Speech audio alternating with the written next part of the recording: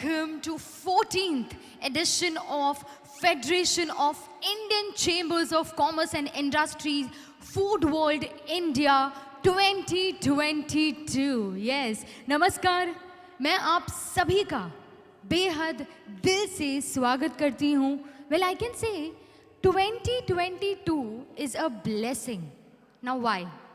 As you all know, after 2 years, we all are here sitting together, facing each other, not virtually, but yes, we are here present physically. So how wonderful is this, sitting here next to each other, not virtually, but yes, physically. That's why I can say that 2022 is a blessing. Well, it gives me an immense pleasure to be here. Well, let's begin the day, which is filled with knowledge and wisdom. Ladies and gentlemen, now I would request our esteemed dignitaries to kindly join us on stage. Well, it's an honor and privilege to invite Honorable Minister of State, Ministry of Food Processing Industries and Jal Shakti Government of India, Shri Prahlad Singh Patel. एक बार जोरदार तालियों से स्वागत हो जाए. Sir, मैं आपसे निवेदन करूंगी, प्लीज स्टेज पर आएं. On behalf of FICCI and each and everyone present over here, I welcome sir over here. Sir, मैं आपसे निवेदन करूंगी, कृपया स्टेज पर आएं.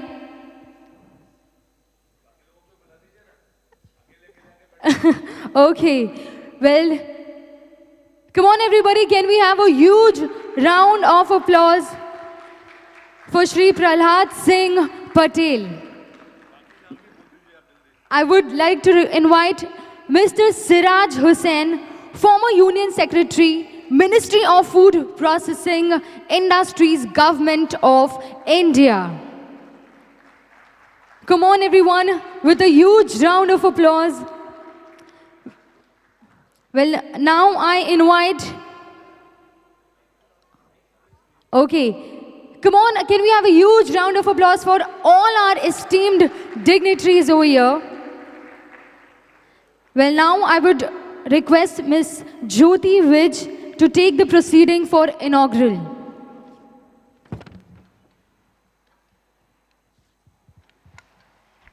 Thank you and a very warm welcome to all of you to the 14th edition of the Food World India. 2 साल के बाद, no, can't? Yeah, okay. So very warm welcome to all of you to the 14th edition of the Food World. 2 साल के बाद हम आज physically यहाँ मिल रहे हैं. So this is a great occasion. माननीय मंत्री जी का बहुत बहुत धन्यवाद कि उन्होंने हमें समय दिया. आपने सुबह भी हमसे बातचीत करी और आपके खुले विचार और आपकी जो रिसेप्टिविटी है सारे इश्यूज़ को लेकर, वो बहुत ही इंडस्ट्री के लिए प्रोत्साहित करने वाला है. Food processing industry sir majorly contribute करता है इकोनॉमी को, और most importantly farmer and farm की जो प्रोडक्टिविटी, प्रोडक्शन और इवन इनकम और क्वालिटी में जो एनहांसमेंट है, उसमें फूड प्रोसेसिंग इंडस्ट्री का बहुत बड़ा रोल है. मिनिस्ट्री ऑफ आपका मंत्रालय काफ़ी कार्य करता है इंडस्ट्री को बढ़ावा देने में. बहुत सारी स्कीम्स हैं आपकी, including the current PLI scheme जिसके बारे में हमने बातचीत की. उसके अलावा भी जो छोटे और मध्य साइज़ की जो इंडस्ट्रीज़ हैं उनको सपोर्ट करने के लिए काफ़ी स्कीम है. को सारी स्कीम्स में इफ़ेक्टिवनेस बढ़ सकती है, जिसकी चर्चा हम सुबह भी करी, हम आज भी करेंगे, और जो भी यहाँ से निकलेगा पॉलिसी इश्यूज़ वो हम आपको प्रस्तुत करेंगे. इसी विचारों से ये जो हमारा प्लेटफॉर्म है, सारी प्राइवेट सेक्टर और पब्लिक सेक्टर को इकट्ठे लाके जो हम बातचीत करके यहाँ से जो मुद्दे निकलेंगे उन्हीं को सरकार को और प्राइवेट सेक्टर को प्रस्तुत किया जाएगा इंडस्ट्री को और बढ़ावा देने के लिए. इन्हीं शब्दों के साथ सर हम आपका एक बार फिर स्वागत करते हैं, और मैं मिस्टर हेमंत मलिक जो हमारे चेयर हैं फूड प्रोसेसिंग कमेटी के, उनको रिक्वेस्ट करूंगी आपको ग्रीन सर्टिफिकेट प्रदान करें.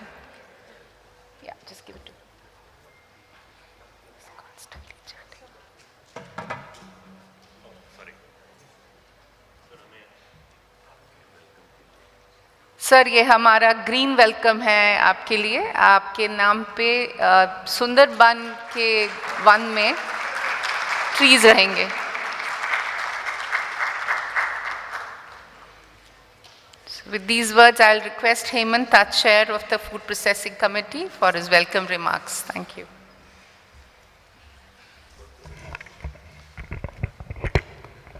Thank you, Jyoti. A very good morning, ladies and gentlemen. It is my pleasure to welcome our minister here, Shri Prahlad Singh Patel. I must say that last 45 minutes we got the opportunity to speak with him, and I think the food processing industry is in very safe hands. I think the way he's listened to the suggestions, the challenges, and I think an open access and the vision that he has shared, the way the Prime Minister is looking at food processing, the way he's driving it, I think it's absolutely phenomenal and incredible. So thank you, sir, very much for your time. It was really, really nice.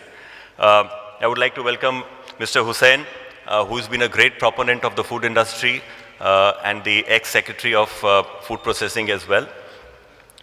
Shri Nandan from Unilever as my co-chair. And of course Jyoti, and thank you to FICCI for putting this together. I'm going to make just a few points here today. First of all, it indeed, there is advantage India, very clearly. We are emerging as the new superpower. We are the 5th largest economy in the world. And India's GDP in the first quarter at 13.5% growth is the fastest amongst all the developing nations. Many economies right now are grappling with recession fears, while India continues to progress, whether it is in our business growth or in our stock market. And we are very clearly, India is projected to be the 2nd largest economy in the world by 2050, which will be supported by the growing population, by the developing economies, by the ability to spend. And I think the emergence of Bharat in the global stage is here to happen. So there is great advantage India. Second is advantage for food processing. And if I were to look at 4 key areas in terms of that, we have the structural advantages. We are the number 1 or 2 in milk, cereals, pulses, rice, wheat, meal, so many crops. We have a very large diaspora, living outside, and therefore a great opportunity for us to drive exports. There is significant headroom for increasing the level of processing. I think that's where we all come in. The numbers keep on varying, and we will be listening to the presentation from Rachit from BCG to actually put the data behind it. But I think only about 15% is now processed food, and I think that's a huge opportunity. There are few trends that I want to talk about, and if I were to name the 4 key trends, I believe that will shape food choices. The first of all is health. Needless to say, COVID has changed the entire perspective on food, and therefore consumers are getting more and more focused in terms of what they eat, and therefore the responsibility on us to keep on crafting products that will meet consumers' expectation. The second big thing is in terms of need for convenience, right? And therefore convenience, whether it is in form of food format, ready to cook, whether it is in the form of delivery format, whether it is e-commerce or in terms of quick commerce, or whether it is in the form of price points, 5 rupees, 10 rupees to bigger packs. The next area, I believe, is the consumer consciousness on certain aspects, and therefore you can start seeing the need for, people read the label, and therefore the onus again in terms of what kind of expressions you are giving. Looking forward for organic food, the growth of organic food, and we were discussing the same with the minister. The opportunity in terms of I think in terms of the whole aspect of plastic that is also coming in, as well as environment. And finally, the 4th big consumer trend, the way I look at it, is in terms of change of technology that is bringing in. And technology in aspects, whether it is in terms of digital technology in manufacturing, digital technology in selling, digital technology in distribution. Having said that, the challenges that I see going forward for our industry, and I think the biggest challenge is climate change. And we have seen that, in the month of April, we thought that we will have 110 million tons of wheat, and before, by the time it got a month or two later, we discovered that it's going to be less than 100 million. The same aspect is happening to rice, so it's become much closer home. We are experiencing it, and therefore how are we going to look at this issue to manage supply chains for food, and it is not only domestic, it is also getting impacted at a global level. So I believe climate change for food and food agri as well as food processing is a key area. Dynamic geopolitical changes, whether it is COVID or whether it is the war, significant impact on inflation, and that is a big aspect that all of us have to continue to contend with. And finally, I think there is also a growing misinformation that is also coming in processed food, right? And therefore it is like every processed food is seen to be bad. Every processed food is seen to be bad for health or from a sugar or fat perspective, but there is the truth is somewhere in between. We have a responsibility, but we cannot be, and I think that's the onus on the industry to actually project the good side of what the industry does. The few, if I were to call it some revolution, right, that we are sitting on, and I think the first is of course the millet revolution. I believe with the International Year for Millet coming from 23, there is a lot of government activity that is taking place. The PLI scheme that has been introduced is fantastic, and I think many companies are wanting to participate in the same, and I'm sure a quinoa revolution was created in Peru. I think the millet revolution will certainly become a global act. Apart from that, of course, there is an opportunity in fruit revolution, in terms of yellow revolution as far as palm oil is concerned, or as far as opportunities in seafood is concerned. There are 4 areas that, sir, I will make a request in terms of where we can ask for government support. I think we did make a request that the fiscal support for PLI which was given with your good offices, if that amount can be increased, that will be really great. We will come to you because there are some food safety laws which have to be contextualized on the Indian context, which at times come in the way of doing business. That will be an area. The next area, I think, is the building of brand India. And when we are looking at exports market, again, for that also government has given support in terms of building the brand India. But I think government's activity by itself can also be a good help in terms of building the brand India. And just to conclude, I will say that from my perspective, some 4 key mantras that I would leave behind for the industry. Focus on innovation. Innovation, whether it is on taste or health or convenience or inflation. The digital adoption in terms of traceability, in terms of demand fulfillment. Embed sustainability in everything you do. And the 4th important point is in terms of nutrition. And actually, I was waiting for Tarun to come in before I talked about nutrition. This is the nutrition month. Government of India under the Poshan Bharat Abhiyan driven by the Prime Minister. We have been, and therefore this is the month, and I'm very happy that FICCI is doing this in the month of September. At ITC, we are also driving awareness as far as nutrition is concerned within the organization. And I think FICCI has actually set up a center for nutrition excellence, and I'm very happy to announce that Tarun from the CEO of Zydus Wellness would be leading this charge so that we can actually showcase how nutrition can become a big solution for consumers at all ages. So with that, have a very good event. It is really nice that after 3 years we are having a first face-to-face event, and thank you once again and look forward to a great event. Thank you.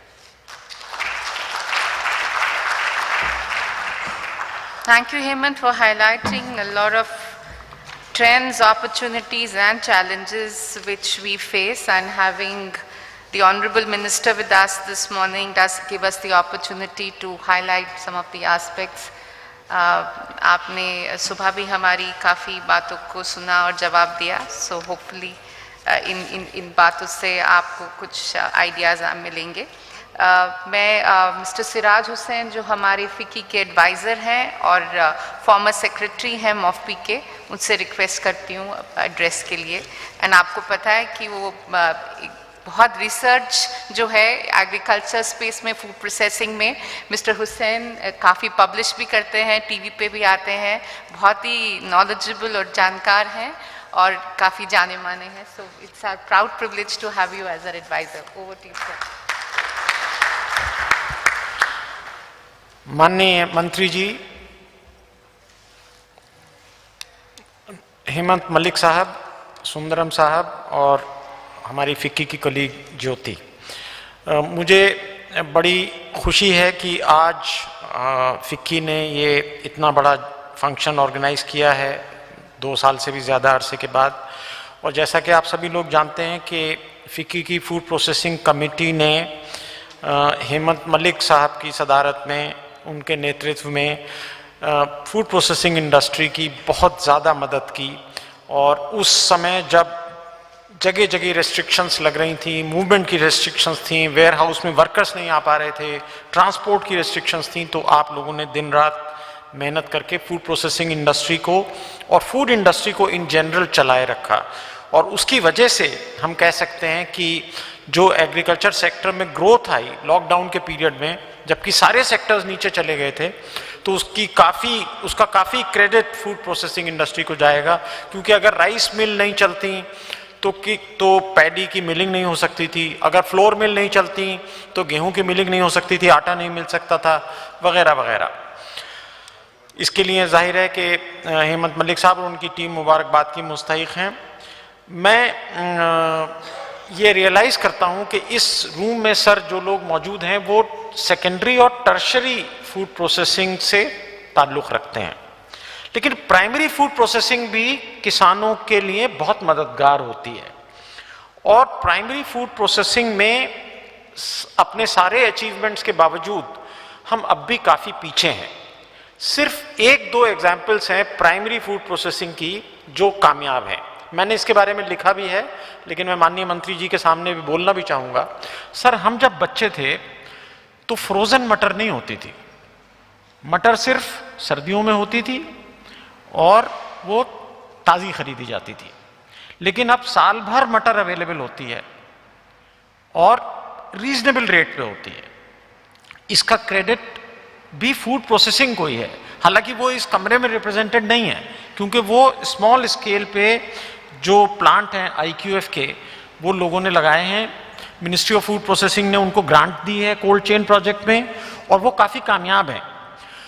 जब तक हम primary level की food processing को बढ़ावा नहीं देंगे, उसको encourage नहीं करेंगे और उसके लिए मार्केट नहीं क्रिएट करेंगे, तब तक मुझे लगता है कि किसानों से डायरेक्ट लिंकेज फूड प्रोसेसिंग का नहीं हो पाएगा.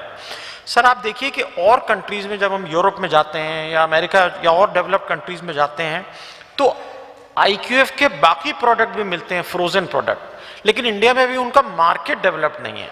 जैसा कि अभी माननीय मंत्री जी कह रहे थे कि हमें ब्रांड पे, मार्केट डेवलपमेंट पे काम करना है, क्योंकि ये काम कंपनीज नहीं कर सकती हैं, ये काम मिनिस्ट्री कर सकती है. जैसा कि हम देखते हैं कि दूध में इतने सालों की कामयाबी के बावजूद आज भी अमूल दूध का एक एडवर्टीजमेंट देता है कि दूध न्यूट्रिशियस प्रोडक्ट है, इसको कंज्यूम करिए, इसका कंजम्पशन बढ़ाइए.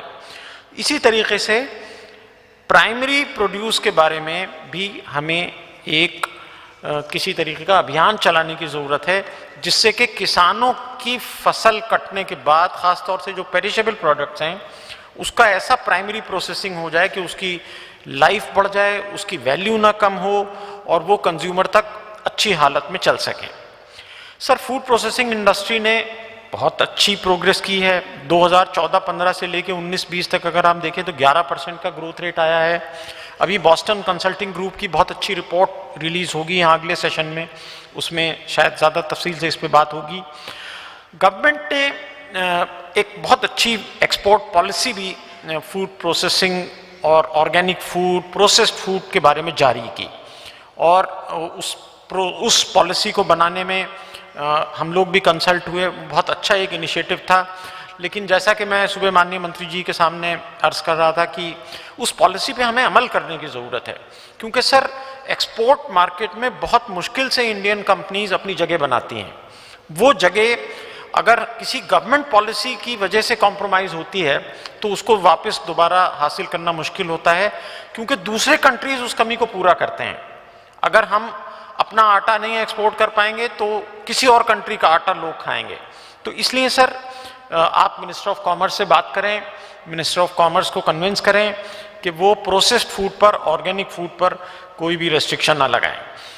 अब देखिए कि प्रोसेस्ड फूड के जब हम डेटा की बात करते हैं तो हम कहते हैं कि $10.5 बिलियन का एक्सपोर्ट इंडिया करता है। जाहिर है कि इस एक्सपोर्ट में सेकेंडरी और टर्शरी प्रोसेसिंग शामिल नहीं है, या उसका बहुत कम कंट्रीब्यूशन है। अगर हम देखें $10.5 बिलियन में, तो चावल बहुत ज़्यादा उसका कंट्रीब्यूशन है, शुगर का कंट्रीब्यूशन बहुत ज़्यादा है, लेकिन जो मैरीन प्रोडक्ट्स हैं उसका कंट्रीब्यूशन है, लेकिन जो बाकी प्रोसेस्ड आइटम है जो इस कॉन्फ्रेंस में लोग पार्टिसिपेट कर रहे हैं उसका कंट्रीब्यूशन उतना ज़्यादा नहीं है। उसको बढ़ाने के लिए, उसके ग्लोबल मार्केट्स बनाने के लिए PLI स्कीम काफ़ी मददगार साबित होगी, लेकिन उसमें गवर्नमेंट की सपोर्ट की भी ज़रूरत होगी। एक सर 2 लास्ट पॉइंट और निवेदन करना चाहूँगा। एक तो सर जिसके बारे में ब्रीफली बताया गया कि फूड प्रोसेसिंग इंडस्ट्री को इंडिया की न्यूट्रिशनल स्टेटस को हल करने में भी नए कुछ प्रोडक्ट डेवलप करने की ज़रूरत है। आप देखें सर कि 2005 और 2015 के बीच में इंडिया में एनीमिया कम हो गया था, लेकिन 2015 और 2021 के बीच में इंडिया में औरतों में, बच्चों में एनीमिया की परसेंटेज बढ़ी है। तो ऐसे क्या नए प्रोसेस्ड फूड के प्रोडक्ट हो सकते हैं जिससे कि न्यूट्रिशन को हम बढ़ावा दे सकें? शायद इसके बारे में अगले किसी सेशन में बातचीत होगी। जाइडस के MD यहाँ हैं, तो ये एक चैलेंज है फूड प्रोसेसिंग इंडस्ट्री के लिए। राइस का फोर्टिफिकेशन गवर्नमेंट कर रही है, उसके बारे में कई ओपिनियंस हैं। मुझे नहीं पता कि जो इन्फॉर्म्ड एकेडमिक रिसर्च ओपिनियन है वो फोर्टिफिकेशन के बारे में क्या है, उसके बारे में कुछ sir ministry of food processing उसकी रिसर्च करवाए कि जो फोर्टिफाइड राइस हम सप्लाई कर रहे हैं पब्लिक डिस्ट्रीब्यूशन सिस्टम में, उसका क्या इम्पैक्ट है। और सर आखिरी बात एक ये करनी है कि देश के सामने सबसे बड़ा चैलेंज इस वक्त एम्प्लॉयमेंट का है। तो हमारे रजिस्टर्ड यूनिट तो बहुत कम है, जो फूड प्रोसेसिंग के रजिस्टर्ड यूनिट है उनकी तादाद तो बहुत ही कम है, 50,000 के आसपास है, लेकिन जो अनरजिस्टर्ड यूनिट है वो दसियों लाख में है। तो हमारे यहाँ स्कीम चल रही है मिनिस्ट्री ऑफ फूड प्रोसेसिंग की, लेकिन उनकी टेक्नोलॉजी अपग्रेडेशन, उनकी कुछ बेहतरी, उनकी वर्किंग कैपिटल वगैरह, मुझे नहीं पता कि वो जो पिछले 2-3 साल में ये स्लो डाउन हुआ, कोविड का इम्पैक्ट हुआ, तो जैसा कि बाकी स्मॉल मीडियम इंडस्ट्री पे असर हुआ है, तो वो जो प्रोसेस्ड फूड बनाते हैं छोटे लेवल पे, गांव के लेवल पे, जो अनऑर्गेनाइज सेक्टर में, उन पे क्या असर हुआ? क्योंकि हम देखते हैं कि अनऑर्गेनाइज सेक्टर मुख्तलिफ कारणों से पिछले कुछ सालों में काफ़ी सफ़र किया है, तो उसको सपोर्ट करने की ज़रूरत है। क्योंकि सर बाकी किसी भी सेक्टर के मुकाबले में फूड प्रोसेसिंग में, स्पेशली अनऑर्गेनाइज सेक्टर में, ज़्यादा एम्प्लॉयमेंट जनरेट होता है। तो इसी के साथ मैं अपनी बात को ख़त्म करता हूँ, और मुझे पूरी उम्मीद है कि माननीय मंत्री जी के नेतृत्व में food processing ministry, agriculture ministry, food ministry, public distribution, commerce, वो सब आपस में डिस्कशन करके नीतियां बनाएंगे, जिससे कि जो सडननेस गवर्नमेंट की पॉलिसी में है, sudden ban, sudden export restriction, वो सडनली ना आए, बल्कि ग्रेडेड रिस्पॉन्स आए। चावल के केस में अच्छा किया सर, ग्रेडेड रिस्पॉन्स आया, 20% हमने एक्सपोर्ट ड्यूटी लगाई, अच्छा डिसीजन था, बनिस्बत वीट के जहाँ सडनली सब कुछ बैन हो गया। लेकिन इसमें भी जैसी कि सुबह बात हो रही थी, ऑर्गेनिक को हमें एक्सक्लूड करना चाहिए, और वीट फ्लावर को, वीट प्रोडक्ट्स वगैरह को हमें एक्सक्लूड करना चाहिए। बहुत बहुत शुक्रिया। Thank you so much, sir. Very important points that you made, particularly on the campaign of the image of the food processing industry. Sir ये हमने सुबह भी बात की थी कि ये इंडस्ट्री काफ़ी कंट्रीब्यूट करती है, फार्मर्स को कंट्रीब्यूट करती है, ये वैल्यू चेन में ऐड करती है। सो इस इंडस्ट्री की जो पॉजिटिव इमेज है उस पर कैसे काम किया जाए, एंड इंडस्ट्री को जो आपने बोला कि न्यूट्रिशन पे और काम किया जाए, हिम्मत ने बताया कि हमने एक न्यूट्रिशन एक्सीलेंस सेंटर पर काम चल रहा है विद जाइडस। सो उसमें जो विचार आएंगे उसकी बात करेंगे, और एक्सपोर्ट पॉलिसी के बारे में जो आपने बात करी, वो जो हम नॉलेज पेपर अभी हम आपसे अनवील कराएंगे, उसमें हमने काफ़ी डिटेल में बातचीत करी है। So may I request if the knowledge paper could be presented to the honourable minister for for unveiling that, and request Rachit from BCG to join us on dais, please. So we have worked this paper along with the Boston Consulting Group, and it will be made available to all the delegates.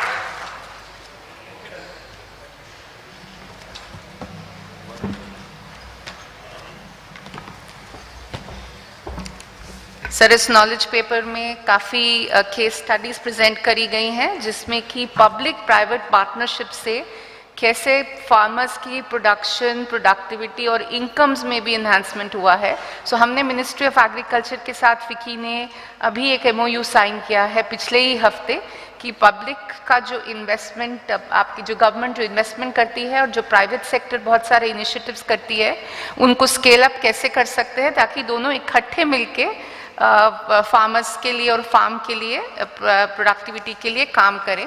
सो उसके जो case studies यहाँ पे हैं वो आपको highlight करे हैं यहाँ पे, ताकि ऐसे और कार्य हो सके। इन्हीं शब्दों के साथ हमारे चीफ गेस्ट जो हैं आज के, जो हमारे मंत्री जी हैं, मैं उनसे रिक्वेस्ट करूँगी उनके इनॉग्रल एड्रेस के लिए। हमारी जो आधे घंटा और पौना घंटा आपसे बात हुई सर, वो बहुत ही इनकरेजिंग थी। आपने हमारी सारी बातें सुनी, समझी, और हर एक बात पर आपने किसी न किसी तरीके से एक्शन लेने के लिए प्रॉमिस किया। तो मैं आपसे रिक्वेस्ट करती हूँ सर कि आप अब यहाँ पे आएँ और अपना इनॉग्रल एड्रेस दें, and I request everybody to please welcome him with a round of applause.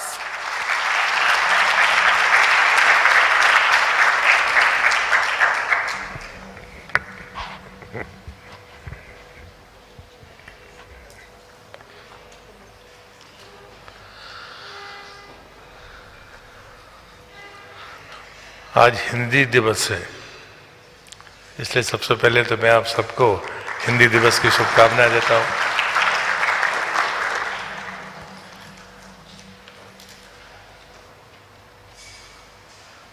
आज के इस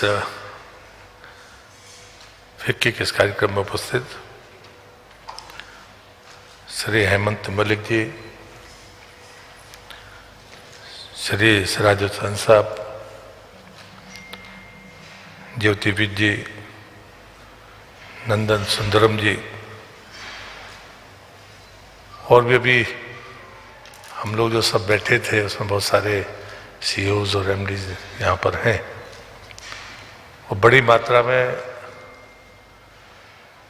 नौजवान हमारे यहाँ पर दिख रहे हैं। मैं आप सबका इस एक अच्छे संवाद में और अच्छी चर्चा में खाद्य प्रसंस्करण मंत्री होने के नाते आप सबका इस कार्यक्रम में मैं स्वागत करता हूं और आपका धन्यवाद भी करता हूं।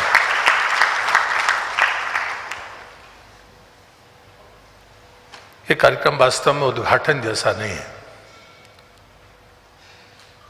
देश के प्रधानमंत्री जी ने जब ये बात कही थी तो उन्होंने कहा था कि अगर हम 5 ट्रिलियन इकोनॉमी की तरफ आगे जाना चाहते हैं तो फूड प्रोसेसिंग का क्षेत्र, उसमें रीढ़ की हड्डी होगी, और उसमें जो निचले स्तर पर, जिसकी बात सराज साहब भी कर रहे थे, कि शुरुआती दौर में जो उत्पादन करने वाला है या छोटा यूनिट है जो बनाने का काम करता है, वो सबसे मजबूत कड़ी साबित होगी। लेकिन हमको एक चैलेंजेस भी देखने होंगे, चुनौतियां देखनी होंगी। और मैं भी पुस्तक पढ़ रहा था और अचानक वो पन्ना खुला तो मैंने कहा कि यही 5 चीजें हम देखते हैं और वही आपने आइडेंटिफाई की है। मैगजीन तो अभी मैंने हाथ में देखी है। चीजें अलग से नहीं आएंगी, चीजें हमारे बीच से ही आएंगी। चुनौतियां अगर हमको पता है तो समाधान निकलेगा, इसमें कोई शंका नहीं होनी चाहिए। और प्रधानमंत्री बार बार इस बात को मंत्रिमंडल की बैठकों में जोड़ देते हैं कि कंप्लायंस जितने कम हो सकते हैं उतने कम करिए।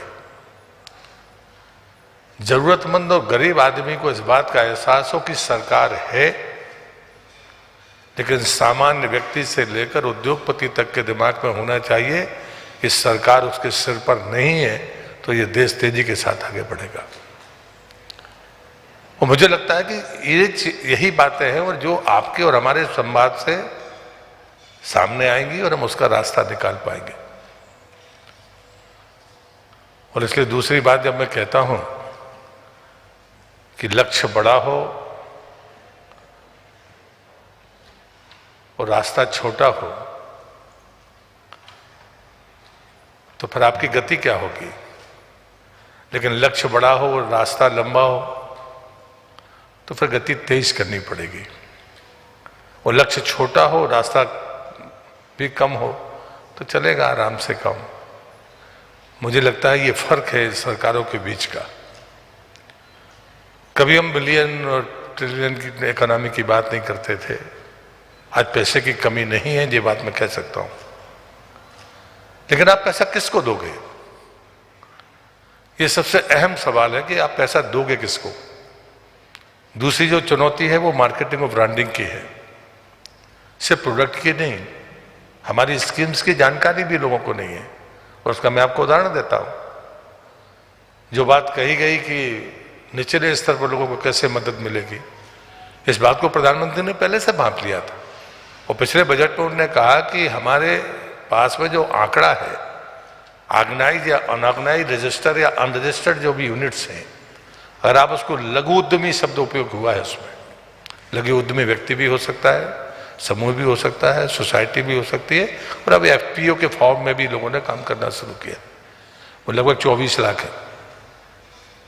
तो उन्होंने कहा कम से कम 2 लाख यूनिट को 5 साल के भीतर 10,000 करोड़ देकर उनको अपग्रेड करने का काम कर सकते हैं क्या। लेकिन आपको एक ऐसी सूचना मैं आपको दे रहा हूं जो सरकार का मंत्री बोलता नहीं है। 45,000 का लक्ष्य था, 26,000 आवेदन बम उसके लाए, 13,000 रिजेक्ट हो गए और कुल 4,500 इस साल का लक्ष्य पा पाए हम 45,000 के अगेंस्ट। और हम पैसा देने बैठे। तो ऐसा नहीं है कि सब चीजें स्मूथ चलती है, नहीं, ऐसा नहीं है। जो चर्चा आप कर रहे हैं उस चर्चा से सरकार सहमत है। और इसलिए इन चीजों को हम कैसे आगे बढ़ाएं, मार्केटिंग ब्रांडिंग के लिए हम कैसे आगे बढ़ें। इंफ्रास्ट्रक्चर की जब बात होती है तो इंफ्रास्ट्रक्चर में जिस प्रकार से लगातार तेजी के साथ काम हुआ है इन वर्षों में, उसको आपने भी महसूस किया होगा। लेकिन फूड प्रोसेसिंग मंत्रालय, सरकार कुछ नहीं करती। हम तो व्यक्ति को पैसा देते हैं, इंडस्ट्री को पैसा देते हैं, लेकिन जो चैलेंजेस होते हैं उनको मिल बैठकर बात करके हम चीजों को आगे बढ़ाने का काम करते हैं। और इसलिए मुझे लगता है कि स्कीम्स को देखना और स्कीम्स में आने वाली जो भी चुनौतियां हैं, जो भी कठिनाइयां हैं, उनको समय पर एड्रेस करना, क्योंकि हमें एक्सपोर्ट बढ़ाना पड़ेगा। ये बात सच है। जब हम इतने जगह पर जो बात राज साहब कह रहे थे, मैं भी मानता हूं, मैं विशुद्ध रूप से किसान हूं और पूरे इतने लंबे राजनीतिक जीवन में ग्रामीण विकास और एग्रीकल्चर के अलावा बाकी चीजें हमने देखी नहीं। और मैं मानता हूं कि उत्पादन जिस तेजी के साथ बढ़ा, उस उत्पादन को अगर आपने उसकी उम्र में इजाफा नहीं किया तो फिर कहीं कोई लाभ नहीं हो सकता। और इसका आंकड़ा है कि फलों और सब्जियों में आपके जो लॉसेज हैं, उत्पादन आपका है, लेकिन वो 4.58 से 15.8 तक है। दालों और अनाजों में भी स्थिति वही है। अपर साइड में जाकर जरूर वो 8.41 हो जाता है, लेकिन आप 15% चीजों का नुकसान होता है। ये आंकड़े हैं, वो इंडस्ट्री के आंकड़े हैं, वो सरकार के आंकड़े हैं। और इसलिए अगर उस किसी भी प्रोडक्ट की उम्र बढ़ेगी तो स्वाभाविक तरीके से उसका लाभ मिलेगा। अब एक और चैलेंज, अभी मैं बीच में जहां पर भी जाता हूं तो खाद्य प्रसंस्करण की प्रयोगशालाओं को मैं जरूर देखता हूं। तो मैं एक जगह पर एक मेगा फूड पार्क में गया तो सब, अभी भी लहसुन का विवाद चल रहा है कि लहसुन खरीदा नहीं जा रहा, प्याज का तो संकट है ही, लेकिन विकिरण की तकनीक से प्याज 12 महीने तक उगेगी नहीं। अगर उसको फिक्स टेम्परेचर में 25-26 डिग्री पर रखा जाए तो 10 महीने तक वो सड़ेगी भी नहीं, या वो खराब होगी तो 5 से 7% का उसका रेशियो है। प्याज जैसे आइटम के लिए ये बहुत बड़ा अचीवमेंट है। अभी मैं एक लैब में गया था तो उन्होंने कहा कि नहीं, हमने शो पर भी कर लिया, 4 महीने की उसकी लाइफ हो सकती है एक बार प्रोसेस करने के बाद। अगर कमर्शियली ये यूज करने की बात आएगी, लेकिन एक बड़ा चैलेंज इसमें है, वो शायद इंडस्ट्री के ध्यान में भी आया होगा कि जब कभी ये प्रोसेसिंग विकिरण की होती है पूरी, आम आदमी के दिमाग में है कि ये कहीं नुकसानदेह तो नहीं होगा। तो मैंने उनको श्री राम लैब जो सबसे पुरानी लैब है, मैंने उनसे कहा कि आप हमको एक रिपोर्ट दीजिए, सरकार एडवाइजरी जारी करेगी। भरोसा तो आपको खड़ा करना पड़ेगा, और इसमें इंडस्ट्री और सरकार अलग अलग नहीं है, हमें मिलकर ही इन चीज़ों में आगे बढ़ना पड़ेगा, तब जाकर बात बनेगी। एक उदाहरण मैं देना चाहता हूं, जो बात सरा साहब ने कही है शायद उनके ध्यान में नहीं आया होगा। उस समय टॉप स्कीम चलती थी, उसके अलावा आप किसी दूसरे उसको पैसा नहीं दे सकते थे। लेकिन जब कोरोना के बीच में संकट पैदा हुआ और जब किसान रेल की बात आई तो हमने उसको टॉप को 22 में बदल दिया, और हमने कहा था कि यदि कोई भी सब्जी या फल इसमें ऐड करने की जरूरत पड़ेगी तो हम करेंगे। उसमें एक समुद्री उत्पाद झींगा भी था, लेकिन 21 फल और सब्जियां ही थी। हमने टॉप से उसको टोटल करके 22 की संख्या बढ़ाई, वो किसान रेल के माध्यम से वो लॉसेस को कम करने की कोशिश की। कोई नियम बनता है, कोई सर्कुलर निकलता है, तो वो कोई ब्रह्म वाक्य नहीं है। परिस्थितियों के साथ में तब्दीली करना हम दोनों की जिम्मेदारी है, और हमें करना पड़ेगा। मैं तो आपसे इस अवसर पर यही कहूँगा, एक उदाहरण है, कहानी है, और सही कहानी तो सही है, लेकिन चीज़ें मैसेज हमको मिलता है कि हम वास्तव में किस दिशा में आगे काम करना चाहते हैं। अकबर के राज में तानसेन संगीतकार थे, ये पूरा इतिहास इसका साक्षी है। तो बड़ी तारीफ करी उन्होंने तानसेन की कि आप बहुत अच्छा गाते हो। तो तानसेन ने कहा कि यहाँ पर आए, आप मेरी बात कर रहे हैं, मेरे गुरु तो मुझसे बहुत अच्छा गाते हैं। तो उन्होंने कहा कि राज दरबार में उनको भी बुलाया है, उनका भी मैं गायन सुनूंगा। तो तानसेन ने कहा कि वो ऐसे बुलाने पर आते नहीं। तो बोले चलो, बुलाने पर नहीं आते तो मैं चलने के लिए तैयार हूँ। तो उन्होंने कहा कि वो अपनी मर्जी से गाते हैं, वो आपकी इच्छा से नहीं गाएंगे, जब उनकी मर्जी आएगी तब वो गाते हैं। तो बोले आपको इंतजार करना पड़ेगा, जब उनका मन होगा तो फिर आपको सुनने के लिए मिलेगा। कहते अकबर गए, और उनके गुरु जो थे वो हरिदास जी संत थे। तो वो अपने जब पूजा कर रहे थे तभी उन्होंने कोई भजन गाया। सम्राट अकबर ने कहा लौटने के बाद कि मैं ये मानता था कि गुरु और शिष्य में 10, अगर तुम्हें जब आप 10 गुना हैं तो वो 20 गुने होंगे, 25 गुने होंगे, लेकिन ये अंतर तो बड़ा विचित्र है।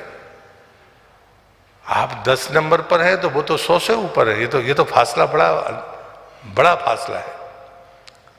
तब जो बात तानसेन ने कही है वो हम सबके लिए शायद ठीक है।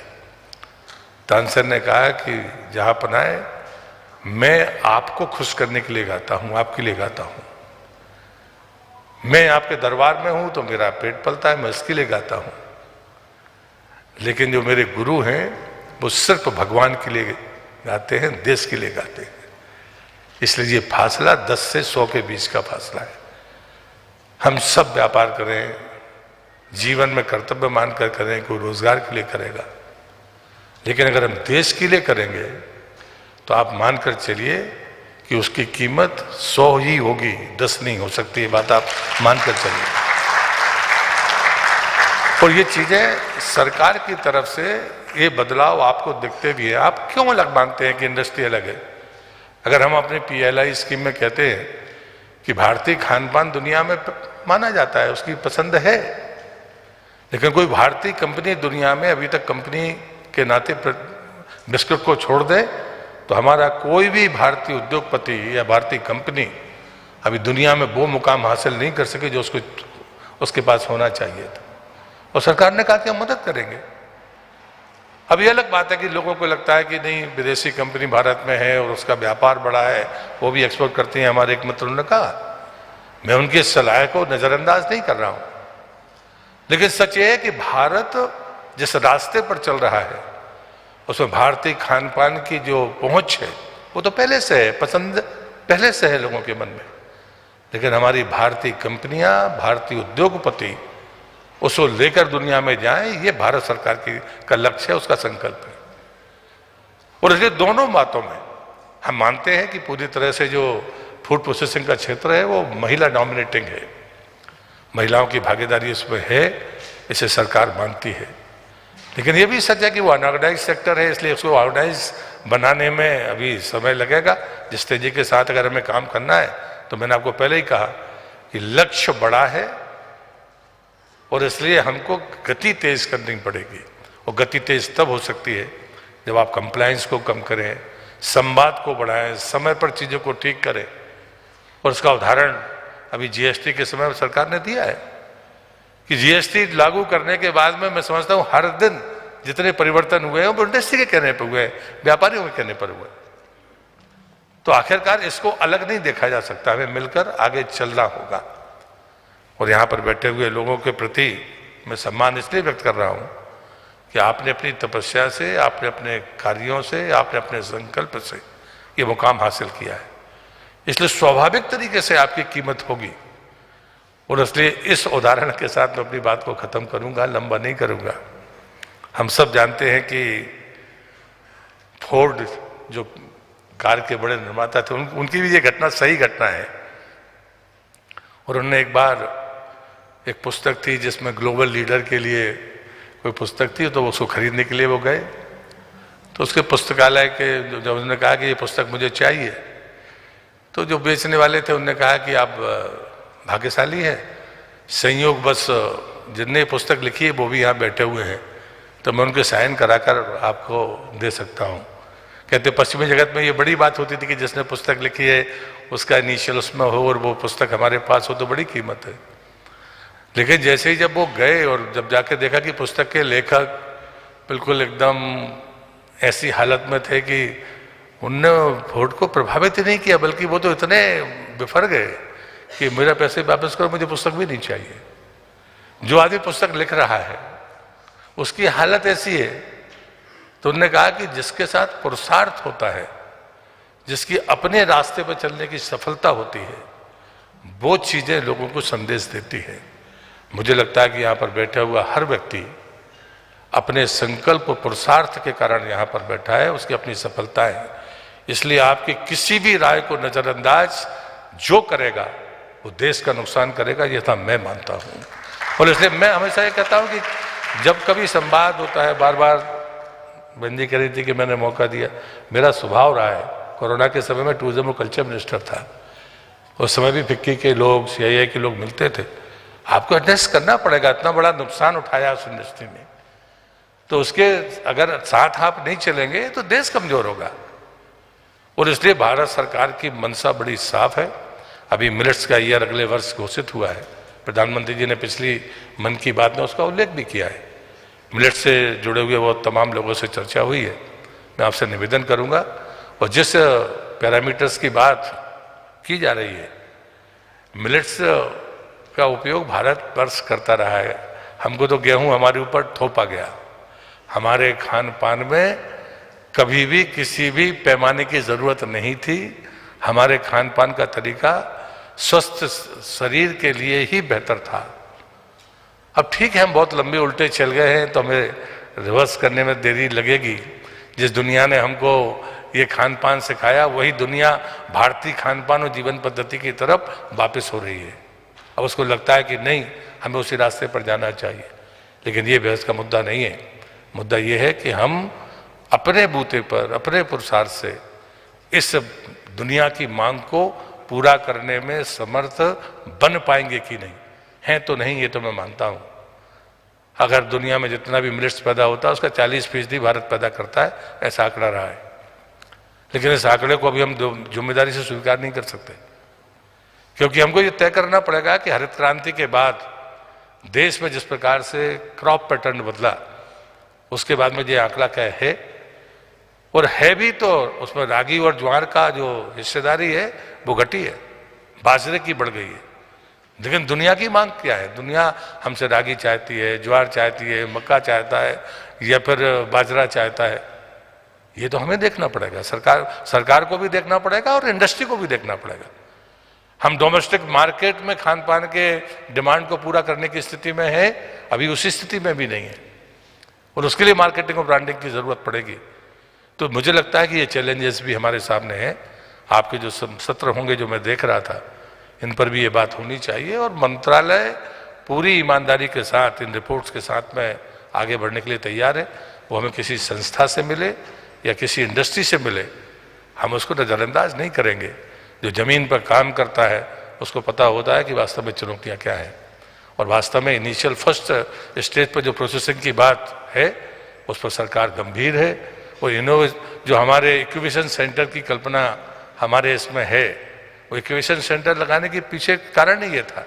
हर कोई इंडस्ट्री नहीं लगा सकता, लेकिन अगर इक्यूबेशन सेंटर होंगे, किसी के पास टमाटर ज़्यादा हो गया है तो उसका पेस्ट बनवाएगा, उसको पैसा देगा और रह जाएगा। स्कीम्स थी, लेकिन हमने उनका कितना उपयोग किया? हमने क्लस्टर्स को चयनित किया क्या? मेगा फूड पार्क्स बने हैं, लेकिन उनकी साइट सिलेक्शन ठीक थी क्या? ये सारी चुनौतियां अभी भी हमारे सामने हैं। जब आप कोई व्यक्ति इंडस्ट्री लगाता है तो सबसे पहले वो देखता है कि मेरी साइट कैसी है, लेकिन जो स्कीम के साथ में साइट सिलेक्शंस होते हैं वो आज हमारे मेगा फूड पार्क की विफलता का मूल कारण है कि पैसा होने के बावजूद भी यूनिट्स नहीं आ सके। यूनिट स्कीम का पैसा अलग, मेगा फूड पार्क का अलग, लेकिन उसके बाद भी सक्सेस रेट उस पर नहीं, और हमको स्कीम बंद करनी पड़ी। तो ये जो अनुभव आते हैं, ये अनुभव बताते हैं कि हमको इंडस्ट्री में जो लोग अपने खुद के पुरुषार्थ के साथ आगे बढ़े हैं, उनके अनुभव और उनकी चुनौतियों को ध्यान में रखकर अगर हम आगे चलेंगे तो हमारी गति भी तेज होगी, और हम कितना ही बड़े से बड़ा लक्ष्य प्राप्त कर सकते हैं। मैं आप सबको इधर से शुभकामनाएं देता हूँ, वो खासकर इस आयोजन के लिए भी आपको धन्यवाद देता हूँ। आप सबका बहुत बहुत धन्यवाद। वंदे मातरम। भारत माता की जय।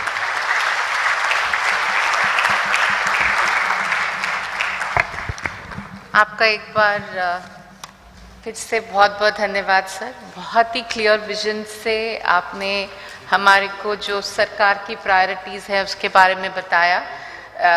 आपने जो बोला कि सब मिलकर काम करेंगे, I think that's a very encouraging statement कि पब्लिक और प्राइवेट मिलकर जो देश में बदलाव ला सकते हैं सब मिलके, और नेशन के बारे में सोच के ये बहुत ही I think it's a very very positive statement for the industry. So we really look forward to working with you, sir, going forward as well, and we'll meet you more often to engage you with our industry issues, and also the contribution which the industry can make to the nation to bring those ideas as well. May I request Mr. Ashwinandan Sundaram from HUL, who also co-chairs our committee, for the vote of thanks.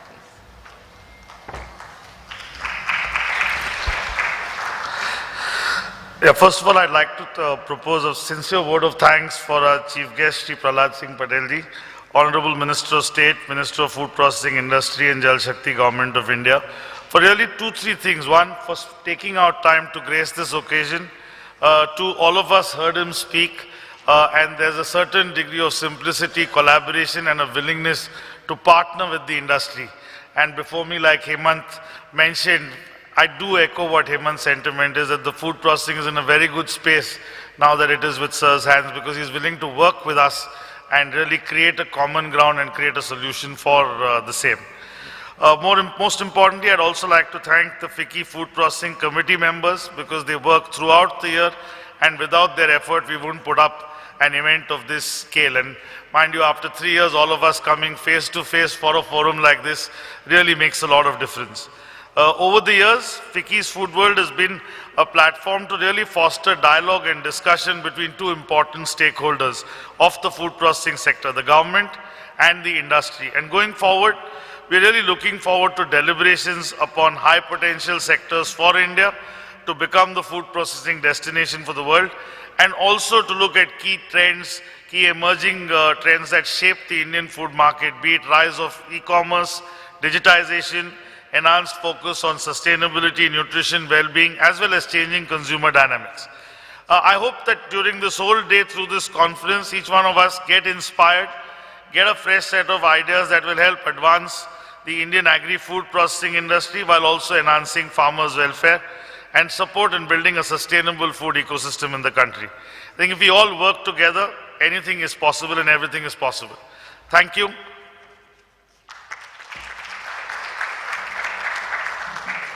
Thank you. So we come to the end of the session and we'll straight get into the next session now. So just allow us some time for changeover.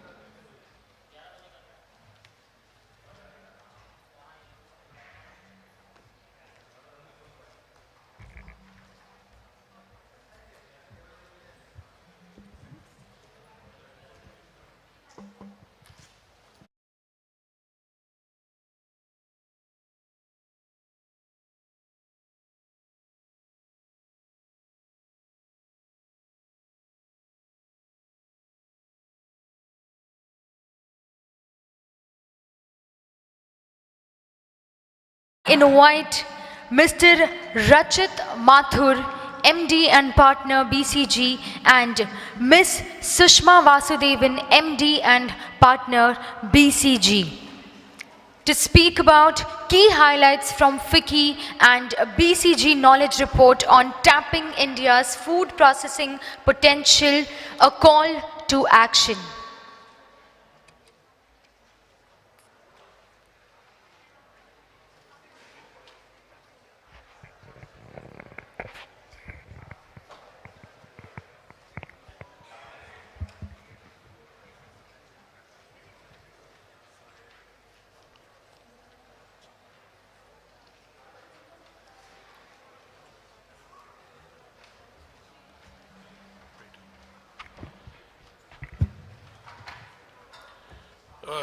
A very good morning to everybody. And just at the outset, I just like to thank Hemant and Srinandan and the entire team for FICCI for allowing us this opportunity to partner as the knowledge partners for FICCI in the Food Processing Committee.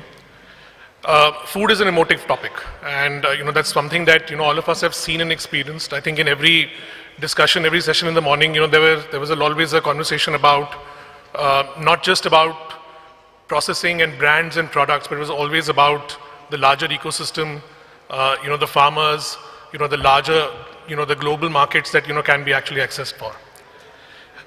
As BCG, we've got the opportunity to to take a dive into food. The sector is massive, it's wide. We could have looked at many facets of how and where opportunities would reside. But what we did decide to do was to actually have a much closer look at where really are the international opportunities, where and how can India tap into the export potential of India's economy. Over the next 15 minutes, Sushma and me will actually talk about some of the key insights that we came up as we shaped this report. On a very candid note, I hate calling it a report. The classical definition of reports is when they're printed and they're put away.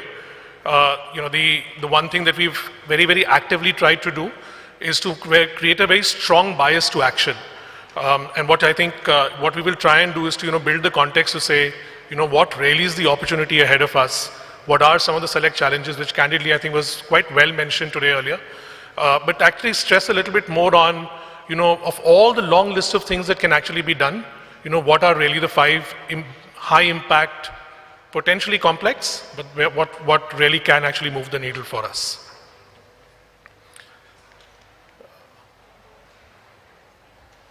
Can we move the slides? Yeah.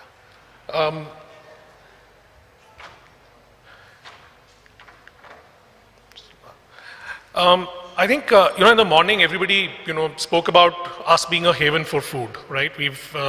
India is a number one or number two or number three in everything. I think as you access a lot of information, we know, that the country actually does a very, very good job when it comes to producing volume food. And every time, and I've been in this industry now for north of 20 years, and every time I've seen some of this information, India always tends to amaze me. For example, I never knew that we were, the world's second largest seafood producer, whereas, we are actually 20th ranked when it comes to, just distance of coastlines in our country.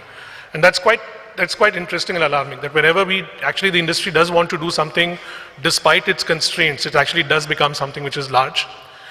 In the same way, I think, you will see that, many of the other companies, we do have a very large, population to feed. And hence the food industry, always does look at how do you make sure that domestic is secured first, and rightfully so. But then there are a range of opportunities, that do come out as we look at the international markets. If you look at what's really happening in the world, over $1 trillion of food is actually being traded today. And if you look at that size of that opportunity, it's actually fairly decently split amongst, unprocessed or, classical commodities, just basic primary processing, secondary and tertiary. But what's really important is to see the fact that, that the share of this entire growth is actually coming quite very much from more and more secondary and tertiary processing. And it's actually quite intuitively right too, because as we see what's happening really internationally, some of the key trends, and Hemant spoke about them as well earlier today, whether it is around convenience or whether it is around, just the focus around health and wellness, and something which we see is going to be an important trend going forward, which is responsible consumption, where consumers will not consume something just because it was great value or great taste, but actually go, just one delta beyond on how it has contributed back to either economic or social value creation. I think those are going to be the important trends going forward, which then does, clearly indicate that opportunities forward are very much in tertiary processing. We have to accept this. Despite being anywhere between 15 and 20% of global production, yes, our population is large, so naturally we may not be a big player in the export market, but sub 2% of share is actually not a great report card to have. And what this does tell us is that whether it is dairy, where we were distinctly large from a volume production perspective, whether it's cereals, fruits or proteins, you find that the opportunity set, just given how much and how well the global markets are sized, our share can really go up. The answers aren't simple. The ecosystem in India is complex, and international markets actually, are quite fond of simplicity. So before I pass it on to Sushma, I think I'll just take a moment and talk you through a summary. I think you will find a lot of the details in what we have written as a perspective, which is there on the table. But I think just to summarize all the different and thematize all the different challenges that we've seen in the space. We know that a combination of farm of quality cost has been a challenge. Whether it's fragmented farm sizes in the country, whether it is very differential nature of infrastructure which is there in different states of the country. And that's something which is known, and I think there is improvement which is happening, albeit at its own pace. I think the one element that I would really talk about is the fact that brand India, as Hemant had termed it in the morning, or to be known for doing something big and bold, in the global markets. I think we still tend to be a little behind. I remember, as part of BCG, I was doing an international stint in the European market, and I was working with a large global retailer, and 95% of that retailer's mangoes actually would come from LATAM. And I would just always wonder that, the world knows us for being mangoes, knows us for being the origin of mangoes, to have the best variety and the taste and so on. But fact of the matter is, it's actually the Latin American countries which have taken, a very significant share of both fresh and processed mango, even with some large players in Europe. And I think what it does tell us is that, there is a lot to be done. I'm sure that if we were to ask anybody in this room, everybody will have their list of 20, 25 things. That common list which will get created will be a long one.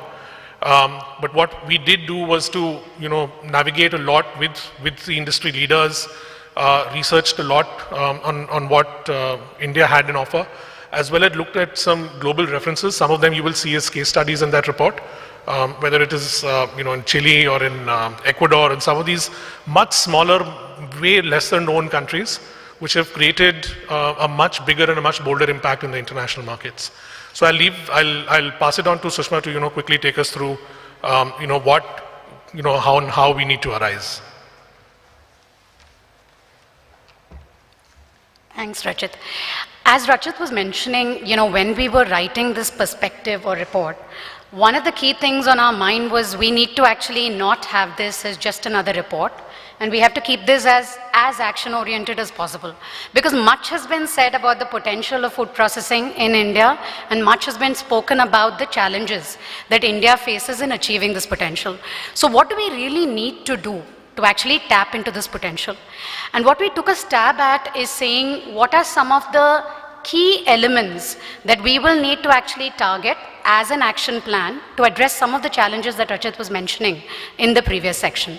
And we are calling this ARISE, the 5-point action plan, right? First, let me start with the first one. One of the key challenges, and again we discussed this at length earlier as well, is for India is the challenge that we face both on ensuring quality thresholds are met as well as our products are cost competitive.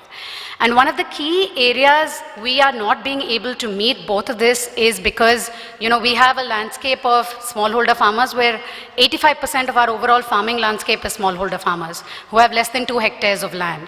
And hence, both their awareness as well as their ability to meet the quality and cost thresholds is extremely low.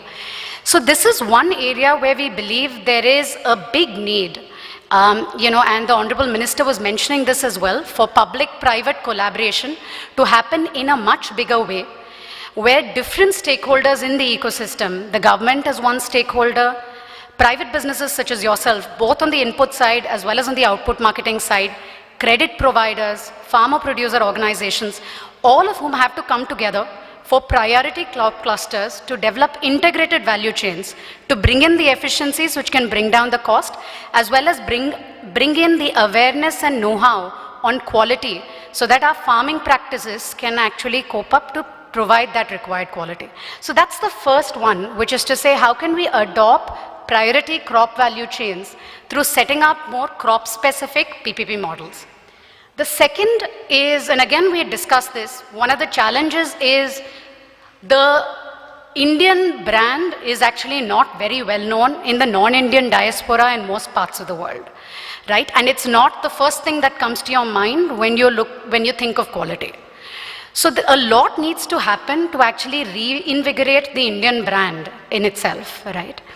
And there are several examples globally where we can take where countries and governments have actually played a more proactive role in building a crop-specific brand. One example that actually, we have highlighted and you can, spent some time on in the report as well is Chile. Chile actually came up with Chile fruits and vegetables, and the government actually decided to create this umbrella brand structure to incentivize and provide a greater brand on fruits and vegetables which are exported from Chile. They created this umbrella brand structure. They invested in branding and market activation behind this. They also incentivized exporters as well as buyers to leverage this brand by giving a 60% subsidy structure for them to actually adopt it when they were using this brand to export fruits and vegetables from Chile. So the second important thing, on our action plan is actually concerted measures to reinvigorate the Indian brand on food processing. The third element, that I would like to talk about is the entire gamut of product innovation. I think our subsequent panel discussions will talk about it as well.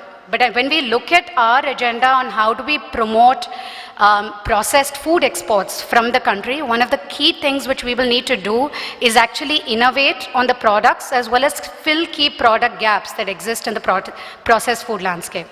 One of the areas where we believe, this can actually be propelled is for the industry and academia to actually collaborate on R&D to invest in building IPs, which India can be known for. Millets is again a big example, fortified millets, the entire fortified grains. This is an area where India can actually take the leadership in innovating as well as building IP, and which in turn would also help the Indian brand. The third area is the entire area around sustainability. This is again something which has become increasingly relevant in this world from a trend perspective. If we look at our global consumers, if we look at some part of the Indian consumers as well, the awareness around sustainability and ethicality is becoming very high. Again, this is an area where India can look at taking a leadership position in establishing sustainability and ethicality norms, encouraging our players to actually adopt these norms, and establishing a place for itself as a leader on sustainable and ethical practices when it comes to the food processing space. And finally, I think we wouldn't have done justice to saying what will it take to increase exports from food processing if we don't touch the entire aspect of infrastructure. All of us know that post-harvest infrastructure is a big challenge in India. We have about 1 lakh crore of losses in the entire logistics and storage related space in the post-harvest space of our food value chain. Big challenge around this is the lack of good quality infrastructure facilities. Some data points to make this real for all of you. If you look at cold storage and the cost of 1 pellet per month in India, it's about 9 USD, vis-a-vis 3 USD in most developed parts of the world. So we have 3 times higher cost on cold storage. If you break this up and if you look at the operating expenses for cold storage, about 25% of the operating expenses is just electricity expenses. So both setup as well as running costs for a lot of these infrastructure facilities in the post-harvest value chain is actually exorbitant. And hence there is a need for greater collaboration for private players to actually come together, set up post-harvest infrastructure facilities, which can hence then make this more viable for all players in the value chain. An example again is what Pepsi and Nestle did to come together and set up chilling and storage facilities in Belgium. So this again could be an area where private players and a lot of the players sitting in this room can actually look at seeing if they can come together to set up post-harvest infrastructure facilities in the crop value chains that are relevant for them and bring in greater efficiencies in our food value chain. So I think that is the end of what we wanted to lay out as an action plan. But I would like to say that these are still baby steps, so the first steps that we will need to take to tackle the challenges that this space faces and leverage the potential that is there from food processing. However, what this just lays out for all of us is there is a greater need for a strategic, concerted action between the industry as well as the public sector if India can truly achieve the potential that food processing has for it. Thank you. So thank you very much. I think once again a big thanks to the FICCI team for just supporting us through as we prepared for a lot of this. We are around, so if there's any questions, any other discussions, any clarifications, happy to do so. So thank you.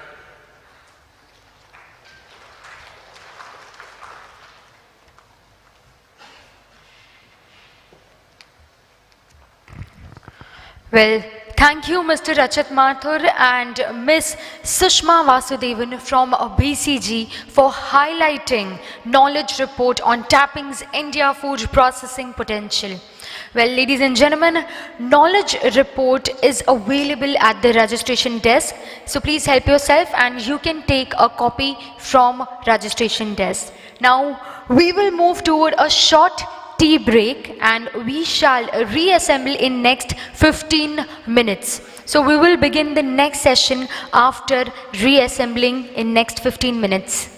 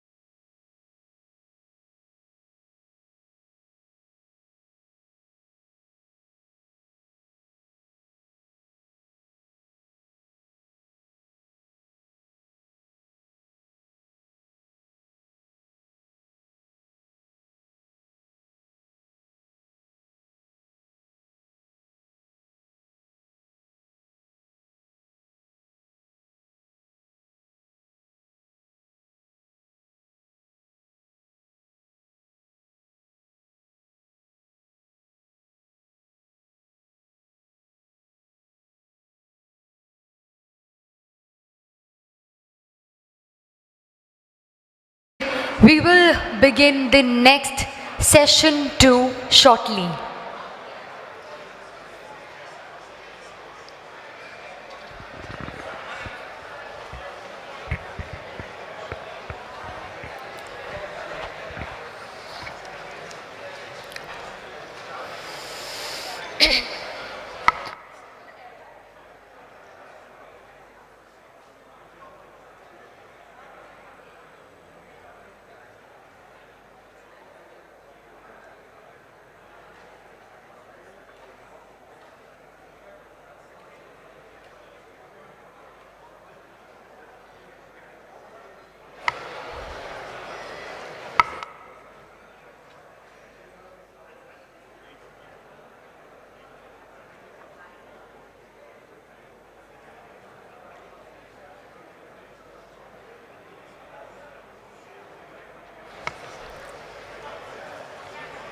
Well, ladies and gentlemen, let's move forward for session 2, which is about unveiling the era of growth and opportunity for food processing sector in India.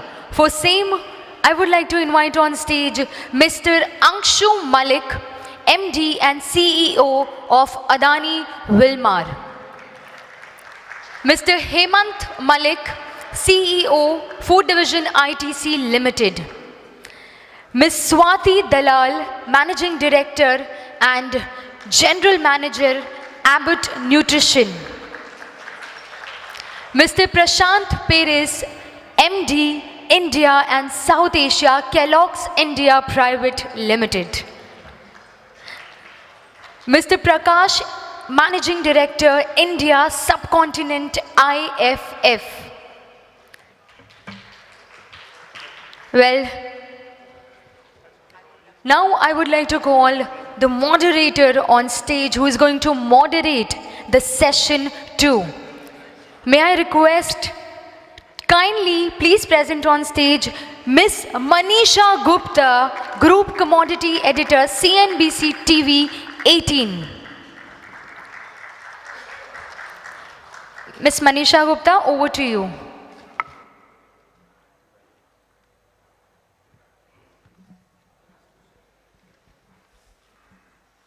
Welcome back after that tea. Since we're talking about food and food processing, I think that break was well deserved there. It's always a pleasure coming back to the FICCI FOODWORLD Forum, and after 2 or 3 years of a hiatus there, what we're talking about today right now is the opportunities and growth that we've seen in food processing. I mean, yes, we talk about a lot of numbers there, and the one that I have in hand is that we are 32% of the total food industry. Of course, my esteemed panelists here would update us on numbers there. But yes, it has been a good growth that we've seen in the last couple of years, whether it has been about private investment or the government push, where we have seen PLIs and incentives and subsidies when it comes to infrastructure. And then, yes, of course, all that has been spoken in the first inaugural session itself about reducing the wastage, about ensuring increase in shelf life, the employment generation that we're talking about, and adding nutrition, since you're sitting right here.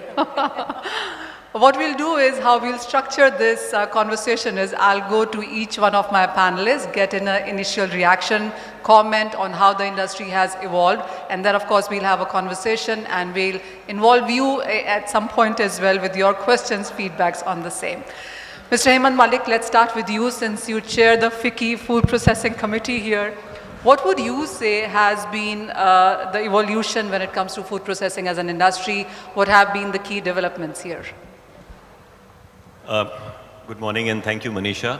And, sharing a session with you after 3 years, and every time I have shared, she's always selected me to ask the first question with giving different reasons. You're privileged. Thank you.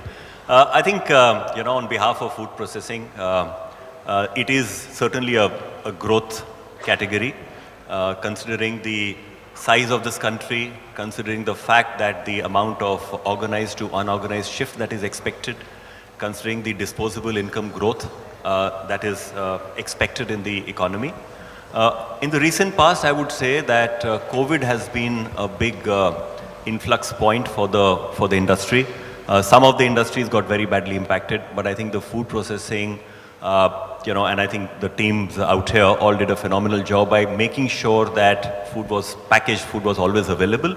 I think it has also caused the interest towards, one is in terms of trust for brands, and therefore the shift from unorganized to organized, and therefore that bodes well for the industry.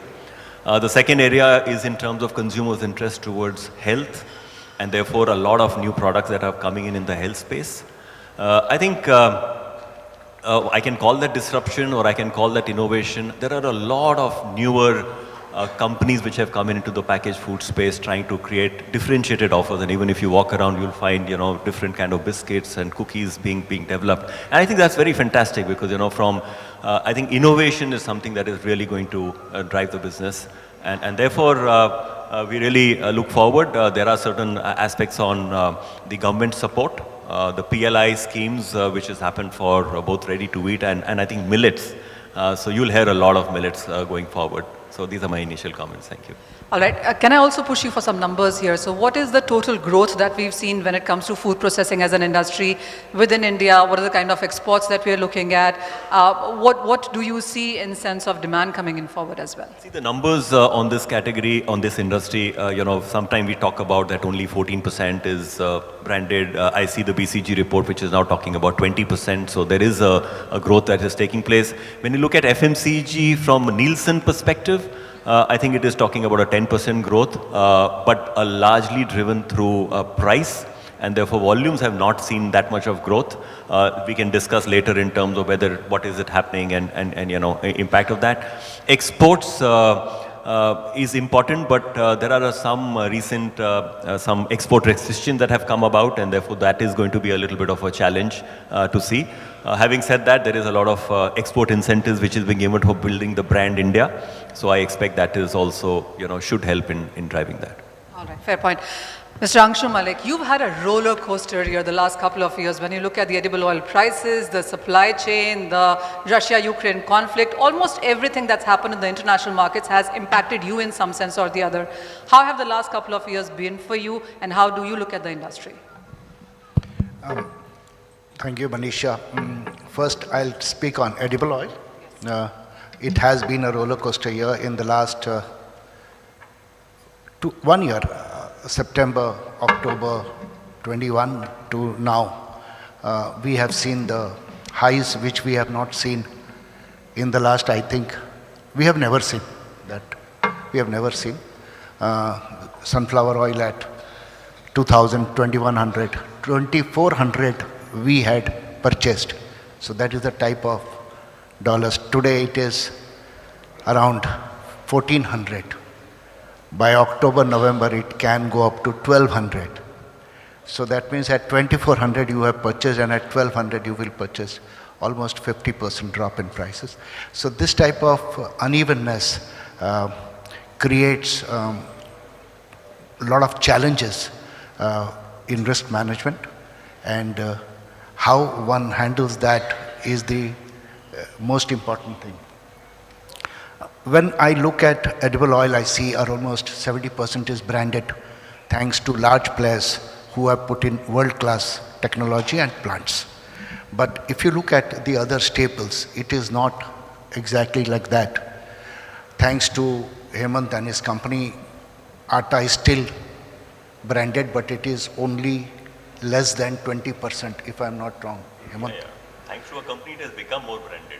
So I'm saying that they have worked on it for last 20 years, and today atta is only 20% branded. 80% is still loose, and atta consumption is almost 60 kilo per head. Edible oil is only 17 kilo per head, but 70% branded. It was 20 years before we had seen it was only 15% branded. But it is 4-5 players who build up the largest capacities. Let me tell you, in India, we have world's largest refining, edible oil refining, single plants in the world. We have 3 such plants in the country, which are the largest in the world. Now, that is the type of growth has come in edible oil. In foods, atta is only 20%, rice is hardly 5%, basmati is little better at 20-25%, thanks to few good brands and companies. Rest you see sugar, 5%. You see dal, 5%, besan, 10%. Now, all these products are consumed by all of us every day, day in, day out. And if this entire basket of product is loose or is not sold in brand or not packed, not hygienic, then how can the value-added products become hygienic from here? So unless and until the primary processing is very strong, and we have world-class technology and we have world-class plants to showcase, you will never get the tertiary and the secondary processing done better. We as an organization feel we have enough opportunity to work on the primary processing, and we feel the need for such world-class plants in days to come. And I'm sure companies like us, Hemant's ITC and others will surely work on it and bring in the best of class, best of technology, and that is what we are looking at. Point taken, and of course I'll come back to you with some follow-through questions on that one as well, but let's move on to Swati then. And so much has been talked about during COVID, especially when it came about health and nutrition. People were not just popping pills, but they were looking at some health benefit in every food that they ate. How has that changed the market for you? Yeah, thanks Panisha, and great to be on this panel. Thanks to Hemant and for organizing this whole thing and chairing this the committee. I think if you look at nutrition is actually fundamental to health, and every Indian has a right to nutrition. Just you have the right to education,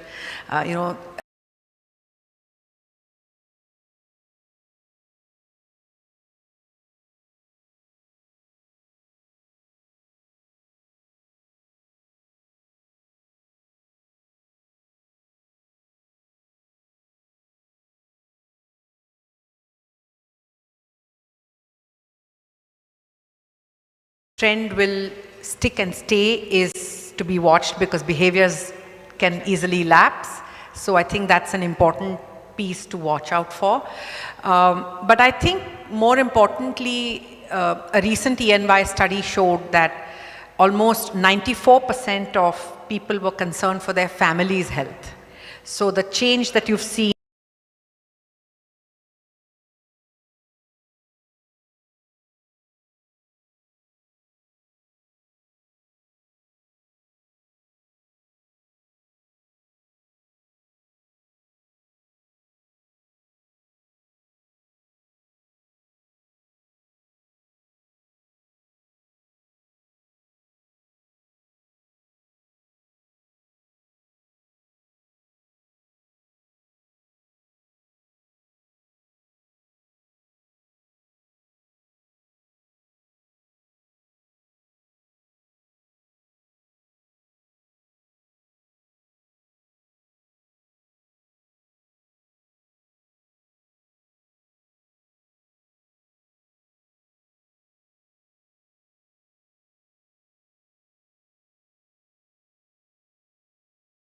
atta, and we have edible oil which can save your heart, and then you have added vitamins in milk and even more minerals in water.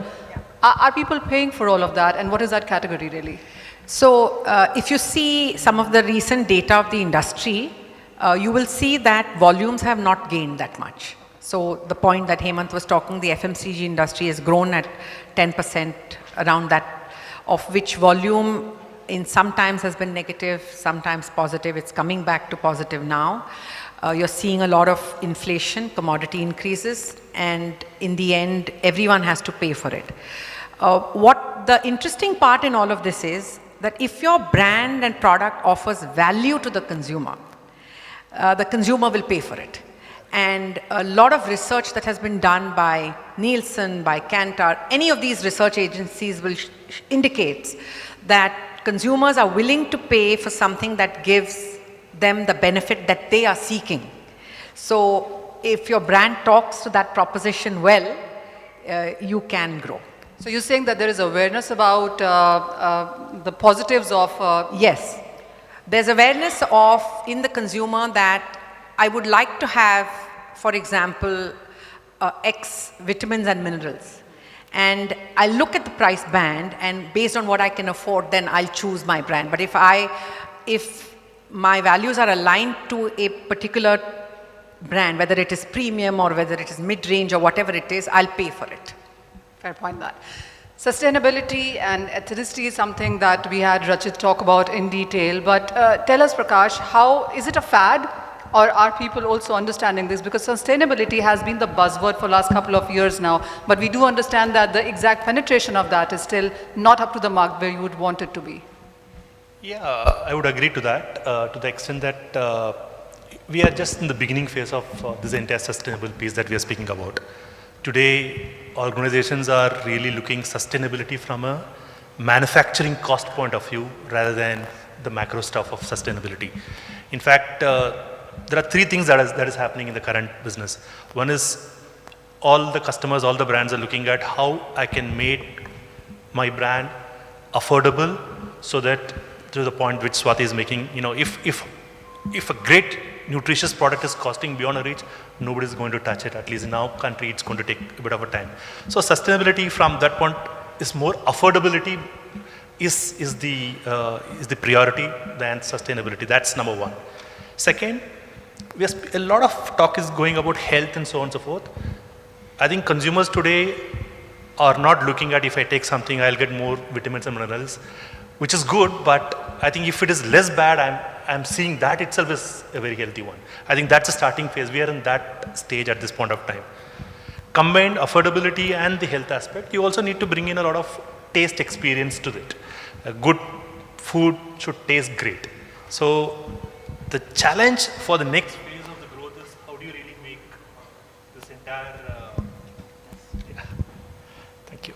So how do we make all these three coming together to really unlock the potential? I think that's what, in our view, we feel that in IFF, we are trying to see how we can support this particular three pieces. And how is that happening? Are there studies being done? What have you reached on that yet? In the sense, there are not studies specifically to sustainability, health and experience, but it is a known fact that people are aware about healthy stuff. If you look at many of the foods brands, almost 70-80% of them would really speak about some benefit, whether it has got a fiber, a vitamin, or mineral, or whichever it is. I think that is the first starting point that we are seeing. That itself is a clear indication that that's the way forward. I think every brand has to speak some sort of a benefit. It can be a significant benefit, it can be a mild benefit, but there is a benefit that needs to be associated with this brand. That's a very important trend that we see.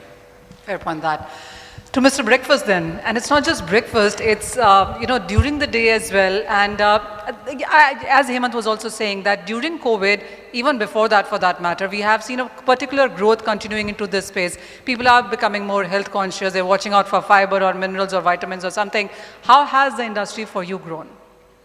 I think the industry is definitely taken off during COVID time, right? I mean, we've seen penetrations grow, which is the most important thing in a category like ours, where you're building habit. So definitely COVID has helped, but I think like many people have said, and the report said it as well, right? The time is now because of two things. One, higher, awareness of nutrition and nourishment than ever before, but equally there's a need for convenience that has come in, right? And with that combination, it's really a great time for the food industry or for the breakfast space within that. The interesting thing, just to build on what Prakash said, that you've got to hit the nail on the head, because people are not compromising taste when it comes to nutrition. So getting that combination right is always going to be the critical one, and that's where the penny drops in some ways. So a lot of work happening from our side is to get this right combination. And the good thing we can say is, when it comes to the top end of our products and right across our range, in India, we have products which compete with the best that is there out in the world, right? Our top end products could sell anywhere in the world. The question is, do we have the brand image of India as made in India? And do we have the scale in manufacturing and cost, therefore, to actually make that happen? But otherwise, when it comes to, for example, India has the R&D COE for Kellogg in AMEA, the entire AMEA region, which is a great honor for us, but it also tells us that we are right up there in terms of product development, innovation. The next phase is going to be cracking it in terms of manufacturing. And what is stopping you doing that? And are the things in place? What kind of measures are you looking from at the government? What is the kind of investment that has been done? I think one is investment is not the constraint at all. I think there are two other things that come into play. One is, can you build a scale business here in India itself? And we are on that journey. The second thing is, how do you build ecosystems and partnerships? Again, something that came out in the report, and you heard many people talk about it, including the minister. You've got to get an ecosystem starting from farmers, converters, and it would give me as much joy if a converter of, let's say, corn grit could supply to our plant in Japan as it was to a plant in India, because we've got to take their standards of quality up to that level for that to happen. So that's the journey that we have to go on. We spoke about having doing bold steps. I think we need to have a bold vision, but the steps are going to be very foundational, because you've got to almost build some of these converters, the whole ecosystem ground up. And that's what we are really being part of. Another question to you, and as Anshu Malik also said, talked about technology, the importance of that. Do you see those establishments, those measures, those incentives here in India? They're there, but they are not they're not percolated down to everyone. So the best practices in terms of farming, for example, are not there right across. Our efficiency, we're number one in so many crops, but if you look at efficiency in terms of output per hectare or anything like that, we're probably half the world average. So there's a lot of work to be done, and there are reasons well known for that. So a lot of work to be done in that space, as well as quality, because there will be, for certain organizations, there will be a certain quality standard below which we would not buy.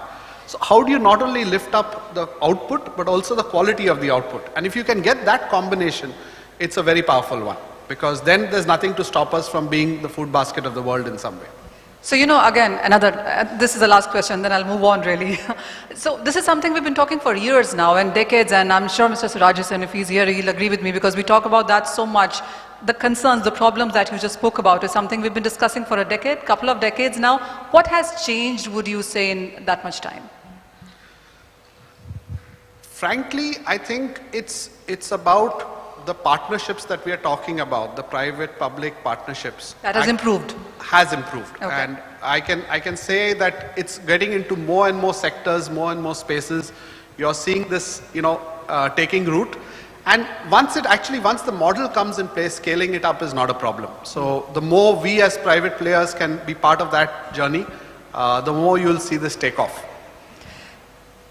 Mr. Hemant Malik, coming to you then, and let's talk about the challenges here right now. You did say that volumes have been increasing, not so much in sense of monetary revenue perhaps there. What do you see as a concern here right now? All of us have agreed that yes, COVID in some sense has been a boon for the industry, because food was the only sector that actually saw some growth. But we do understand that when it comes to brand India, when it comes to quality, yields, assistance in sense of tertiary, the farmers' money, there are some challenges that just continue to roll over year by year, decade by decade. So of course, when you look at the entire supply chain, in each aspect of supply chain, there will be some challenge or the other. So let me first start from the end of it, which is at the consumer end. Right, and I think what the industry is facing is unprecedented inflation. Unprecedented inflation causes you to, you have no choice but to pass it to the consumer, because your input costs have gone up.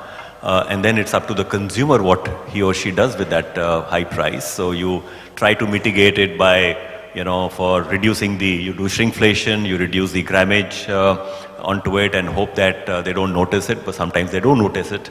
So they do make a shift in terms of what they buy. There is a shift towards lower pack size. At the same time, there will be a shift towards higher pack size, because some of them would be value packs. Having said that, that was last year and a half. I think a little bit is coming down, thanks to Anshu's effort. And hopefully that will soon, start getting passed to the consumer. From the industry perspective, very interesting, which is happening is in the whole e-commerce space, and therefore distribution has got democratized. And that's a challenge for large companies who had the strength of distribution as a differentiator. But I think, large companies have also been very quick to upfront, and I find that actually my market shares on biscuit category in Amazon may be like 40%, right? So I think, it's about getting the opportunity and taking forward. So that's another part of the challenge. When you look back further in terms of manufacturing, I think a lot of support has happened by different states in terms of giving incentives for manufacture, the PLI scheme that has been announced. So I think there are a lot of steps that the government is demonstrating that they want to make a difference to the industry. But again, you live with some challenges. When you want to open a factory, there are some 47 approvals, and each of those approvals take its time. So, so there is this talk of ease of doing business. Efforts are made, the government, and today we heard the minister as well, very positive, right? So you can reach out, and we saw that during COVID as well. So I think that's a very good thing. When you look further back in terms of farm, and the supply chain part of it, frozen supply chain is still very, very expensive. The farm produce. So there are efforts, ITC is making a lot of effort in terms of FPO and our project on Mars in terms of how do you make sure that portion, what you say about 40% gets destroyed, does not get destroyed. So there are challenges in each phase and you have to work at them, right? And that's our job, I guess. All right, those were challenges. We'll of course talk about opportunities as well. But before that, you spoke about initially about the organized and the unorganized market there. We've also spoken about the price sensitivity. And as Hemant pointed out, the shift in sense of quality, value and loyalty isn't always there. How have you seen the market and what do you think needs to be tackled within?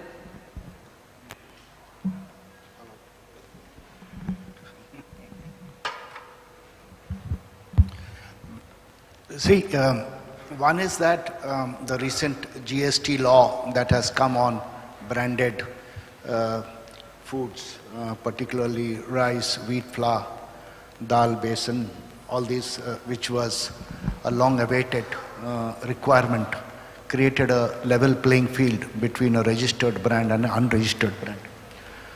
These type of anomalies have actually pulled back big investments in brand building, and as Hemant said that India needs big brands who can perform consistently in food space or processed food space.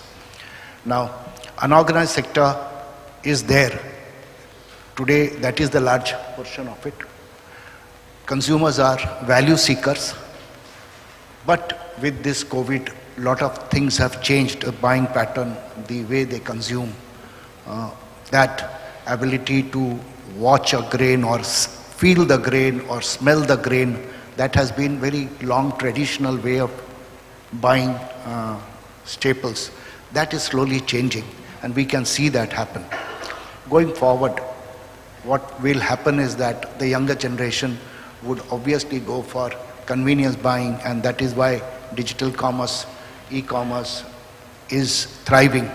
We can see the grocery basket, which is normally 25-30 kilo for every average family of 4, is being ordered more from e-commerce. And even in smaller towns, we can see that happening. That is because there is not much to check from the consumer side. So brands which are consistent in performance will obviously benefit out of it. You have also said on the price part of it. We have seen that in the COVID, as the inflation was high, consumers did down trade to brands which were affordable for them. But now getting into the lower pricing, particularly edible oils, I can tell you that at 200 rupees a litre, consumers finding it difficult. At 140 rupees or 130 rupees a litre, consumers feel this is reasonably good. So there is a lot of change that is happening in this. So going forward, we see a better consumption coming up, at least from October. That is what we all feel. Food processing industry will see a big boom in terms of availability. What challenges will be there is the climate change and resulting in abnormal rain or scanty rain or rain when you don't need it. What we all are worried is how will the monsoon be by end September, first week of October, when you harvest the soybean crop or the paddy crop or any other crop, what will happen? And in the last 7 days, if it rains around first week of October, we are in for trouble. That is what happened in wheat. That is what happened in mustard seed. Till February, the mustard crop was excellent, excellent. the heat wave squeezed the oil content out of mustard by at least 2%. So we were all expecting 42% minimum oil content. We are now getting 39%, 38%. So the heat wave did that. So this type of challenges will come, and we will have to live with that and build systems to read or preempt it. That is one. And second is sustainable sourcing that I am seeing. If you need pesticide-free rice, paddy, you need chemical-free wheat for exports or for even for domestic market, or you need organic, pure organic products. On a scale, it is not available. So that is the challenge that is coming forward. Well, yes, a lot of challenges there. And you know, that just reminded me of one thing, Swati. I recently visited a field and you couldn't stand there with the kind of pesticides and fertilizers that were being put out there. You actually couldn't stand there. And to think that this is going to come on my plate someday was a very disturbing thought, really. So when you talk about organics and when you talk about more healthy foods going out there, what really is the potential that you see in that market? So you're very right that people are more conscious about what's coming on the plate, and organizations are also more conscious about what's going into their products. So I think, you know, earlier also it was spoken about climate change is impacting the raw materials that are going into this industry. And so organizations will be forced to look at innovation in a manner that is meaningful for the consumer, which is possible for them to manage through the supply chain, and also looking at health and wellness needs that are coming up. You are seeing a lot more segments emerging. So whether it is, you know, and across the spectrum of age. So whether it is for children, whether it is for young adults, whether it is for aging adults, or whether it is for people who have certain illnesses.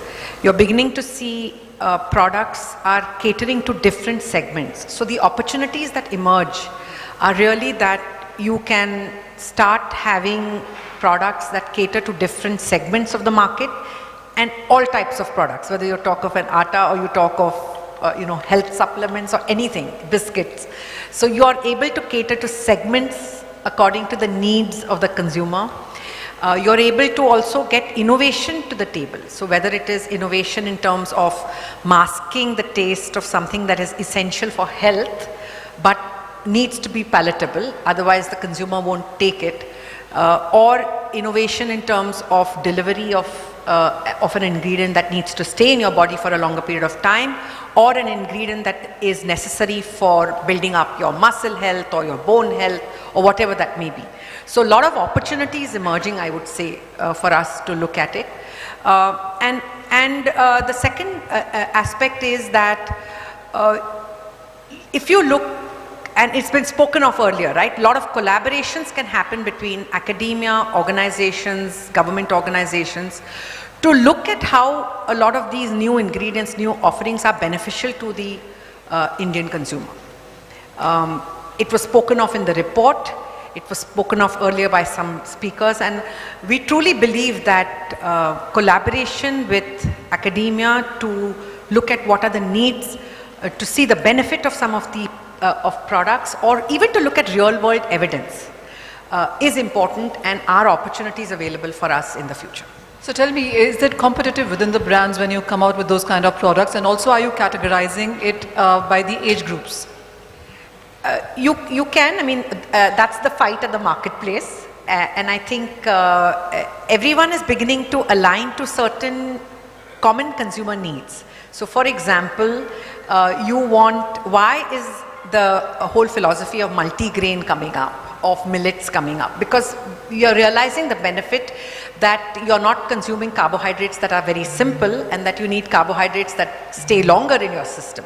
So whether it is a breakfast cereal, whether it is an atta, whether it is a health supplement, everybody is looking at carbohydrates from the length of health benefit.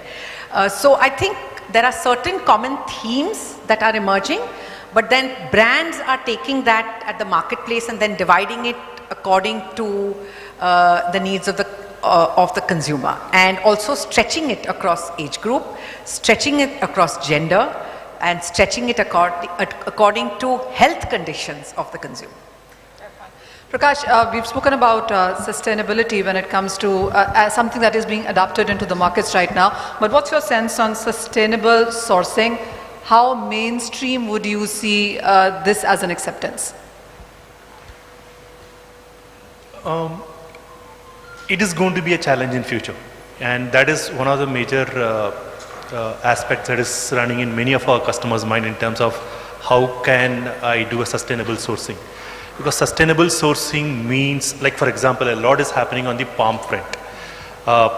Sustainable palm is something which is, I think Anshu Malik would know about it, but it is going to be 3 times more expensive than what you get. So it's a question of how do you balance your current short-term priorities to a long-term sustainable goals. I think that is an area which I think from an India food processing space, we need to crack that. There are some, like for example, a sustainable mint sourcing, sustainable palm sourcing. It is a must to do, but there are no clear-cut solutions. The real question is today at 10% food, processing food contributes 10% compared to many markets which are 30% in LATAM markets. As this grows up, and there is another report saying that packaged food will grow by 3 times by 2030. So there is a lot of consumption, there is growth in front of us, but how do you really manage the sustainable sourcing? How do you make it more healthier and also tastier? This is something which... and within the price. And with the price, yeah. So this is one of the most critical challenge that we need to really crack going forward. But yes, people have started about it, but it's a long way to go. So, with that, let's go to the second half of this conversation, and that really is about investment. Where do you see these markets going? What are the newer trends that are coming in? And how is the industry really working towards all of this? We have seen a broken supply chain. COVID has shown different ways and how industry, as an industry, has coped up with it as well. So let me start with you itself. What is it that you think needs to be done from here on? Is it going to be more government support that you will need? Is it going to be more investment that you need? Is it more globalization that we are heading towards from here? No, for me, I think investment as such is not an issue yet. I think we are seeing a lot of FDI coming into the food space. You are seeing so much of startups, especially in the plant-based meat and so on and so forth. There's a lot of money there. Really, I think the priority should be, we call it as a famous loss. As the processed food goes, people are going to speak about how can I have less salt, less sugar, less fat, less calorie. So the famous lows that will become a priority at some point of time. I think all of us in this room would start speaking at some point of time, saying that how can I bring down my sugar and salt and so on and so forth. I think that is one area where which is a must. I think because what will happen also we see in many markets, the regulators will force you to do that. As the foods business grow, they will say how, there are traffic lights that is being spoken about, there are, color codes and, various countries have adopted to various measures. How, as we grow in India, how can we also make it more conscious to the consumer preferences and so on and so forth, and also align with the public sector and the regulatory space in terms of making this transition much more smoother than make it abrupt. I think those are some of the things that comes to my mind. All right. So money is not a concern. It's something that the minister also spoke about. Hemant, let me jump to you on this. There's a lot of things that Prakash just spoke about. Adding to that, food processing as an industry itself is facing some challenges, as we spoke about. In addition to what Prakash said, is something that you will have to start looking at as well. So as per you, what are the opportunities that you see going forward from here? So, but I want to talk about one more challenge. I think that is a challenge which is picking up from Prakash's point, which is on high fat, sugar, salt, and which is on front of pack labeling that is, maybe in a draft stage or it's going to come out anytime soon. I think it's good to keep consumers informed, right? And I think it's very important so that consumers can make their choices. So there's no argument at all. However, the argument is that it has to be calculated based upon Indian dietary habits. We cannot pick up something which has been done in Australia or in Chile and say this is what India needs, because Indian don't eat the same. You know, our food habits of consumption for lunch is dal chawal, dahi, pulka, and they have a different range of food ingredients that come in. So you have to look at a total 2000 calories and then do that math, and you can do some, we've been requesting with National Nutrition to kind of do that survey and come to the conclusion and then decide. Don't simply impose something on that, because that is going to make an impact in terms of consumers' choice. See, on the one hand, packaged food is about trust. We talk about other benefits. Now, you can give a very, nutritious, high vitamin, but with saying that, oh, but this has got one particular element which is on the higher side and therefore it's red. And now the consumer doesn't know. So I'll go and pick up something which is unpackaged, because that doesn't have any kind of a red mark. So I think that is a big concern for the industry as I see it. Opportunities are immense, right? I think penetration opportunities is huge in almost every sector. And that's where the brand work is happening by all of us to say, Prashant mentioned about penetration. And I think that is what is going to drive growth for the category. Exports, great opportunity. Of course, there are some export bans that have taken place right now, which is going to rock the boat in the long term. But having said that, I think, we are the, grain bowl of India. I am very excited about the millet opportunity. I think that's from a nutrition perspective it delivers, from sustainability perspective it delivers, from innovation it delivers, from government push in terms of driving awareness for that it delivers, and we have and of course supported by the PLI scheme. So I'm very excited about next year in terms of, I expect a lot of us coming into the market with very, very interesting products over there. Fair point. Angshu, going forward, I know the COVID is still at the back of the mind here, and there's a war surging, and then you also have interest rate hikes which are happening. The currency is all over the place right now. There is just so much happening in the global markets as we see it. And as you said, the supply chains are not still there. Yes, the free trades have started coming down. So there are some positives coming in, but there is just so much uncertainty going forward there, weather being one of them as well. Going forward, next 3 to 5 years, what is your plan now? What excites you the most? How do you see the market? See, one is that India focus or Atmanirbhar Bharat is what being talked about and is said. That is a very good thing, and we are very serious about it. I can tell you, at least in case of edible oil, where we are overly dependent, 70% or 65%, there is a lot of work going on in the government, and with the government and association, and with the association and the companies like us, that how can we grow more oil seeds in the country. Recently there was a meeting with the Punjab farmers where they were given assurance that we'll buy the mustard seed if you grow instead of wheat. Now like this, the government, industry and companies, associations are coming in. So this is one that I see in the next 3 to 5 years. We see a great opportunity of rice bran oil coming in, because India is one of the largest producers of rice. So obviously we have bran, 8% bran comes from paddy and 22% oil comes from bran. So rice bran is a very big category of oil that we will get in future. Other than that, there is work going on sunflower seed production. So that all these things put together gives an indication next 3 to 5 years, India will at least reduce the burden of imports. That is one. Second is, when you look at sugar, obviously sugar we are more than sufficient and we are exporting. Wheat, we have enough. Rice, we have enough. We are the global largest exporter. 40% of the globe's rice is exported by India. So if you look at all these places, including pulses, which we were importing 3 years, 5 years back, today hardly any imports.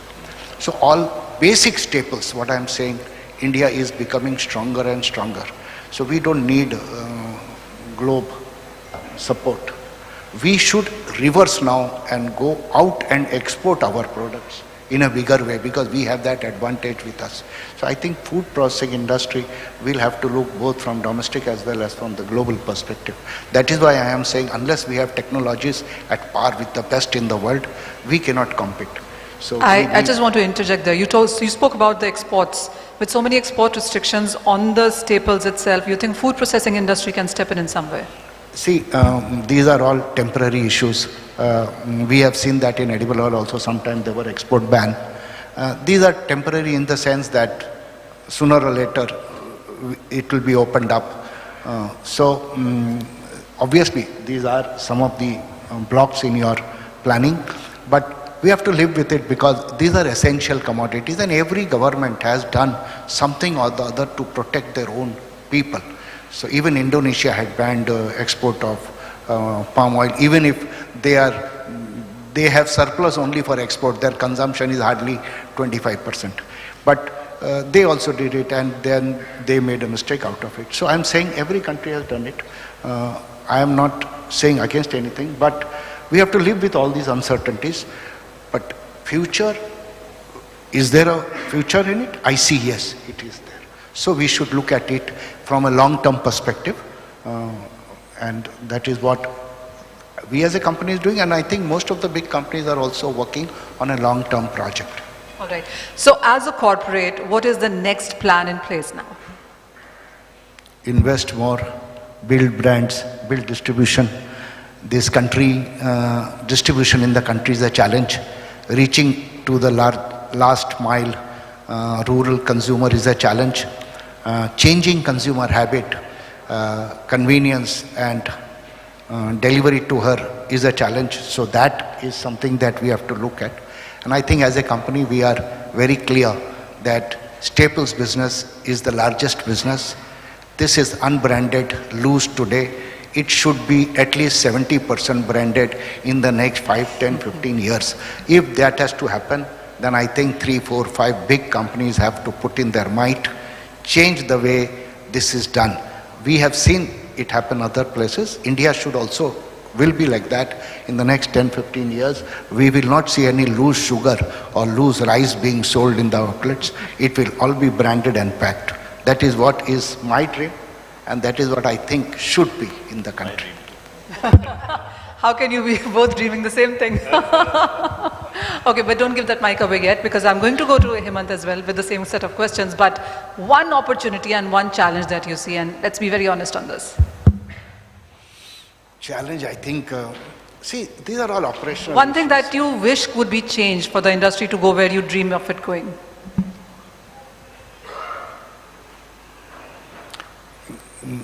The farm law was a very good thing. That has not happened. But let me tell you, for the corporates, it was very good. For small farmers, it was very good. And it would have unleashed or opened the agri-business in the country, which I think is a restriction today. Fair point. Thank you. Mr. Hemant Malik, as a corporate, as a company, where do you see the vision for the next 3 to 5 years? And the same question, what is that one opportunity that you see in the industry and what is that one challenge that you think is deterring that? So I think as a corporate, ITC in the FMCG space has said that we want to be a 100,000 crore company in 10 years is what we had said, give or take a couple of years. And for that, all strategies in terms of new products, new categories. And today, the categories that we are operating in itself has an opportunity of about 500,000 crores. So that's the space we are talking about. And you said, how can you and I dream the same thing? I think the market is huge in India. So we are dreaming, there's no nightmare, it's a positive dream. So I think that is possible. And indeed, for that to happen, it won't happen by itself. I think it's about, when you're looking at converting a staple from unpackaged to package and whether some categories he talked about, when I look at spices, it's another big category and we are large players in spices. And again, we see that in some states, the conversion is much higher versus in some other states it is not. So I think the responsibility is ours because we have not been able to therefore communicate the value proposition of why should somebody shift from unbranded to branded. It doesn't mean that it has to be very expensive. So therefore my supply chains have to be smarter. Right? I might have a cost of GST, but that is okay. But still I need to source better. I need to convert sharper. I need to explain the value proposition to the consumer, and that's when the growth will happen. So actually, challenges, we'll talk a lot about challenges, but at the end of the day, it's up to us to, counter the challenges, because you can see a huge opportunity, going forward in this space, and we are quite committed to, realize the same. As a company which is at one area, one segment, one product, one commodity that you see doing better? I think, just to, Manish, I'll just take a step back. We got into the snacks business in 2007. At that time, Nielsen reported as an 8,000 crore category. It's what, 15 years? The category itself has become 38,000 crore. We entered biscuits in 2003 with Sunfeast. At that time, that was an 8,000 crore category. It is 45,000 crores today. Right, so there is a huge, I'm not betting on any one category. I'm betting on all this. I'm betting in packaged food space. Right, and we are going to, we are across multiple categories, whichever category you name. So I'll be competing with almost everybody across. But I think that's fine. That's the institutional strength that we are able to bring in, and the opportunity is enough and more for everybody. Prashant, what do you think? I mean, huge opportunities, and as Hemant put out, there is growth across categories and sectors here. What are you betting on right now? What kind of investments are you looking at? How do you put India on the map there? And again, what opportunity, what challenge are you still looking at? Yeah, Hemant and Anshu have both spoken about the opportunities at length. So the opportunity I will add on is to say that there is growth available at all the different price tiers as well. So, India, that's why is a fantastic amalgamation of different kind of consumers. The top end would be, global consumers in some way. So you see the top end premium growing, you see the middle of the market, you see the low unit packs and the entry packs growing well. And again, it's about finding models to unlock growth at all price tiers. So that, I think, is a fantastic opportunity for most players in the packaged food space. If I have to talk about challenges, I think the challenge that I would say pulls us back sometimes is frequent regulation changes. I think if we could have, like you said, front of pack labeling, if it's going to be done, let it be done once properly and then, hold. If GST is being implemented, can it be a level playing field, simpler, done once and then, you move on. I think that will, some of these things come and become hiccups, which put you back, sometimes just 2 months, sometimes 6 months, but they are hiccups which stop a journey. So that's what I would say, frequent regulation changes which come from different places is one of the challenges I'd talk about. And what is the 3-year vision from here for your company? I think the vision is always going to be a vision of high growth, high double-digit kind of growths, and continuing to invest behind brands, behind supply chain. Yeah. So in that sense, it's a pretty simple vision. All right. Swati, we've spoken about nutrition. What is the potential that you see going forward from here? How do the next 3 or 5 years look to you? Do you think this pattern will hold? Also, while we spoke about different age categories, we do understand how important is the women market within that as well. Yeah. Is there special thrust there? So I think the opportunity for nutrition is huge. This is the inflection point, and it's about how industry utilizes this opportunity, to take it forward. I also feel as an industry, and this was spoken of earlier today, we need to be able to build consumer awareness and the role that good nutrition plays in health and wellness, which is what they are seeking. So whether it is collaboration with government, whether it is us as an industry, whether it is us as organizations, I think it's the combined efforts of all of this which will build awareness, drive penetration, and help us aspire what we're really aiming for from the future. So that really is the opportunity. Emerging opportunities remain, so I think plant-based is becoming an emerging opportunity, niche at the moment, but definitely in the future, you're beginning to see various segments in the market today having plant-based offerings, right? So I think that is an important area that will emerge, and multiple formats of food will offer that. So I think those are the opportunities that are available. great opportunities for growth for us. As an organized, and you also spoke about women, women health, and I think this is an area which is gathering tremendous steam. Not just as earlier it was really just about calcium and vitamin D, it's no longer that. And I think whether it is hair, whether it is skin, whether it is what you consume for better skin, and what you consume for better strength, what you consume to, you know, have better energy will play an important role. And a women's segment, women's category is definitely going to emerge, and you'll see brands having special lines for this. Yeah. Right, look forward to that. Yeah. All right, Prakash, sustainability yet again, and while a lot of work is being done, we spoke about the ingredient sourcing there as well. How do you look at a lot of competition within this as well? There are various startups now into this, more and more people getting interested in here as well. So when you look at the next few years coming in, where do you see this headed? What is the kind of investment that this space seems to be getting in, and what is your vision going forward?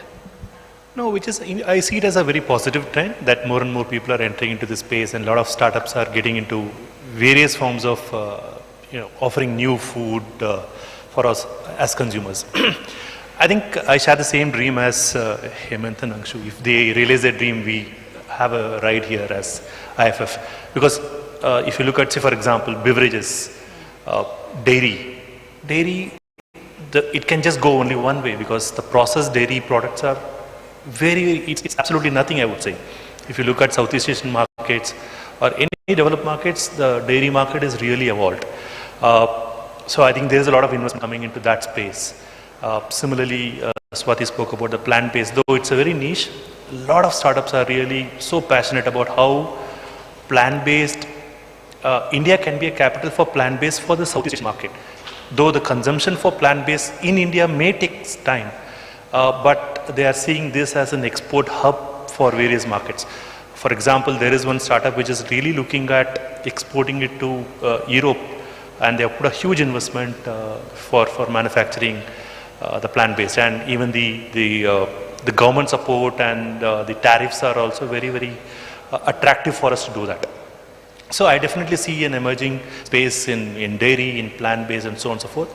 But the critical thing is, for me personally, what I feel is the profitability of foods business is still not that good.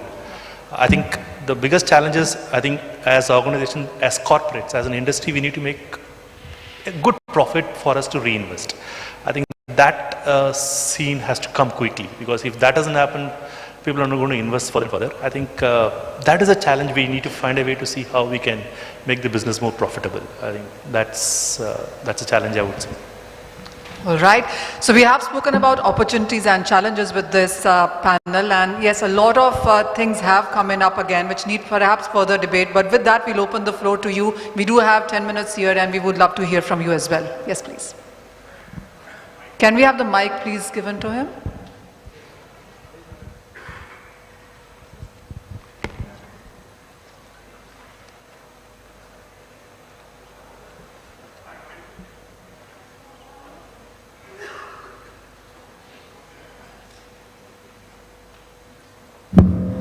Hi, my name is Rajiv. I represent a startup. So first of all, thank you, esteemed panelists, for your insightful and encouraging views. I think we all love fruits, okay? Even the backdrop here confirmed that fact. It was all about fruits. Fruits is also an important source of nutrition. But when we talk about fruit processing industry, Indian fruit processing industry, I don't think it's spoken about much. So my question to the panelists is, what are your views about, the Indian fruit processing industry, current state and the future? Thank you. Fruit processing, food processing? Fruit. Fruit processing. Yeah. You want to take that? Okay, I know we do dicing, slicing, peeling. There are various ways that we do fruit processing, but... Okay, I'll try and give it a shot, but I'm not really sure what your specific question is on fruit processing. you know, if As you a were looking at the startup. status of fruit processing, maybe BCG's article might have covered specifically on that. But I think, you know, if I were to look at it, because we also look at some amount of fruit processing, and I think it's very similar to Mr. Siraj Hussain has also talked about primary processing. You know, yes, all of us sitting out here are onto secondary and tertiary processing, but primary processing becomes very, very critical, particularly because that is the input that goes into making secondary and tertiary. You know, we had a discussion in the morning on mango and therefore the challenges that has happened. So I think the biggest challenge when I look at fruit processing is the climate change, right? And I think climate change, we did, Anshu mentioned about it on certain ingredients like, you know, we have issue with wheat and he talked about mustard as well. I think that is going to be fundamental in terms of what is going to happen in the future. So we can plan for everything, but, and this seemed a little far away, but I think it's there now, right? And how do you react? How do you look at what your risk assessments are going to be? That to me is going to be a big aspect. You know, we talked about challenge, but I think, you know, that to me is the most critical aspect when I look at overall food business, which includes grains and fruits and everything which is part of the primary processing. Thank you. Can we please pass the mic and in the back middle there?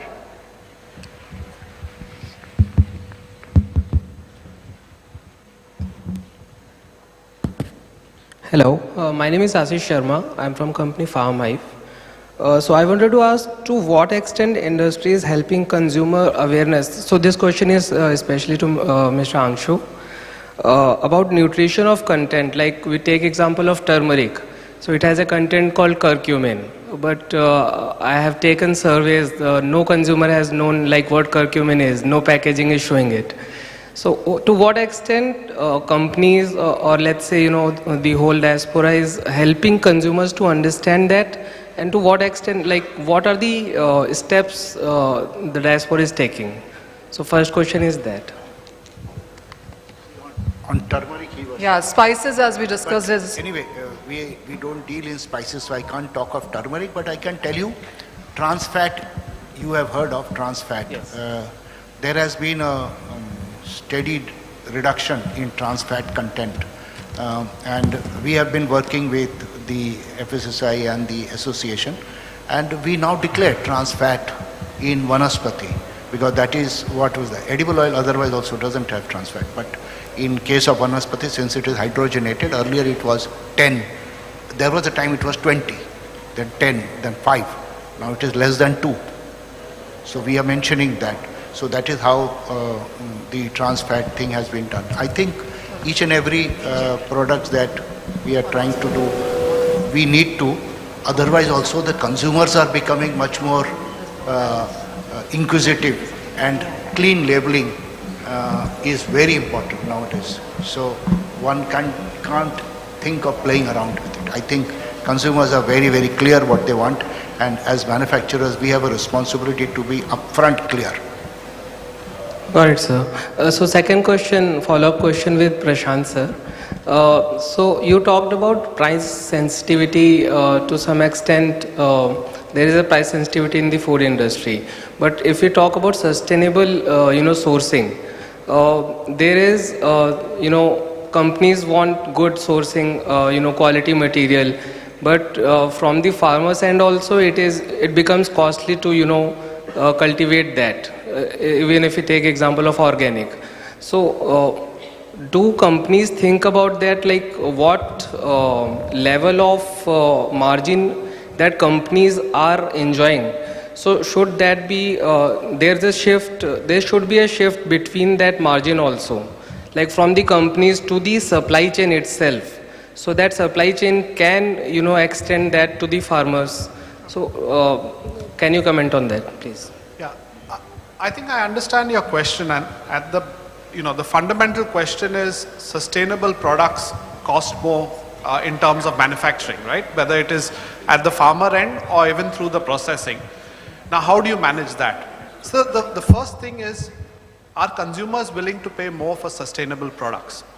Right now, and we represent a very small part of India, I would say people in this room maybe, but not the larger consumer. So the trick is we want to give sustainable products, how do you source them at a cost that is, it will never be cost neutral, but how do you make that gap as small as possible? There are a lot of technologies available, whether it is in the farming sector or the processing sector, to narrow that gap and get the cost down. Because passing on margin is not a sustaining solution. The real sustainable solution is to get that cost differential down to a point where people are, it's either neutral or just a small on cost which people are willing to pay. That's where the efforts need to go. And organic is a different play altogether. Organic takes the cost to another level, and that the consumers who want organic are usually ready to pay for that. That segment is small right now, it will grow in the future. As concerns about pesticides and other things grow, that segment will grow, but that's a different play altogether. But sustainable sourcing is something I think we should all be committed to, and we should all endeavor to work towards. It's possible to get it without too much of an on-cost. That's where the game is. Thank you, and I know there are more questions, but we are absolutely out of time here. We will have the panelists getting down, and do catch them when they are out for their lunch. But thank you, and I'll pass it on to you then. Thank you.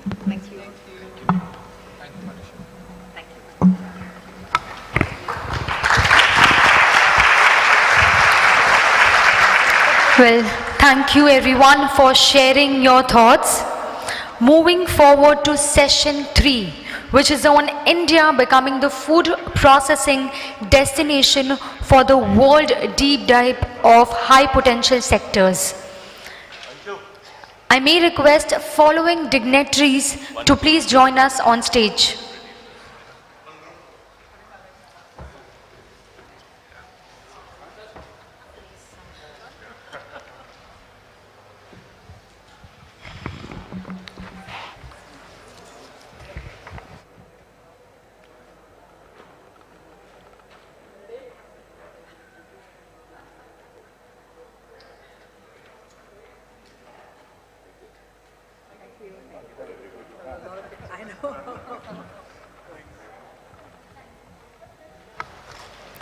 Thank you everyone.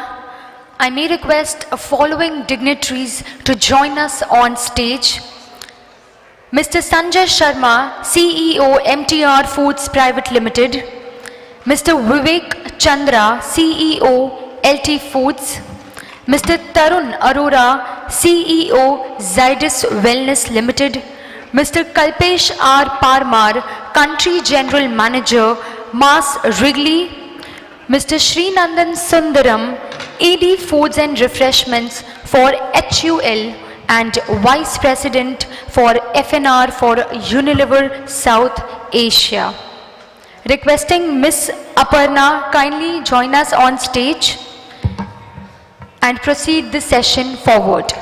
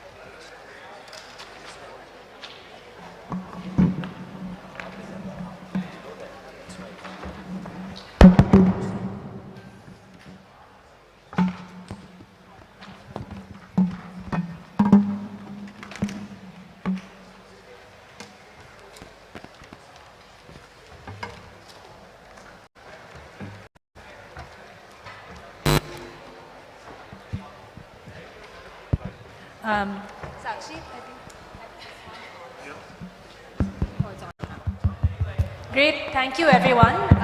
The first panel was, I think was very exciting and set the broader context. And we have, I think, a great discussion ahead of us on, the opportunity for India to become a food processing destination for the world. We'll deep dive into a set of very diverse sectors and really talk about, the potential, the challenges, as well as some of the strategies to get there. But before we get started, thank you very much to our esteemed panelists, and I'd like to maybe start with introducing them. To my left, I have Mr. Sanjay Sharma, the CEO of MTR Foods Private Limited. Sanjay, started his career with Voltas in 1990, and I think since then has spanned, I think, a wide range of sectors, including, FMCG and now most recently foods. Thank you, Sanjay, for being here with us today. I have Mr. Vivek Chandra. Vivek is the CEO of the global branded business for LT Foods Limited, prior to which he was regional president and CEO South Asia for a British foods major, Associated British Foods. Thank you so much, Vivek, for being here with us today. I have, Mr. Tarun Arora, CEO of Zydus Wellness Products, and Tarun, really looking forward to hearing your perspectives today on the health and wellness space and the opportunity ahead of us. I also have with me Mr. Kalpesh Parmar. Kalpesh is the country general manager for Mars Wrigley, and he's played a significant role in growing the chocolates and confectionery business for Mars in India. And last but not the least, of course, we have our FICCI co-chair and the ED of Foods and Refreshments for HUL, Mr. Srinandan Sundaram. And I think with that, we'll get started. Myself, I'm Aparna Bijapurkar, a partner at BCG. Let me really start, Sanjay, with you. I think we've heard a lot from the panel before us in terms of the opportunity. And we also, saw in the report that India really is a top 5 producer across a wide number of categories as well as commodities.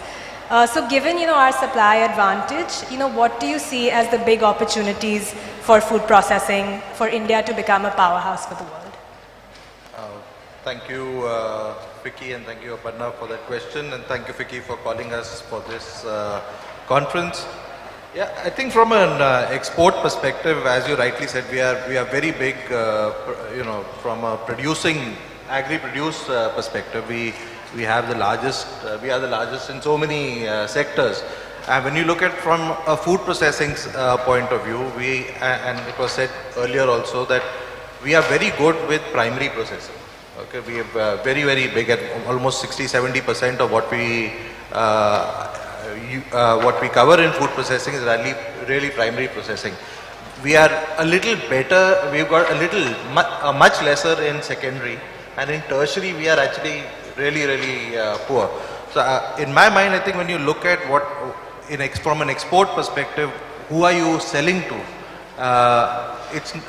We are actually selling to the Western world. Okay, firstly, a large amount of our exports from India are first going from a primary processing point of view to other companies who are buying our produce as commodities. Okay, and then they are using and packaging their commodities in their brands, and then they are selling it. And there is no dearth of entrepreneurship and competitiveness in that. I think we are very, very good in that job. When someone tells us to make something in a particular way, we are able to sell processed vegetables to processed spices all across the world. And from a spice perspective, when you look at it, we are amongst the largest producers of spices, but which is the largest brand of spices in the world? It's certainly not an Indian brand, it's McCormick, which is one of the largest brands in the world. So I think we do very well with primary processing. It's the issue that we have and real opportunity where we lie, and where the money is from a business perspective actually sits in secondary and tertiary processing. Do we have the capability of building brands? Do we have the capability of really capturing the full value of the produce? Because you're selling to developed markets, and developed markets are already ahead. They are not looking at commodities, they are looking at more value-added products which we need to sell. So we need to get out of the mindset of starting to sell our products to the Indian diaspora only and get into the big world of food which is out there, where we really need to come out and sell products and become large brands in the commodities that we are exporting. I think, Sanjay, that's a very, welcome point. And we often say that, India's been focused on, selling what it grows, but we need to start to actually grow what the market demands. And, with that, Kalpesh, maybe I'll come to you, which is, I think Sanjay talked about how in order to be able to actually tackle, the secondary and the tertiary processing opportunity, we need to really understand what global consumers want. And with that perspective, could you shed some light on, what are the big trends that you see globally and, how can India actually capture them? So thanks Aparna, and hello to everyone. And of course, we're keeping you away from lunch, so apologies for that, since we're going to talk about snacking. So firstly, India will be the third biggest snacking market in the next 1.5 decade globally, and the fastest growing snacking market for the next 15 years. And great work has happened in our country in the last few years in terms of how we are getting ready, because everybody's been talking about how we are not processing a lot of food, but that's when the opportunity lies. So I'm pretty excited, and with all the geopolitical tensions happening globally, this is India's time, and I truly believe that, because we have the talent and we have the, not only corporates, but the medium, small enterprises who are willing to, take this forward. The kind of infrastructure which we are putting in place across organizations is exciting. At the same time, food processing is not only about human food, it's also about pet food. And one of the top 10 population globally of pets is in India. Plus, COVID taught us that this is one category to go after. So, it's not only about food processing for humans, but also for pets, which is where, pedigree, brands like Pedigree have done very well, which comes from the Mars family. Royal Canin, which is veterinary recommended food, that again is doing very well. So, pretty exciting times, give us the energy from the audience, give us the energy from the audience, again, for apologies, because it's, we are sitting between, so, be with us for some more time. Thanks, Kalpesh. Tarun, let me come to you. One of the trends that we see playing out globally is this big trend on health and wellness, and I think COVID has only accelerated it. Would love to hear you, tell us how are consumers buying, how are they responding, and what are companies doing to tackle it? So, I think there are 2 or 3 things that I would say. I think I'll just first talk about something I truly believe in, which COVID has given to us, is that when the pandemic struck, there were no medicines, and people were struggling to put things together. And the difference between people who survived or who did better and recovered faster was the lack of immunity, lack of health, or people who were healthier and had better immunity. And immunity linked back to 2 or 3 things: your lifestyle and the food you eat. And clearly, I think that is one thing I have truly believed now, that that actually demonstrated the amount of the focus on the fact that food you eat makes all the difference in your health and well-being. And if you look at last 10 to 20 years, there has been a growing focus on the fact that people read the labels. People look at what is there at the back of the pack. People have paying attention. But what last 2-3 years has done is that people have focused a lot of attention on it. I have seen my own driver, he just did not pick up a food just because the date was gone. And that kind of attention to detail is not just for people like us in this room, but people who are just primarily educated, but they think that for their child, that thing is important. So therefore, that attention to what the food does for you has gone many-fold in last decade, but last 2 years it has actually accelerated to a different level. And therefore, what will you eat? How will you eat? And those things will be important. The other thing is also, and I think I have a small presence in a nutritional food drink space. And there was a point in time that for nutritional food or drink, you would have that. Today, nutrition people are recognizing is everywhere. Whether it is the chocolate that Mars makes, or the roti that you eat, you know how much fiber it has. And there was an ad which talks about how much calcium does a chocolate syrup has. So how much calcium it has equivalent to a glass of milk. So obviously consumers are coming to, maybe educated by the advertisers, by the industry or their own focus. They recognize that they need these nutrition parts, the nutrients, and looking for each in the food. So therefore the whole development has changed from I need taste, I need to satiate, but I also need to eat it right, and I need to eat things that will be good for me and have to stop what I don't eat. And the entire focus internationally in India is around those. Now you can build it around plant-based, dairy-based sources also. So sources, what comes, and therefore the whole innovation attention on nutrition and food is has changed the whole conversations in last few years, and I think it will dramatically shift as we move along. So that's really what I see. Just a follow-up question, are consumers willing to pay for better health and better nutrition? Are we seeing that shift already? So I personally believe there is value for money, but there is always consumers who are willing to pay more money for the right value. And I personally believe if you have the right proposition, consumers will be willing to pay. There is enough trading up as much as trading down. I think if we miss that, I think we have not offered the right proposition to the consumers. But consumers are willing to pay for the right thing, and health certainly. Thank you. Srinandan, let me come to you. We've talked a lot about, I think, the potential from a supply point of view. We've talked about consumer demand and what consumers want. What are the top 2 or 3 challenges that industry faces today in actually being able to meet that consumer need or demand from a processing point of view? So I think it was spoken about before, but in my mind there are 3 or 4 things that is critical. Number 1 is there is a bit of hesitancy towards processed food, and I think Hemant spoke about it when he spoke at the levels of processed food consumption in India. We are nowhere near the developed world, and getting in more nutritious products, we're also early in on the journey. So I think that combination being brought out by us as manufacturers and the industry together will actually have a broader positive communication around processed food in general. Because we have picked up, and all of us as companies have picked up what were some of the mistakes that have happened in other parts of the world, and the products that we are bringing in are correcting for those.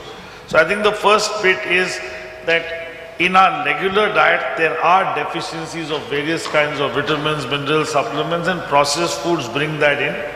And as manufacturers we will advertise, but as an industry advocating that does help. That I think is number 1. The second is a bit of what Prashant also spoke about, that when there are policies and regulations, it helps to have a particular direction with no hiccups.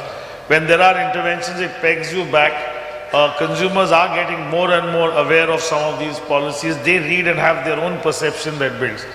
It's not just a policy that changes that affects 3-4 months. It's actually much more than that. Because if consumers have got a certain perception, you go completely, you've got to spend 10 times the amount of effort and money to bring it back. I'll give you an example. In the first wave of COVID, there was this whole WhatsApp university that built the perception that ice creams can cause COVID. There's no logic whatsoever to what ice creams can do in COVID, but it did affect the industry. By the second wave of COVID, WhatsApp University found a different topic, so they let go of ice cream and that industry recovered. But equally, if a lot of these universities that people seem to find a source of our authority are advocating positives, it works. And unfortunately, most of our social media tends to, because there is enough literature around negative news travels fast and remains in the mind. I think the onus is on all of us to get positive news to travel fast across food processing as an industry, not just individual brands. And the third, I think, is building credibility. Because and let me take the example of COVID. You had everybody talking about immunity. You had shirt brands saying that they provide immunity with COVID. Now that's as bizarre as it gets, and the result of all of this is then there is a fundamental credibility issue that the consumer sees what on earth is going on. And I think brands with trust, and which is where on the podium and many of the audience, those who are working on brands that are really trusted, the onus is on us to really drive up credibility and give a lot of explanation around, not just through television commercials, but through a lot of articles, PR, to really talk about what indeed is very good about that particular product. And I think, like Tarun said, consumers are more hungry to get that information. The products are being designed by it, and it can be a great multiplier to drive adoption. Those, I think, are the three key ones. Thanks, and we'll come back, I think, at the end to what more we can do as both from a policy perspective as well as maybe an industry, council perspective, and that gives us, an opportunity here today. But before we get there, I think, Vivek, you work, you lead LT Foods, and I think rice and that category, India really has made a significant kind of progress on the global stage, right? And I think we've arguably created the category in many ways, but I think we've also experienced significant backlash from an export point of view in terms of the pesticides, residue limits. I think there have been many ups and downs. What can we learn from, the journey that you've traversed and that experience, and how can we extend that to other commodities and categories in India today?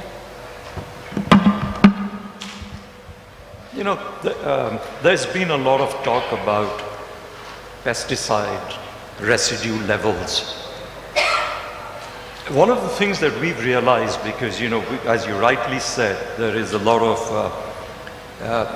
negative that we face, and also we face the brunt of the legislation, not just in India, but across the world. And one of the things that we found is that we were talking about WhatsApp University and what it does. If it is pesticide, if it is chemical, it is bad. Well, not necessarily. There was a lot of talk here about how we need to get farm outputs higher. Well, just as you need medicines, you do need certain amount, there are pests which happens, there are fungicides, there are things that you have to do to get the yield and to get a healthy crop. Also, there are very well established norms on how much is safe for human consumption. To say that you'll get nothing is not practical. It'll come from somewhere or the other, if nothing from the air that you breathe. The problem comes when you have legislation which is not based on scientific study about what is safe. So a lot of us are struggling with, not just, MTR will talk about in spices, etc. You go to default level, which means I have not done the work, I couldn't be bothered to do the work, but I will restrict you. Now, default level cannot be delivered. So, this is the journey which I think is the journey of education, educating consumers, educating those formulating the laws. And I think there's a big role here which is to be played by the government as well. So that's where, associations like FICCI, working with them would help this. But, Basmati is India GI, we make it. But Europeans tell us what is the safe way to grow it. Now that should be countered, and and we're talking about this EU FTA and the UK FTAs are opportunities to talk about that. We face this situation in the Middle East, and we're saying, so far no reported case of an Indian dying after eating basmati. Suddenly you want pesticide residue levels which are a tenth of what India is eating. So these are the kind of things. So I think this is, what do we learn? We learn the fact is that half knowledge really is going to hurt you. And the onus is now on us. And that's a very strange thing, because the food processing industry does nothing to either add the chemical or remove it. It comes from the farm. It is Ministry of Agriculture and Farmer who is doing what they're doing under very active encouragement of the agrochemical industry. But the onus on delivering safe product is on food processing industry, who has no role in it. So I think that's the other piece of education that's going to be very important to do here. Vivek, that's a great point, and I personally do a lot of my work in agriculture, and I know companies like yours and Sanjay, you're doing a lot to go all the way back to source. And maybe just picking up on that thread, Sanjay, I'll come to you, and I would love to understand, more about how we can actually go backwards to the source and work with farmers, and what are some of the, opportunities there in terms of the kinds of models that we're seeing emerge in business. I think the most prevalent model on going back to sources is something that the World Economic Forum actually worked with the government of Maharashtra, and that's the model which is now being rolled out in most parts of India, and that's a model that we are using in Karnataka as well, which is the model to work with FPOs, which is farmer producer organizations. And Maharashtra was very successful with it. They were able to have a three-way tie-up between the government, the private players and the farmers. It helps you get financing in out there, it helps seed companies come in, it helps fertilizers company come in, you are able to go to warehouses, and there are buyback arrangements which are given off by private players like us. So I think that is a very, very strong model. I think it's been proven in India, and our company is also part of the World Economic Forum, so we have been I have been observing the development of this over a period of time, and it's a very, very successful model that actually works very well. And the best part about the model in this is the fact that the farmer is always assured of a higher price than what is available in the mandi, because we are giving the specifications of the produce, and we expect that the produce is there of a higher quality than what is generally prevalently available in the mandis, and given that, the farmer has the last say whether he wants to sell it to us or whether he wants to sell it to the mandi. So I think it's a beautiful model, it's very well worked. It works if there is a good amount of trust amongst all stakeholders, and that's really a very, very powerful model that we should propagate more and work more with in the country. Great, and I'm sure as part of some of the next steps that were discussed this morning, I think there's a lot of focus on this kind of model, and we'll see it happening more and more across the country. Tarun, I wanted to come to you in terms of, I heard you mention that, I think as the clamor for health, wellness and organic grows, it's not just doctors that are going to be advocating for this, but it's consumers themselves that are going to be driving this. And I think, as a business, what is the kind of, effort that it takes to create a global brand in the consumer's mind? And how can kind of companies in the processing space learn from, your efforts to really be foremost in that domain? So what I understand, you're saying that as the organic and the wellness focus goes, how do we create more and more brands, So I think there are 2 or 3 things that will be very, very crucial in building this opportunity into a large space. One of them is to absolutely design or innovate products which are based on science and based on real knowledge, rather than because one of the things that makes a big difference for a consumer is that they want products that actually deliver what is it in it for them. And consumers are reading the labels, like I mentioned earlier. They read the labels, they see what it works, what it happens to them. And therefore, the important part of building a brand there in that space will be around innovating with real science-based, clinically proven products in this space, having those captured through the right propositions on the consumer side, and investing in consumer education. I think one of the important things is we take it for granted that consumers will figure out themselves, or are relying on the advocacy of doctors to do that. Consumers are willing to know, but how much are we open to sharing what is inside, and how will it help them, and make them partner in this whole journey of building this brand. So I think 2 or 3, like I mentioned, therefore those things play an important role in this journey. The other thing is there are changing trends, and organic is, for example, one of the things. I'm no expert at organic, and he mentioned about the fact that not everything is bad. I think being open and transparent, I think being authentic about what you have inside and how it is good for the consumers is the other piece which helps you cross that comfort zone for the consumers who anyway have a doubt in their mind that is this processed food right for them and good for them, and therefore that would be the other part which I think should help us overcome this. Thanks, Tarun.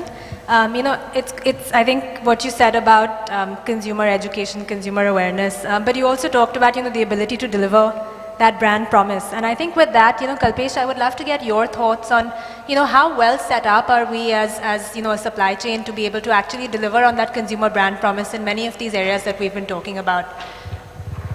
See, 1/6 of the world, every 6th person in the world is an Indian. So ideally, we should have 16% of the world's food processing market share. Yeah. Past few decades, we've been busy serving our own population. And most of the Indian companies or MNCs in India are busy serving the local population because there's a tremendous growth all of us have created in the last few decades. And you heard some category numbers.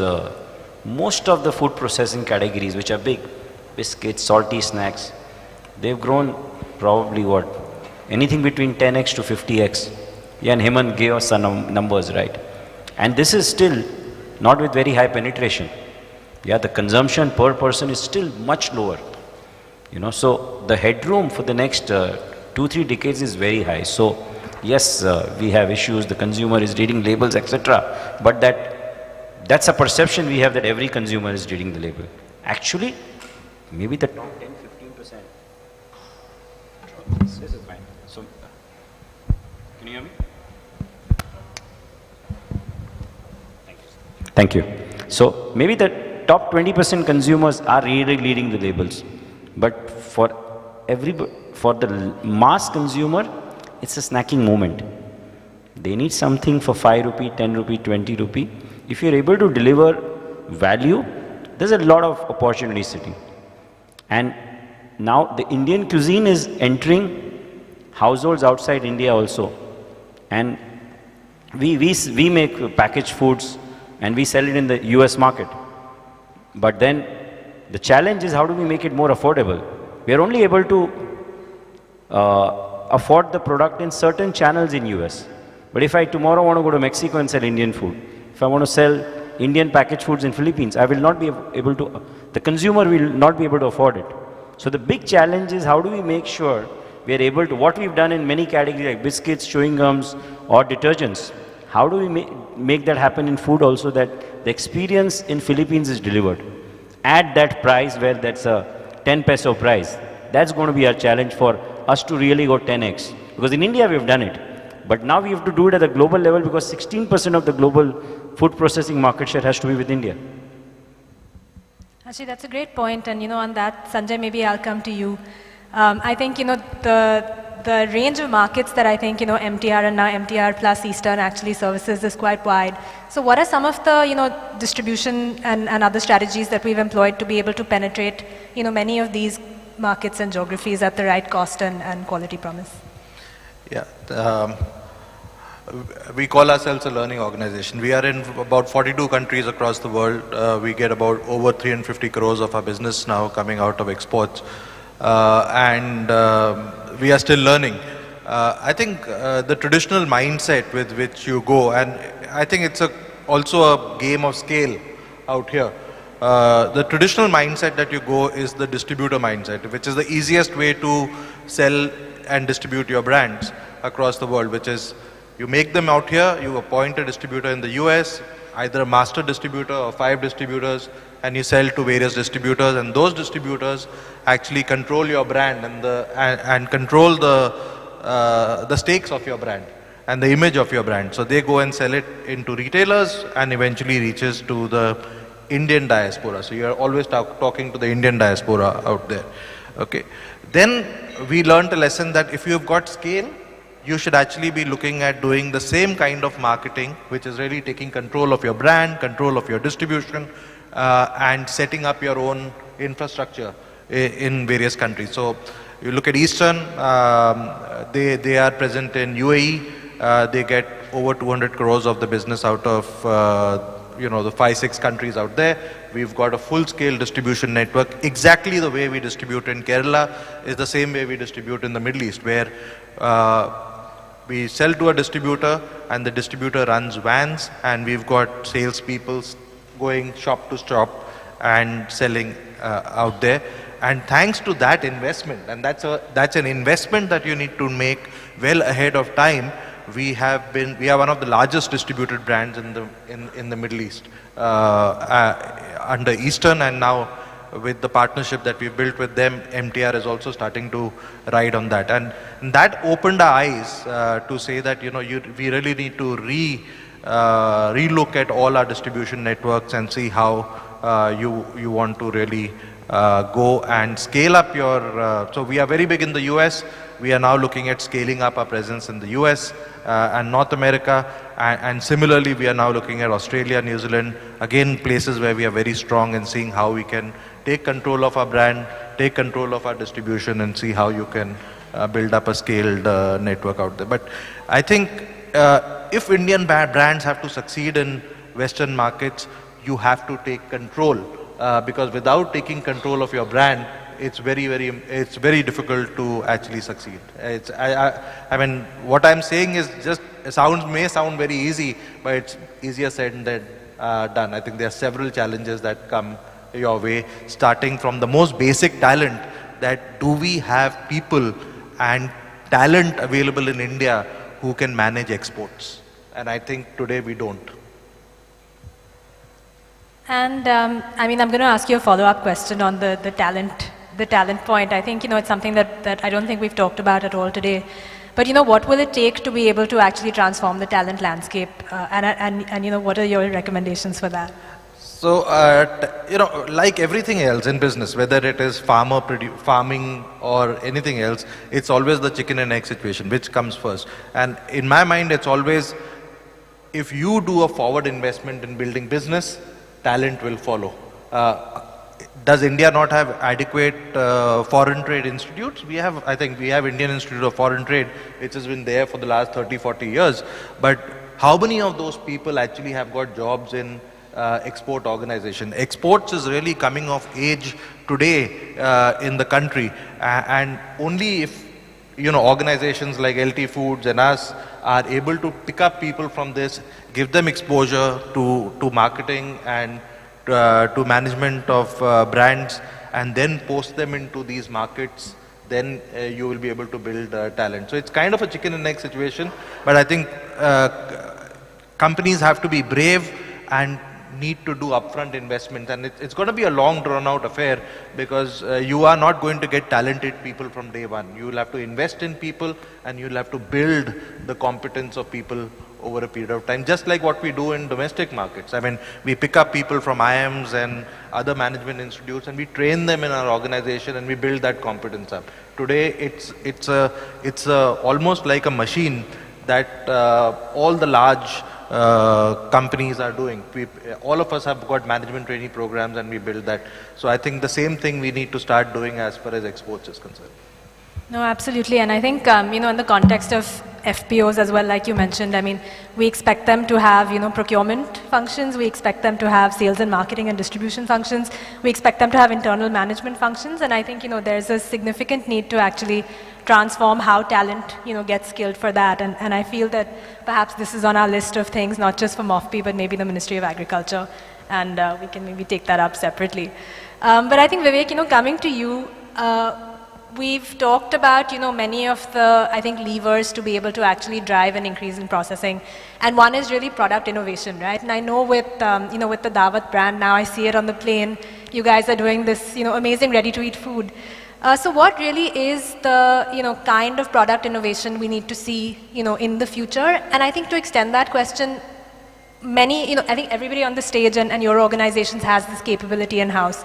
What about the SME sector in the country? Where will product innovation for them come from? Would love to get your thoughts. I mean, the question you have is, how do we drive greater product innovation, and what's the strategy? No, it's not how do we drive. The fact is you do have to drive innovation. And the reason you have to drive innovation is see, innovation serves really a few roles, and one of them is relevance.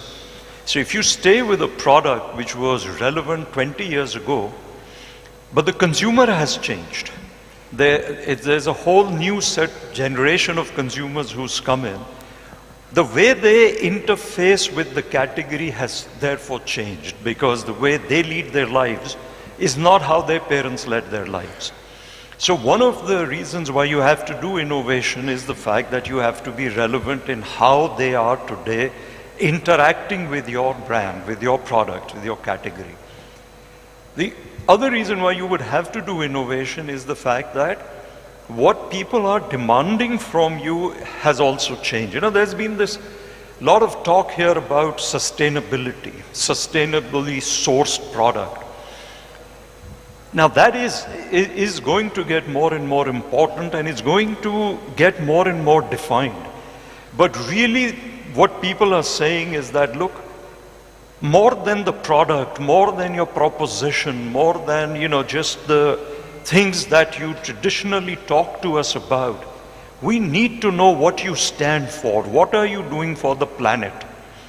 So, you know, there's in rice, for example, we today now are talking about soil quality so that it is sustained, the soil can keep producing.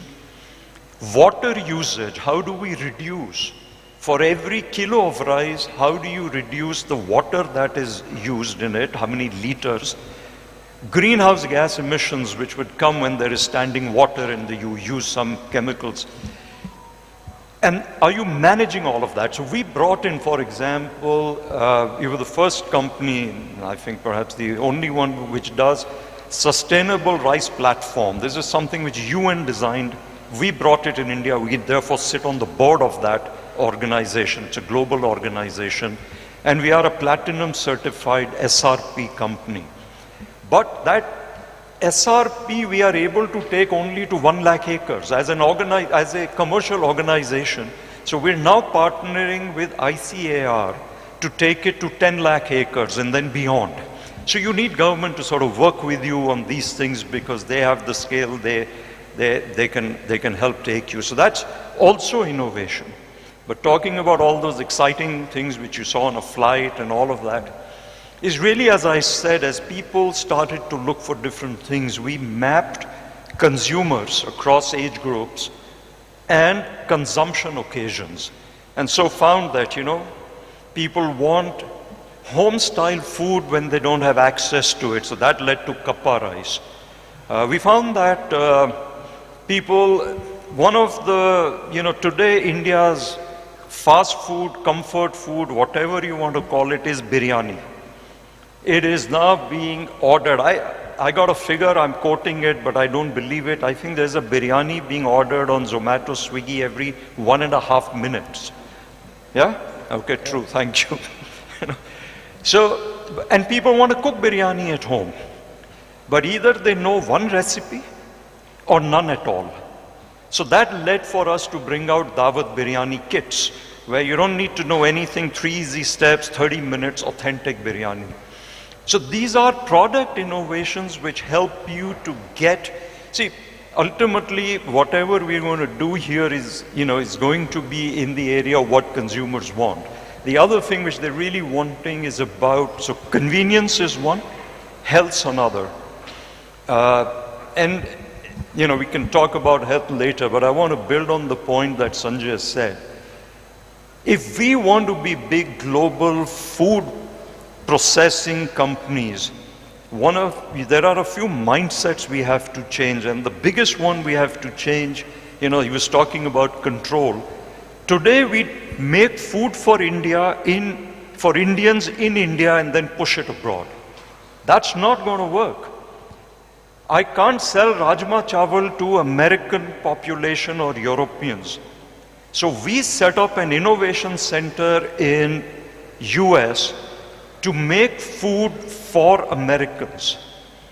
And we staffed it entirely by American chefs, American product development people, So we don't sell them rajmas, chawal, we sell them cilantro and lime rice, which is a microwave, heat and eat, in 2.5 minutes you get it. So it's not just convenience you have to give, but convenience which is relevant. We obviously have an innovation center here in India which is staffed by Indians, and that is the food for Indians. So the mindset we have to change is, if we want to be a global player, you have to think like a global company. You cannot think of, the other being outposts. They're not. They're countries and consumers on their own right, very big, and you've got to do that.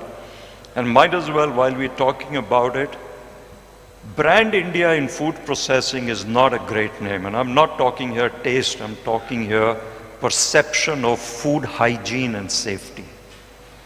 And we really have to, as an industry and as a country, work on that. One is the culture. It comes from culture, how you run your mills or your factories. Or second is skilled manpower, and you don't have that. So you really have to get safe food that people can trust. This point's been made here. Food brands are about trust. And if you can't get that, you are not going to be global players. So how do other people get it? That's the third theme that's been going around. Collaboration. We don't have to compete with each other. There's such a huge market. We can help each other. Because in the end, each one has their own brand. There is nothing called made in India. But the accumulation of that is made in India. IT didn't get out there and say, we are India IT. But today in IT services, India is a huge name because each of them delivered a quality. No, I think some very great points around, just consumer centricity. I think an innovation mindset, collaboration, I think that's a critical theme. And also, I think the role of government in facilitating, a lot of this, right? And I think with that, Srinandan, I'd love to come to you and get your kind of build and reaction on this. I know that as HUL, you've innovated on many different models, in this domain. What will, we understand what, yeah. I think we've seen big business being able to do all of this that Vivek talks about, right? But how do we actually bring this, one tier down even to the MSME sector, and what can we actually do to spur that?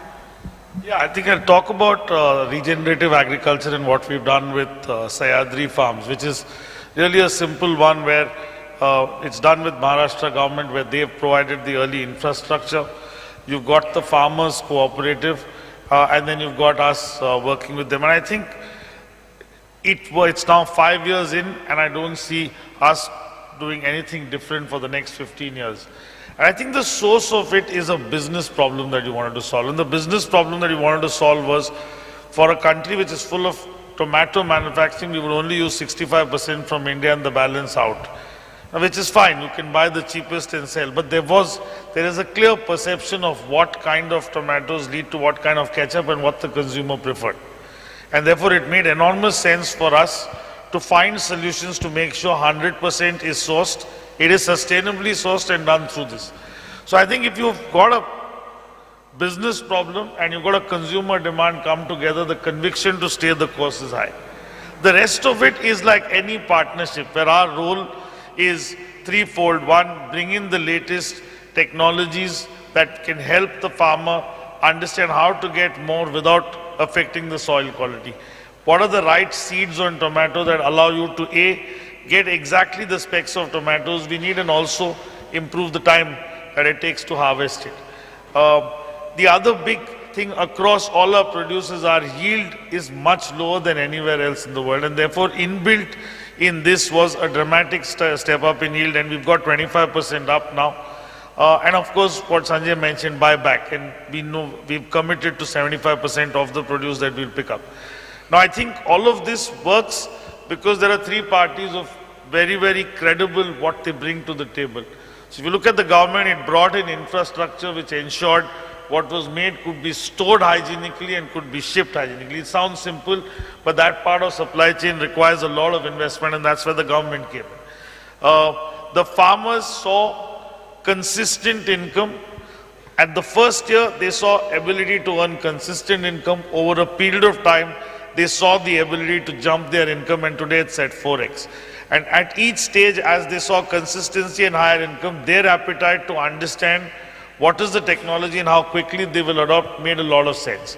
The cooperative in itself brought scale, and therefore when they spoke to fertilizers, companies, etc., they could get the benefit of scale and therefore buy it at a lower cost. So the whole thing works because everyone in it is putting an investment and getting a better return. But to me, the heart of it is it a big consumer problem you're finding that needs to be solved? Because then as a manufacturer, you'll stay true to it. If it's tactical to bring down costs during the period of inflation, you're not going to stay committed over a longer period of time. So whether it is here in terms of produce using leveraging the work with Sahyadri, or indeed providing a lot of employment in rural India to Shakti entrepreneurs, both these have been business first, and there's a business problem to solve, and therefore that's one been alive for over a decade. And I'm sure this one's going to go for at least a couple of decades, to say the least. Thanks. I think that's a really key point, which is it's not about solving a short-term kind of cost or other problem, but it's really about, is this something that will deliver value to the consumer, and then we'll stay course with it.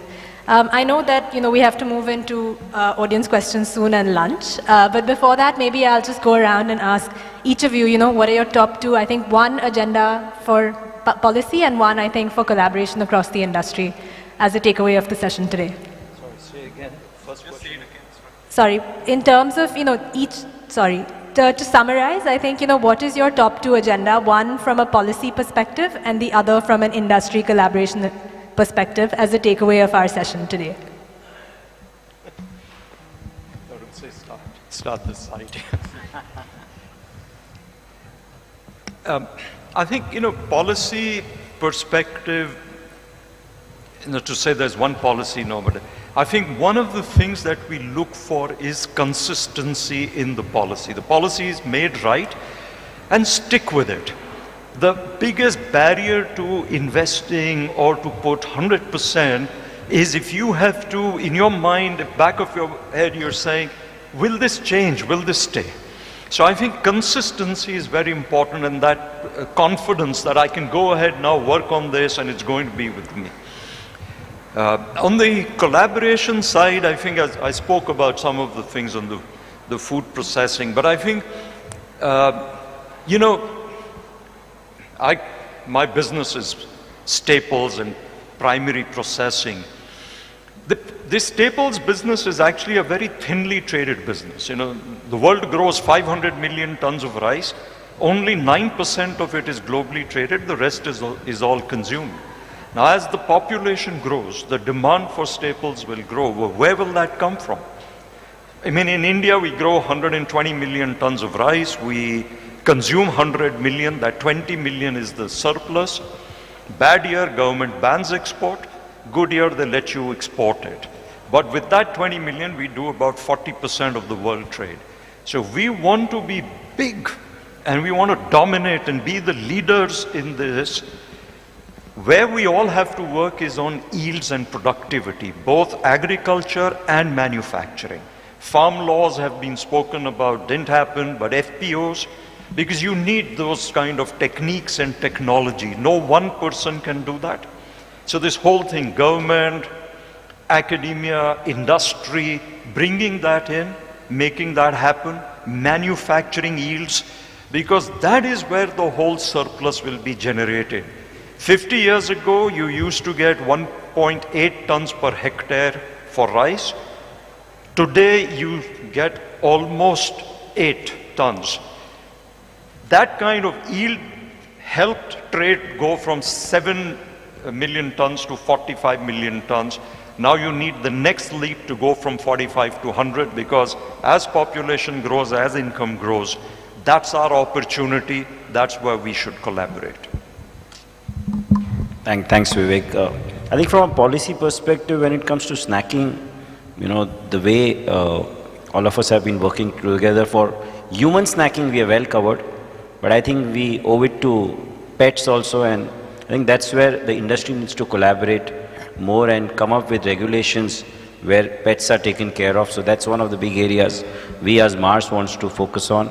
I think on the collaboration side, again, I think Hemant has captured it well, that the whole front of pack labeling, how is it India-centric and not taking global learnings and then implementing or copying with pride? I think that's where some good work happening and collaboration happening with the FSSAI team, and let's see how it goes. Yeah, thanks.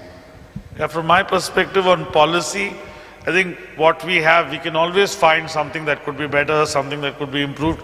But let's take what's come new, which is PLI.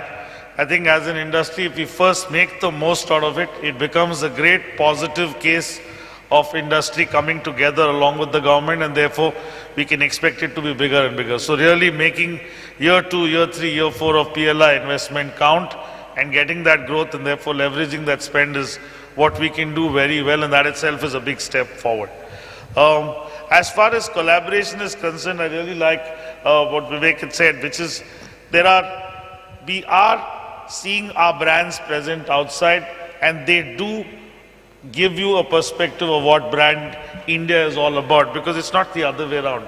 And therefore, while a lot has been said about go beyond the Indian diaspora, if you actually look at our ability to cater to the Indian diaspora from morning to night, there are enough opportunities there. And a lot of it through brands which are local jewels like Brew Coffee, which is our flagship brand on coffee, it makes a difference in terms of their wanting to have authentic South Indian coffee and our ability to deliver it.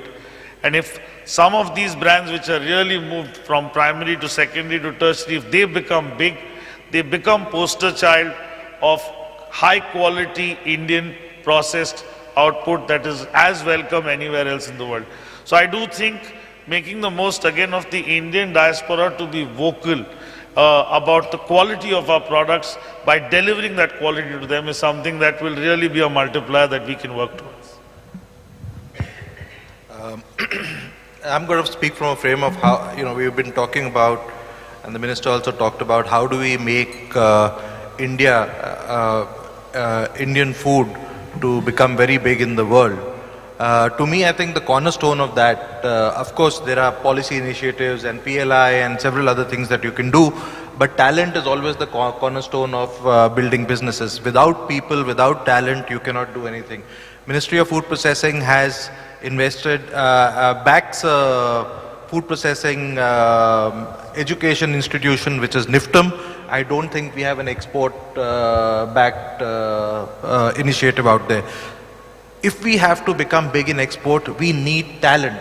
Without talent, we cannot become big. We need talent which knows what it is to market and sell our products abroad. What does it mean in terms of R&D and so on and so forth. And all that is the number one thing that we need to focus on.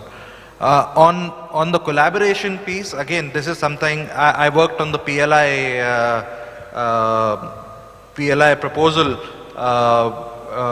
pretty early up. I was part of the team that was working on it, and at that point of time also I suggested that if your goal is to promote and make Indian foods to be very big, then we need the government to help us in doing so also. And I had recommended 2 suggestions out there. I think one suggestion was if you look at any country across the world, the embassies play a very important role in developing and supporting businesses. You go to any of the European, or in your report you talked about the Chile example. I think Indian embassies across the world should help and promote Indian food. And in fact, a bigger idea in that is, I think one of the most visible campaigns of Brand India has been the Incredible India campaign, which is about tourism. Tourism is about getting people into the country to experience the culture of this country, and no culture experience is complete without food. And if we can integrate Indian food and Indian cuisine diversity in the diversity of Indian tourism, I think we have a great proposition, and it's a great idea with which you can build Brand India and Food India to become a big idea in the world that people will go after. I think these are my 2 perspectives. When I talk about policy and collaboration, I think on the policy a lot has been said and there's not much to, there are obviously things one would want to do, but I think one thing I'll bet for what I heard was consistency. But the other piece is also the government in last few years has made a lot of effort in trying to upgrade and update a lot of old policies, which is a very welcome thing. So while I want consistency, I also want this being relevant for today's world. So if there is a big change in plant-based, it has been brought in. So I think not too much to add, it's just that a balance between staying consistent and updating wherever need to be. So no major expectation policy. I think on the collaboration front, I have a couple of thoughts. One is, I think being in the food sector, and my own views, we have a huge dependence on agri-based inputs or other inputs. I think, and I think there was a point made where specifically Vivek mentioned that we are held responsible for the output, which we have no control on. And some of these things we manage through a lot of vertical integration. For example, for our health food drinks, we source milk from the farmers and we process it, and we have a full control in the entire value chain. But I can't do that when I have a corn-based product and oil, etc., oil-based inputs. And therefore, I think I see a future in collaboration where there is a lot more collaboration on, because I can deliver my products. The output is a function of what is the input that is going into it. And therefore, a lot of industry-wide collaboration where the agri and the food should see a different level of collaboration and working together. And that, I think, I see a big opportunity of linkages, because the food chain is going to get, it is reasonably complex, and we must acknowledge and take all stakeholders into account and build the collaboration around it. And a lot more innovation therefore can happen at early levels also. So that's one collaboration point. The other two are not new, but for me, I think one of the things, because we have a fairly large innovation agenda and we recognize we cannot do it all by ourselves. So looking at other industry partners, academia and the government institutions, they are huge amount of knowledge sitting with likes of CFTRI and other institutions, and to work with them to develop new technologies and new products and take them. And third, I think just building on what I heard last, I think the third collaboration is building the India brand, where I think there's a great example of California almonds or the olive oil. I mean, where the various competitors have got together and built that whole space. And I think the Chilean example as well. I think those are three things that I really think have a bigger advantage. Policy, I think, will get sorted. Government is doing a reasonably good job on that. Super. I think some brilliant ideas around this room. I think we have time for maybe one or two audience questions before we break for lunch. Great. So I think with that then, thank you so much to our panelists, and we'll see you after a short lunch break.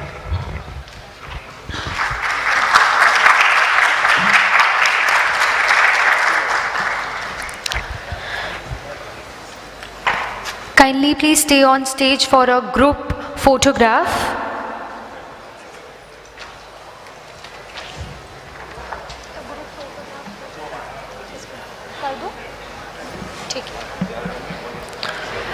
Well, thank you everyone for sharing your knowledge. And now, ladies and gentlemen, we will move towards a lunch. We shall reassemble at 2:30 p.m. Ahead, we have 3 more impactful sessions. So kindly reassemble at 2:30 p.m.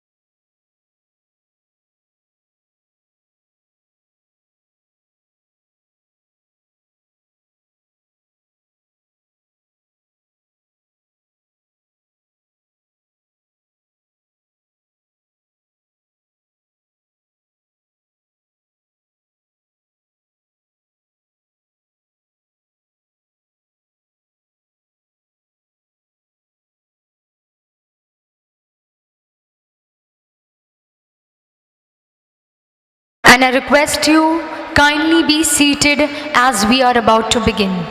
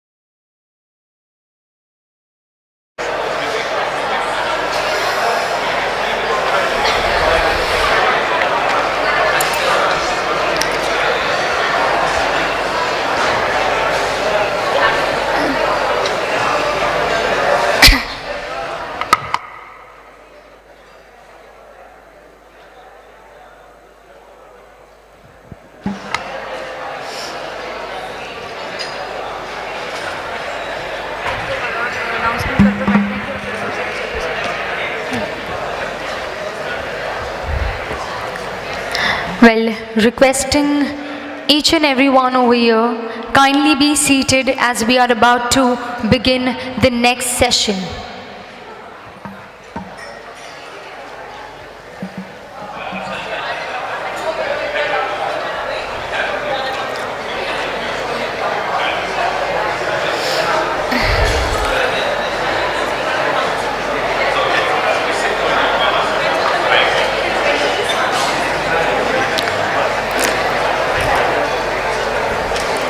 Kindly be seated.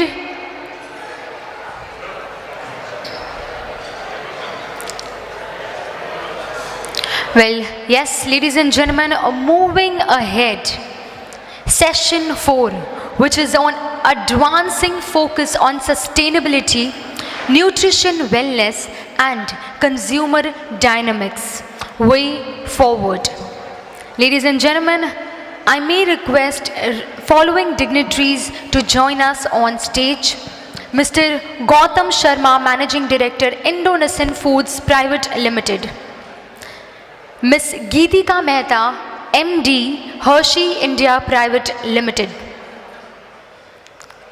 Ms. Paramita Sarkar, Commercial Director, Jivadhan Private Limited. Mr. Rachit Mathur, MD and Partner at BCG. I request Mr. Anuj Singh, Country General Manager India, General Mills India Private Limited, to join us on stage and kindly proceed the further session.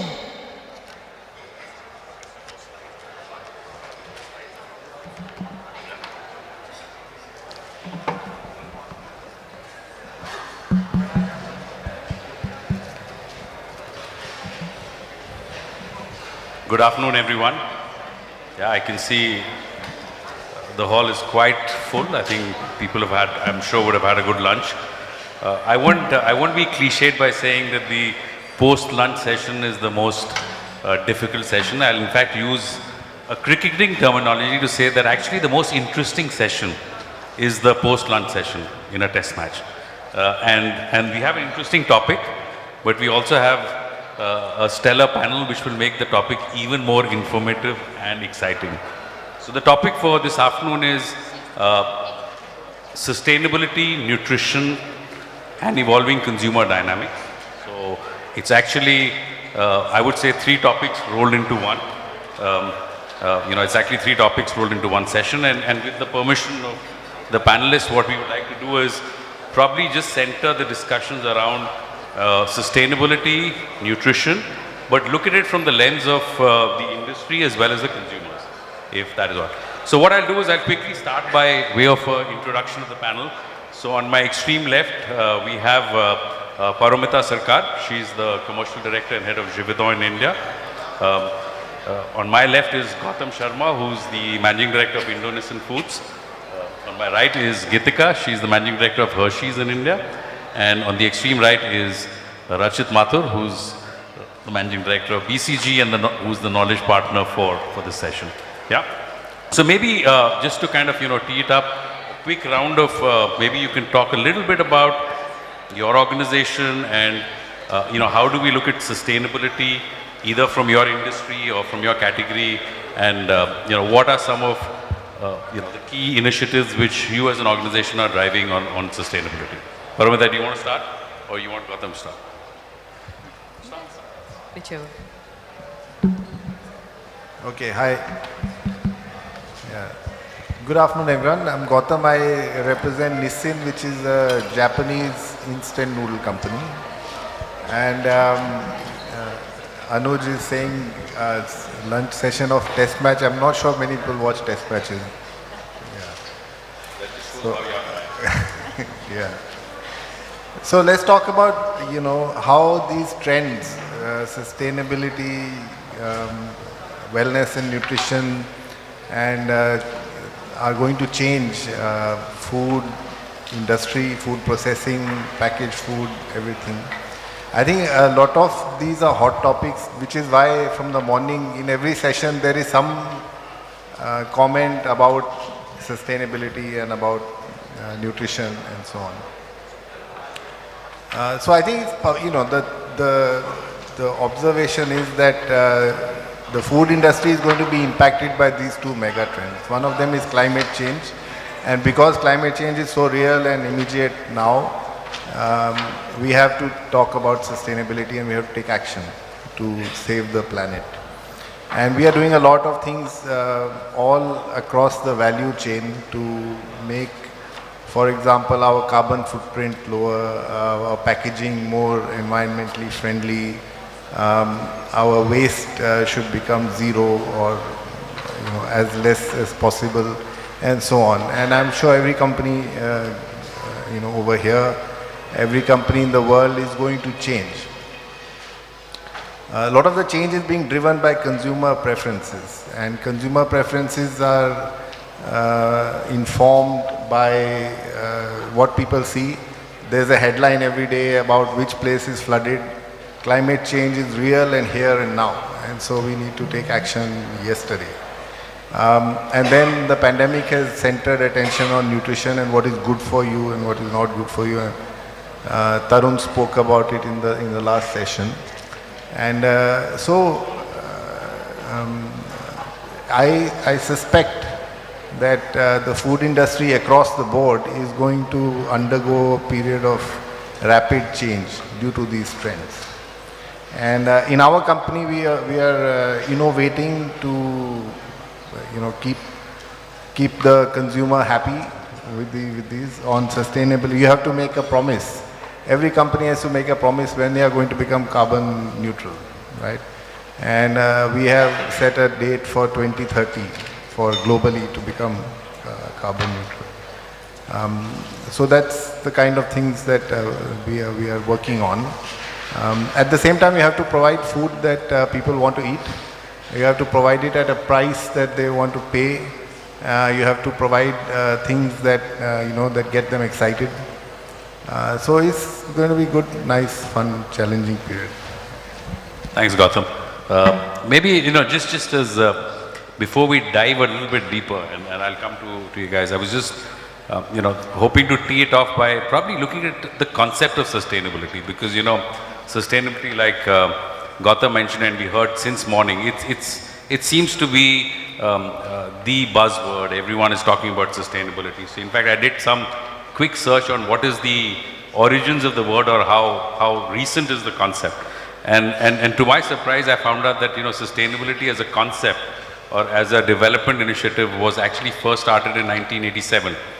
There was a United Nations study. There was a Brundtland Commission which started looking at, just mooted the thought of sustainable development. So sustainability is not a recent kind of a phenomena or a need.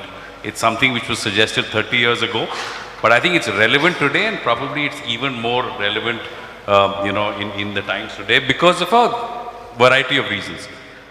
I think just wanted to kind of tee it off with that. And the other thing is, sustainability is something which cuts across industries, cuts across categories, cuts across geographies, entire society. But for the food industry, there are some specific challenges, or I would say there are specific role which the food industry can play towards sustainability. And some of the facts is, if I just reel off a couple of facts, and which I saw was also in the BCG study, is the fact that close to 17-18% of all greenhouse gas emissions is because of livestock, animal livestock, right? Close to 75% of all deforestation which is happening in the world today can be attributed to agriculture. Close to 1/3 of the entire food in the entire food chain is wastage. So I think these are also critical elements as far as sustainability is concerned, and that sits squarely with the food industry. There obviously, climate change, global warming is not just food industry, it's a larger, initiative. But specific for the food industry, what I picked up and what everyone talks about are these three challenges. So would love to hear from the panelists on how do they look at sustainability from their industry category perspective, and how are they kind of approaching it, yeah? So maybe we start with Ritika. Okay, I'm happy to, thanks Anuj. So maybe I will actually go back to saying sustainability with Hershey is not just 30 years old, it's 125 years old, right? When Milton Hershey set it up, he started looking at it as sustainable sourcing. So he went all the way to Puerto Rico to get the sugar sustainably sourced back to the US.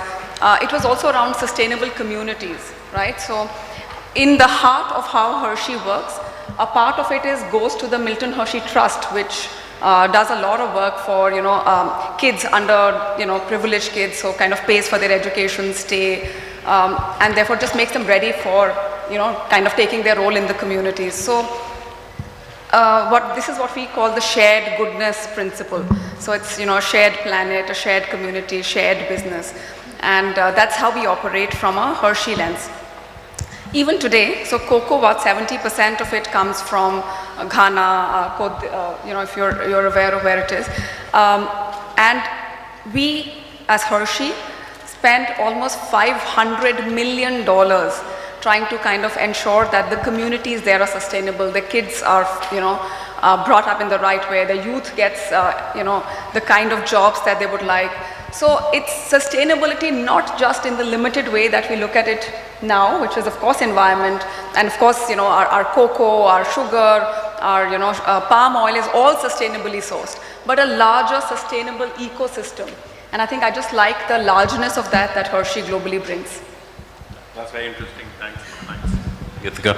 Maybe we go to the knowledge guru on the panel. We go to Rachit. Rachit, and you obviously have a pretty vantage point looking at what organizations across an industry and across industry are looking at. So how do you see the industry framing the sustainability agenda, and what are the things where they're doing I would say a concerted effort, and where is there some room to kind of catch up?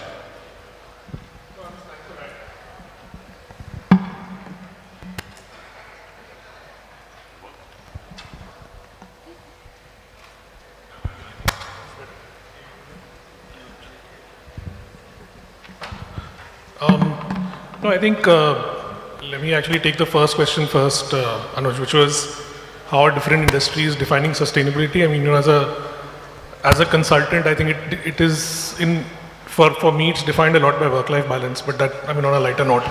I think, you nailed it by saying, as we've got the, privilege to have worked with such a wide variety of clients, large companies to really small companies, evolved companies to those who are still in the process of even figuring out what the fundamental definition of sustainability is and what it really means for their business. I think I would just say that there are three observations. One, I would segment it by as I've seen the industry, is how genuine is an effort versus how much it is played a little bit as a narrative more than how it is, very innately coming out from the DNA of an entity. And I have seen, work with very, very small promoter companies whom you would not, who would not be, taken away by the sexiness of the definitions of sustainability, but they actually just innately, inherently feel the need to, to ecologically balance whatever they're doing. I think the second observation that I've had is that, the lack of a national/international standard or measurement is the other challenge, because everybody feels that they think that they are sustainable, or what they're doing is fairly sustainable. I think very often it's not a science of absolutes, but actually a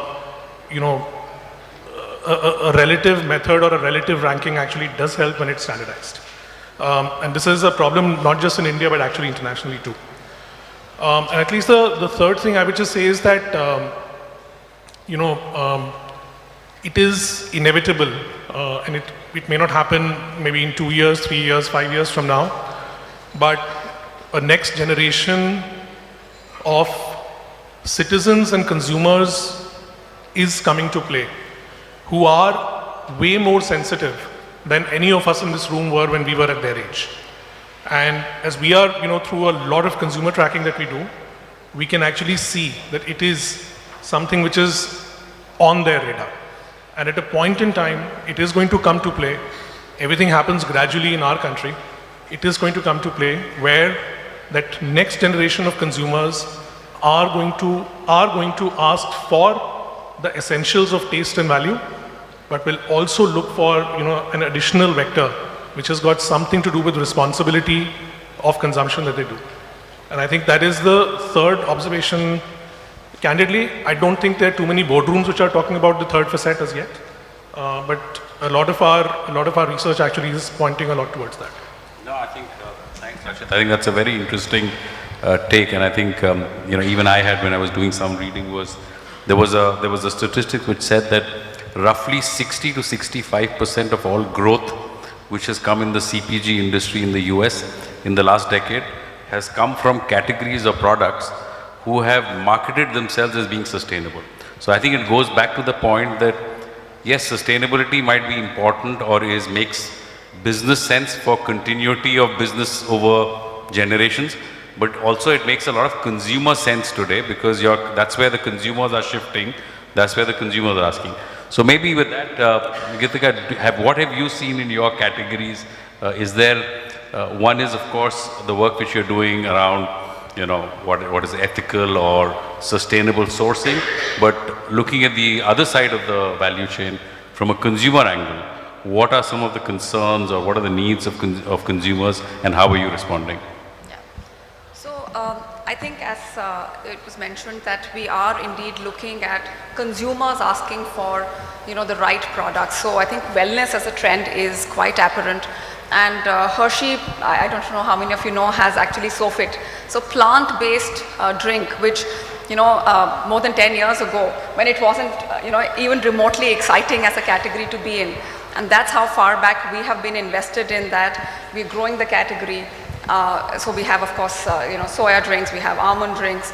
And apart from that, also every single product that we have, we see how do we make it more, of course, indulgent, but also nutritionally right. So for example, we've recently launched, and that launch is doing very well for us, Kisses, which is 30% less sugar. So the same great taste, but you get it at 30% less sugar, which kind of gives the consumer the health and taste balance. So to be honest, we are seeing wellness as a big trend. We are seeing, managing health and taste at the right vector, a big trend. And we're really kind of harnessing all of those to be able to come with the products. Even dark chocolates, I don't know how many of you in the audience eats them. Dark chocolates are now becoming very big. So that's something, again, we have launched recently. Fortification, and maybe you would mention it in your section. Fortification is big. So our milkshakes all come fortified because, we kids have them and we would like them to be even more nutritionally dense. So yeah, we are really, I think, accessing trends there. I think, yeah, that's great examples of how, you're kind of anticipating and meeting the nutrition, health and wellness concerns of consumers. But anything which you've noticed on consumers kind of expecting, or more than expecting, willing to pay for things like, eco-friendly packaging, if you were to come up with, things which are addressing sustainability, and as I think Prashant mentioned earlier, all of these things, if it's organic, if it's sustainable, they all come with a cost. Are consumers willing to pay to put their money where their mouth is when it comes to sustainable concerns. Any evidence of that? Any experience? So we are indeed launching sustainable products even ahead of what consumers are willing to pay. So we've launched a variant of Kisses which is 100% recyclable packaging. In fact, by 2030 we are committed to ensuring all our packaging is either recyclable or reusable or compostable, so that we're really contributing to it. I think here is a place where we could be helped with a little bit of partnership from a policy lens. So for example, a lot of plastic, single-use plastic was banned. So single-use plastic straws which are used in my milkshakes and in SoFit, or the candy sticks which are used in Jolly Ranchers, all are a lot more expensive now because we moved to paper straws and paper sticks as compared to plastic. And if we could get the policy support, we have to currently import it from China. So it just feels a little wrong, right, from a sustainability lens, to have to import something now from China, which we could have done it here, had we got enough time and space to be able to develop the infra here to be able to make paper straws and sticks. It is coming, but if policy could have been more helpful to us, we would be able to get that right, and referring back to what Prashant said, we'll get the right premium rather than the high premium that we're currently seeing between plastic and then sustainable products. Thank you. And sorry, Paramita, I haven't forgotten that you're on the panel as well. I haven't turned to you, but I think where you are in your organization and the sector, you also have a very vantage point, like the consultants have to see what companies are doing. So how are you seeing companies address or organizations, or how are you responding to either sustainability, specifically in the area of ingredients? How is that, and how are you helping partners? So it would be interesting to hear that. Before I get into it, well, I didn't think I'm left out because, just before the session, Anuj said, I'll make you stay quiet for the first 15 minutes. So I thought he was testing my patience. No issues. I think before I get into answering his part, just for the sake of everyone, I'm from Jivadon, and as you all know, that where we lie in the value chain of food, we are like an invisible partner to your visible success. So we are into taste, natural ingredients, botanicals, natural colors. Now coming from there, when I jump into the topic of sustainability, I mean all my so-called customer companies sitting here, you can realize that if you have to really be sustainable, it's so important to be driven by science-based ingredients which are also sustainable and traceable. There's a lot of path-breaking work going on in Jivadon where we work in the area of ingredients which will possibly consume, which has less carbon footprint. I can't take the name of those ingredients, but they are there and commercially available. Ingredients which are going to, for example, we're talking of millet. Millet consumes less water. When millet is used in food formats, how do you make it more tasty? That's where our participation comes in. There is a lot of work happening in synthesizing through biotechnology. There's a lot of collaboration work that we do with academia across. And I think that's where, from the food side and what it means to India, that I'm talking about sustainability. As an organization, there is so much more on effluent. A lot of work on responsible sourcing, because so much of our naturals are obviously there. But that's, I think, a very common theme across companies. Yep. Thank you, Paramita. I just want to pick up a point which Rachit, you mentioned about on sustainability. I guess what you were alluding is that there is no one score or index on which to track, how good you're doing, whether it be an organization or an industry.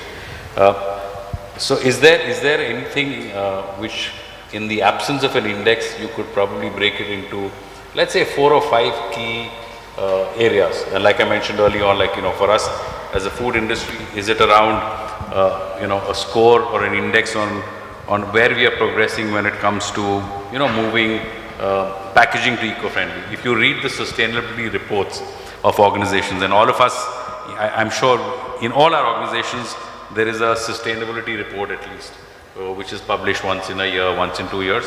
And I think the number one on that sustainability report is a pledge to move to 100% recyclable or reusable packaging Somebody says by 2025, somebody says by 2030. So do you think in the absence of an index, are there 3 or 4 very important or I would say very actionable areas which we can suggest for the industry as a whole and then partner to kind of develop? Any thoughts on that?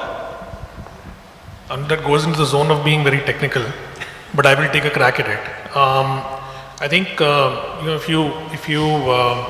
I think you clearly mentioned around packaging, because just if I just take a quick step back and say that very simply how would I look at a sustainability. I think it's a lot around restoration of what is naturally right.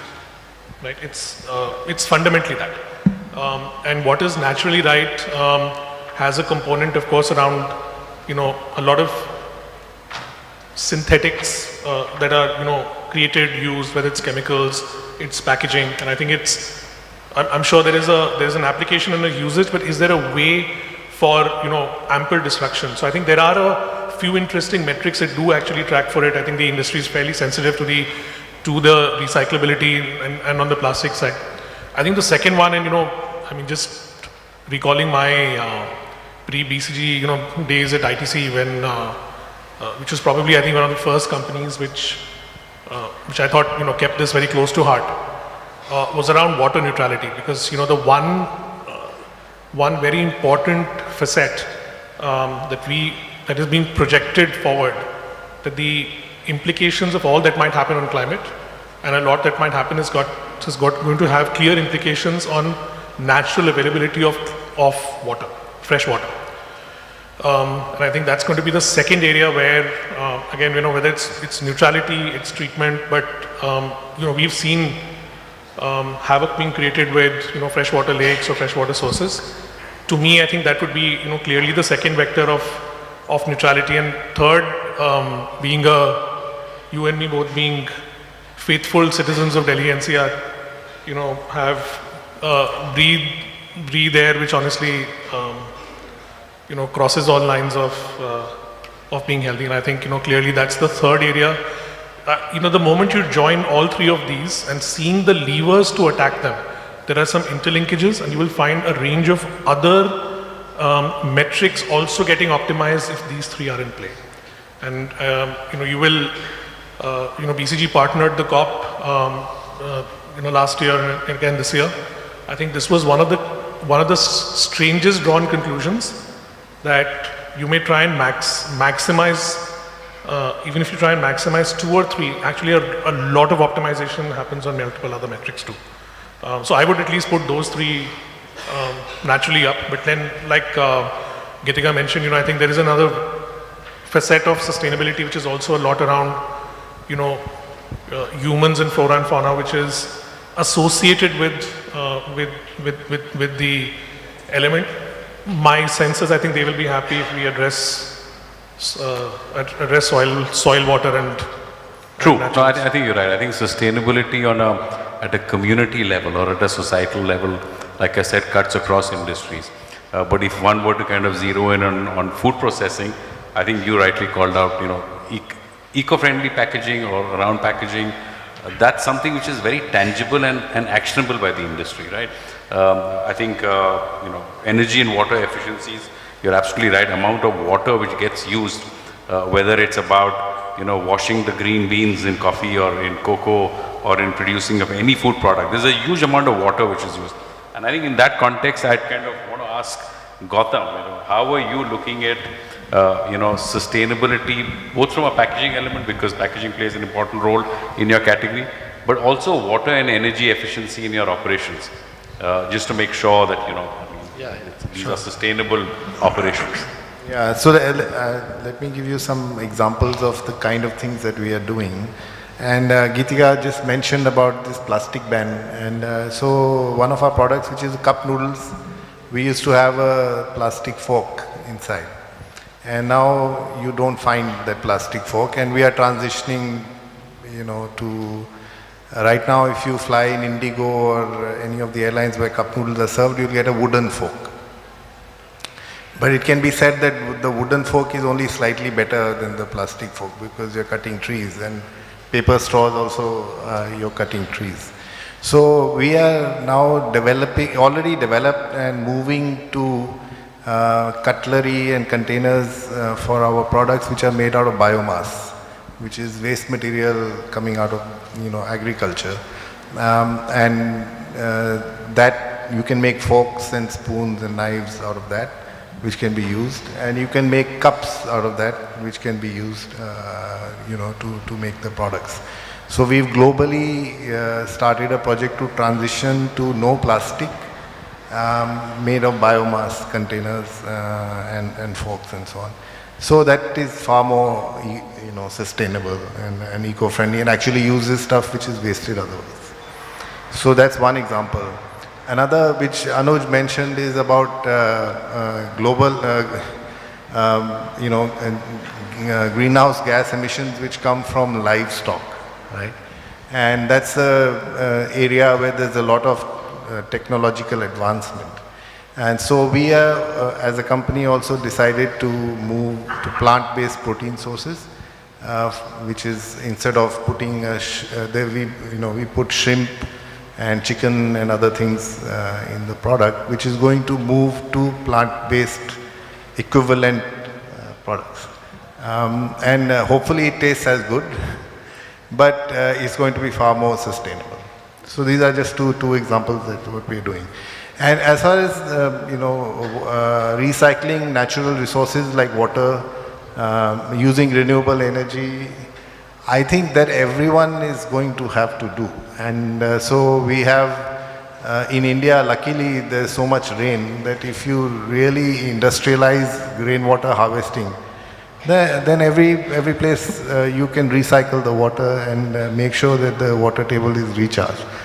So every factory, maybe it's a matter for government regulation to incentivize, just like electricity, solar electricity is being incentivized.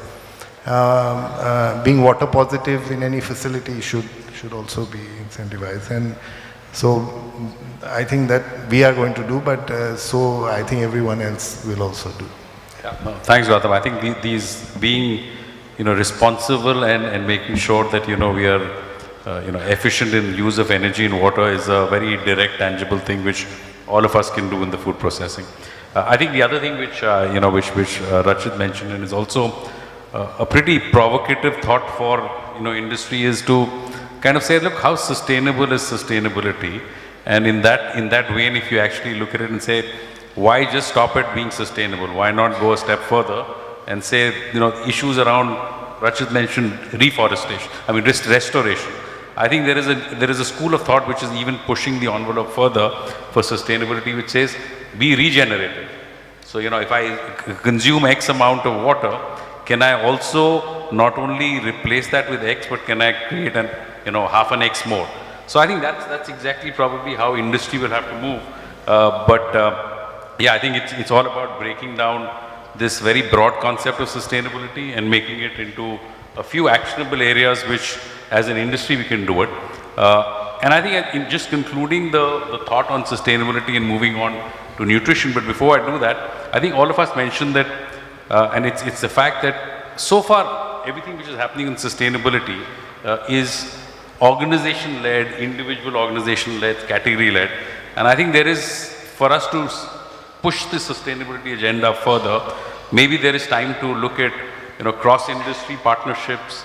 So any thoughts, or like everyone has said, look, that one thing which you would wish, as this forum, that there is a broader, deeper partnership between industry players and or regulators, government, which will help us push a sustainability agenda, whether it be around packaging or around recycling or around energy usage. What would that be in your industries?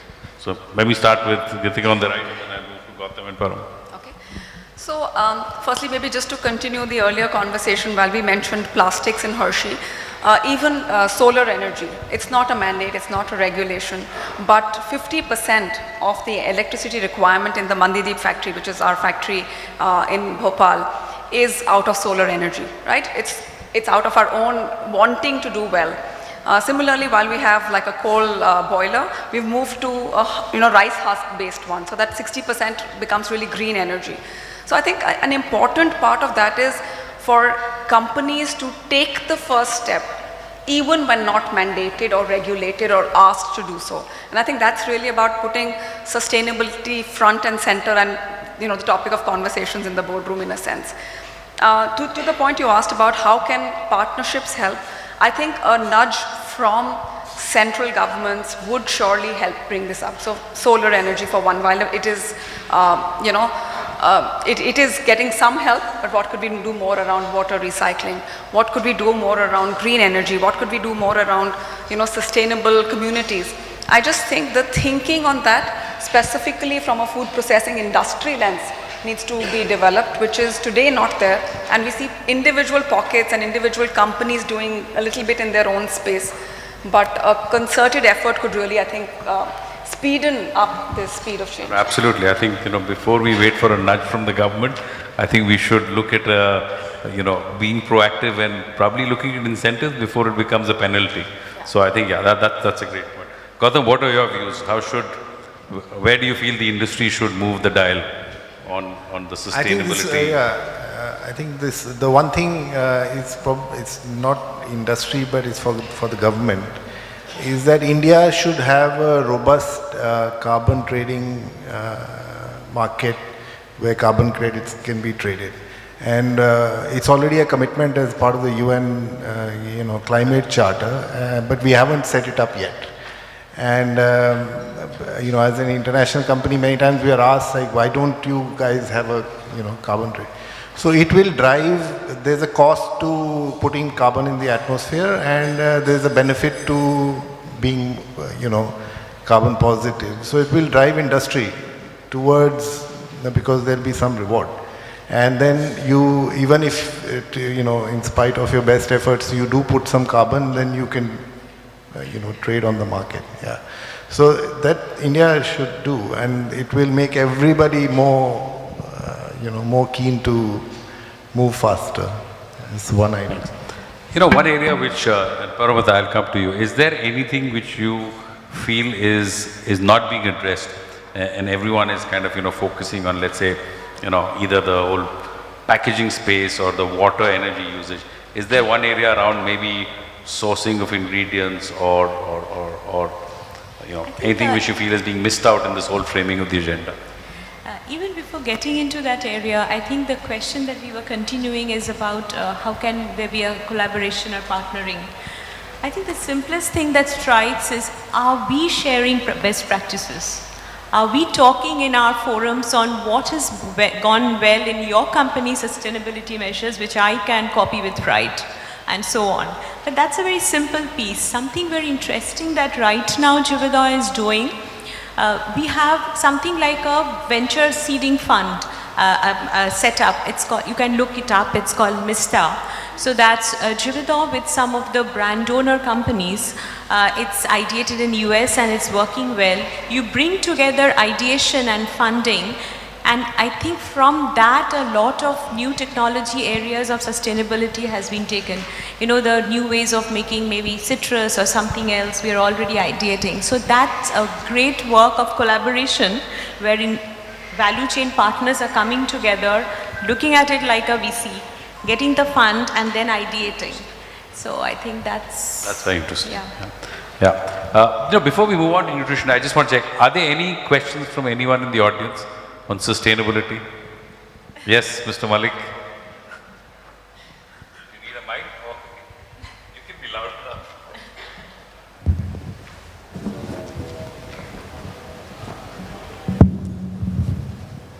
enough. Thank you all. I think, Anuj, you were asking this question, but I didn't get very clear response. So I thought I'll make another attempt at that. I don't know whether consumer is willing to pay, and you were talking on packaging and, I don't think they're really willing to pay. So how do we, look at it, right? Because it needs to be done, because there's sometimes regulation is driving it.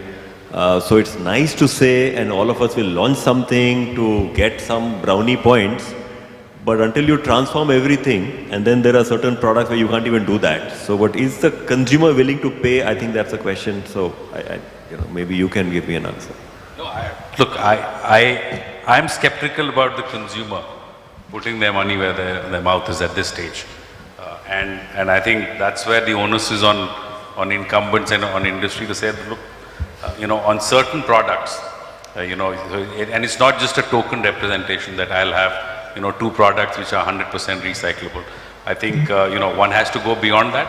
And look, I mean, at the end of the day, whatever you do also has to make a bit of commercial sense. So maybe you don't do it on your, LUPs, on your entry level, low tier price portfolio, but on your premium portfolios, you have to do it. And I think, ultimately, there will be a point where, good sustainable sense will make good commercial sense. The P&L will work. But yeah, just like we invest in brand building, we would need to invest in packaging is a way of brand building. Will consumers start responding to this greenwashing? Well, look, I think we have to try it out. I mean, I think there has to be an earnest effort and you've got to try it out. Certain categories will work. Gautam is talking. We'll know, we'll find out whether the consumer will pay. I think that, part of the changing of consumer preference is that what will happen now, right now, there are so many startups which are squarely on, no preservatives, no added sugar, the clean labeling, eco-friendly, all that stuff, right? We'll see how they do. If the consumer pays for those, that means consumer is moving, right? It may not be all the consumers on one day. That's not going to happen, right? So you have to serve the consumer and take him along, over maybe 5 years, 10 years, something like that. Yeah, I think if we do it, if industry does it in a concerted manner and not as tokenism, then it might not be greenwashing, it might be genuine. I think that's a good point. Thanks. Anyone wants to add on to Hemant's point? Question? No? Any other questions? Yes, there are 2 questions there at the back. Am I going to speak up or somebody else is going to speak? Here I am standing. Go ahead. Anyway, sir, I'm lucky to be here and face excellent panels. And Anuj sir has very rightly addressed so many issues. And regarding the packaging, recyclables, I basically represent Purva Foods and Beverages Limited, which is a Kolkata-based company. And we are into plastic packaging, and every food industry is into the plastic packaging. They use plastic packaging. And as sir said, biomass is being used. It is a good initiative, but definitely it is costly. It might not be affordable to each and every small industry or other scale industry.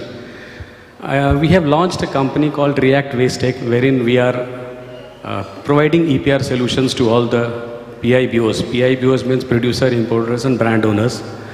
We are also providing end-to-end solution to any company which are pushing plastic into India along with their food, along their products in form of packaging.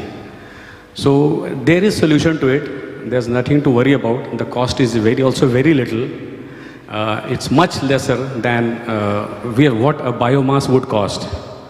So we basically provide EPR solutions wherein we recycle the recyclables and we co-process the non-recyclables. Co-processing would mean that it is burnt into cement in kilns. It is mixed with coal. And it is also used as waste to energy energy plant to create electricity. So there is solution to it, and there is a huge solution to it with a very less cost, as sir said, sitting in front of probably the cost would be very high, but the cost is not at all very high. It would be somewhere around 1.5 rupees a kg to say 3 rupees a kg, 3.5 rupees a kg of the plastic used by the companies. So I am here to provide solution, and I would request everybody to focus on their products, their marketing, their brands. We have got solution for that, sir. Excellent. That's very reassuring.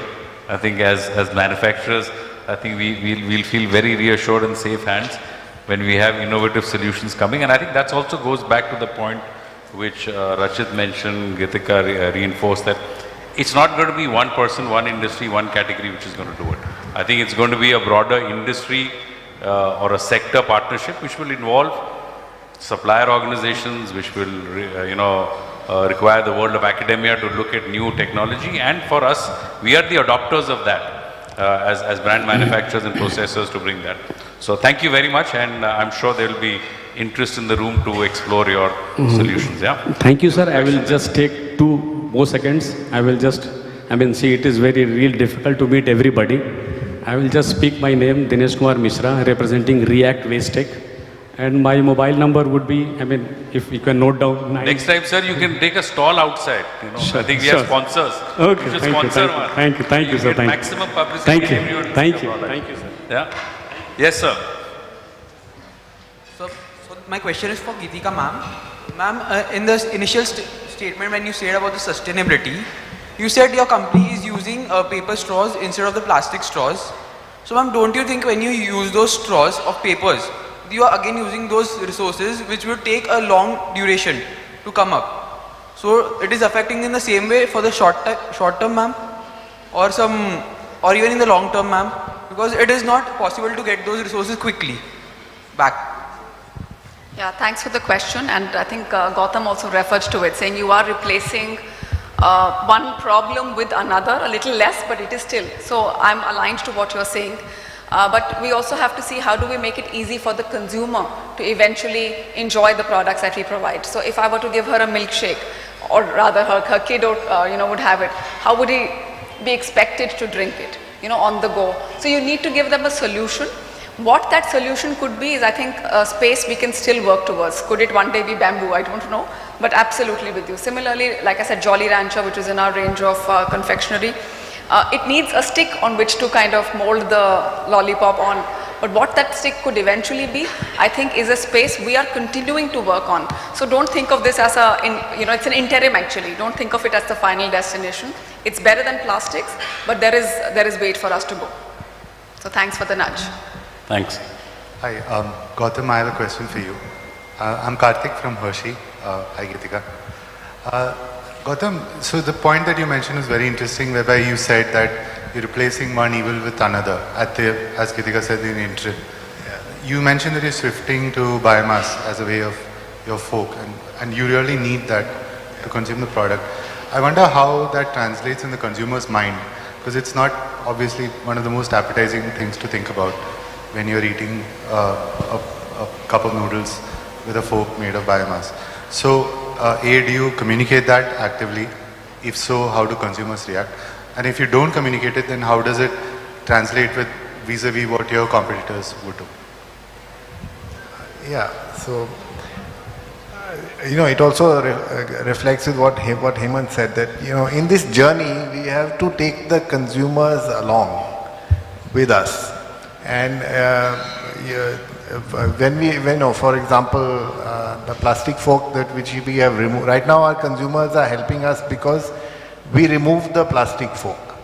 So if you're eating cup noodles at home today, you have to bring your own fork.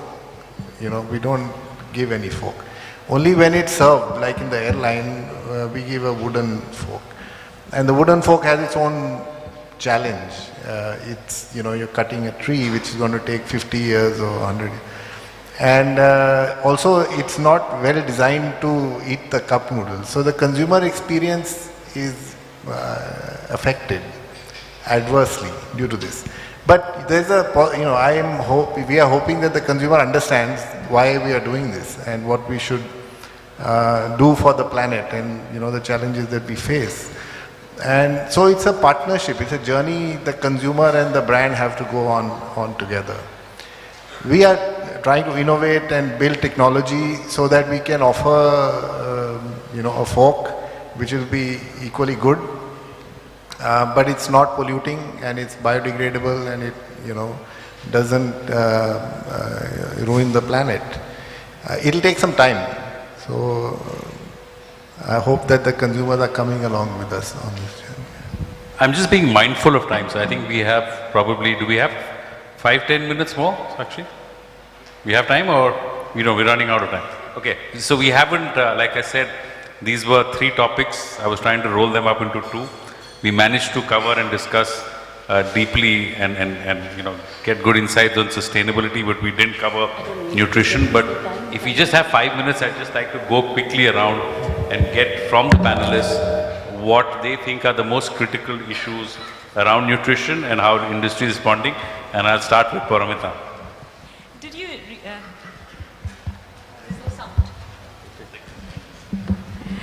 Did you notice something? As Anuj asked, he's going on, everyone's pointing fingers towards me. I'm proud of that position. Guess why? Because as ingredient suppliers, as taste suppliers who help you guys in the food companies formulate your products, we really need to bring in that support of nutrition wellness. Quickly, a little perspective. When I look at India, for me, the topic of nutrition is actually bipolar.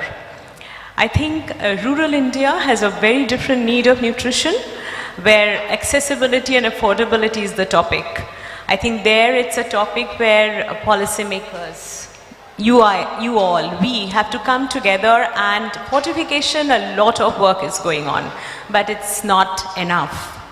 When we look at the urban India, which have been our discussion, I think, all along, where we are talking about consumers being informed, they are ready to pay. In fact, there's a lot of data which says, I think 2/3 of them are ready to pay a higher price for better for them products.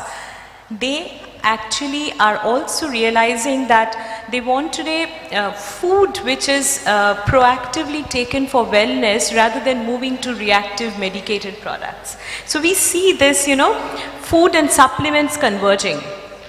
We also see another very interesting change, that consumers are today in the area of, it's not just nutrition, and I want to say this because dynamics is important. When you buy a product, you can go and yourself understand that you pick it up, you're not just buying the food, you move into a food experience. It moves beyond taste. It is sense, color, the format, the pack aroma, the nutrition, the declaration. So this is all about feel good, do good, and beyond. This whole thing, if you capture, I think that's where the whole nutrition area needs to be addressed, around ingredients, around whatever we give.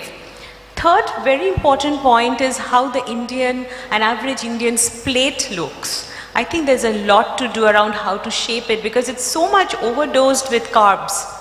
It is protein deficient, micronutrients deficient.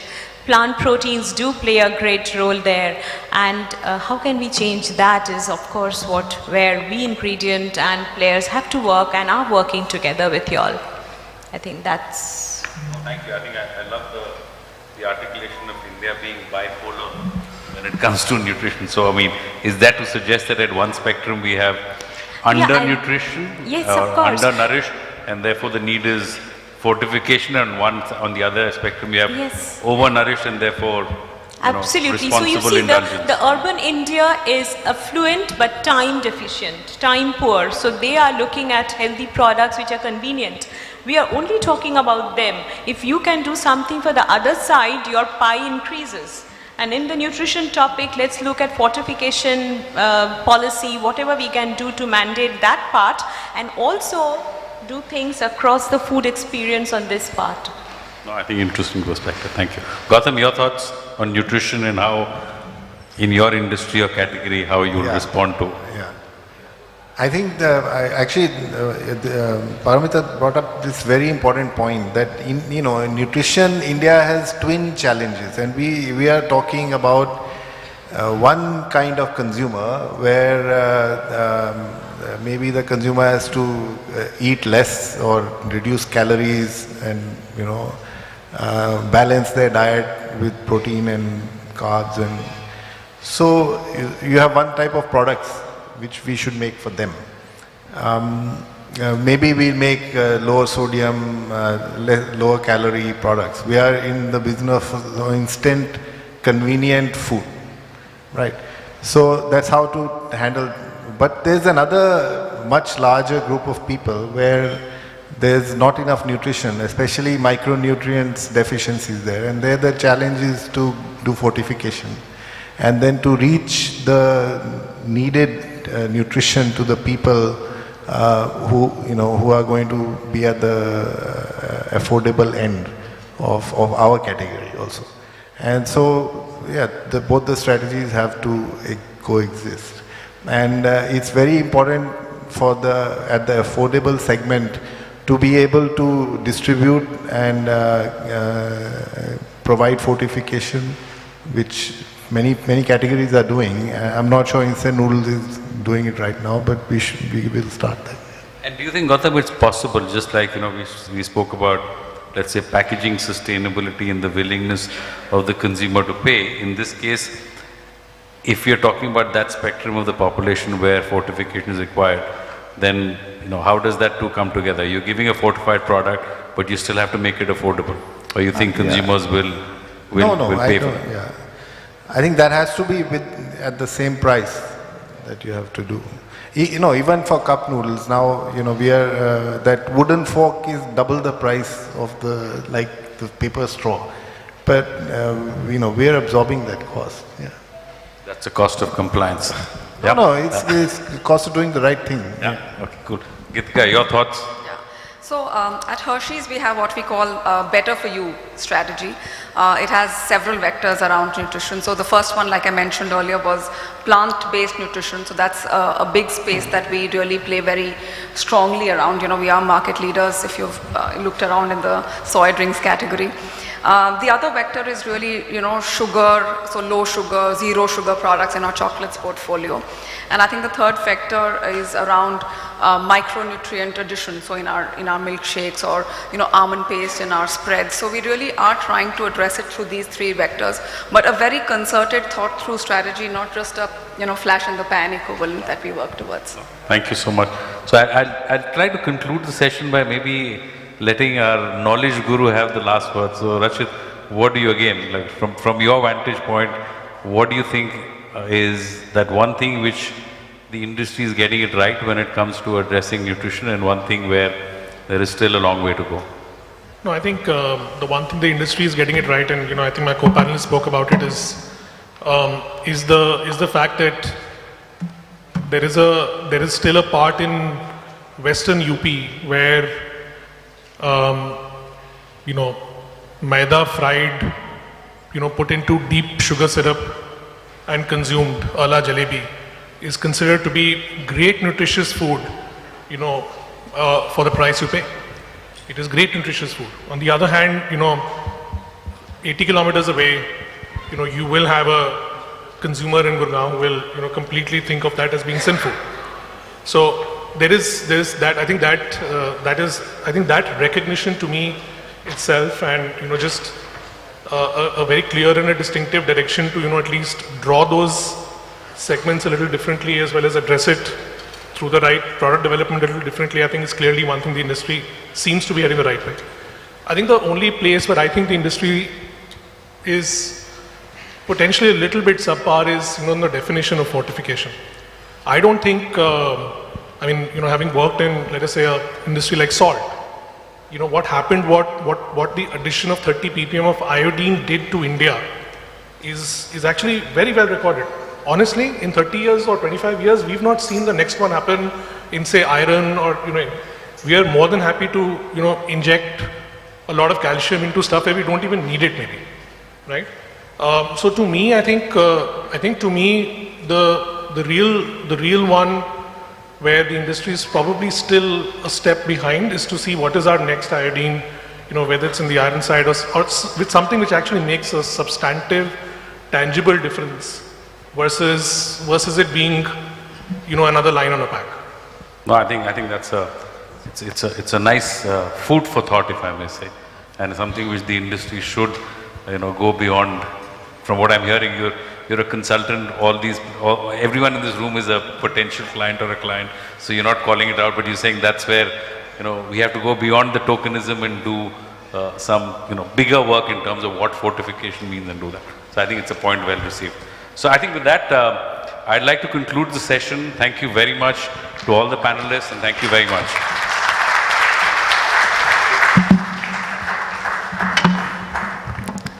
Please wait for the group photo.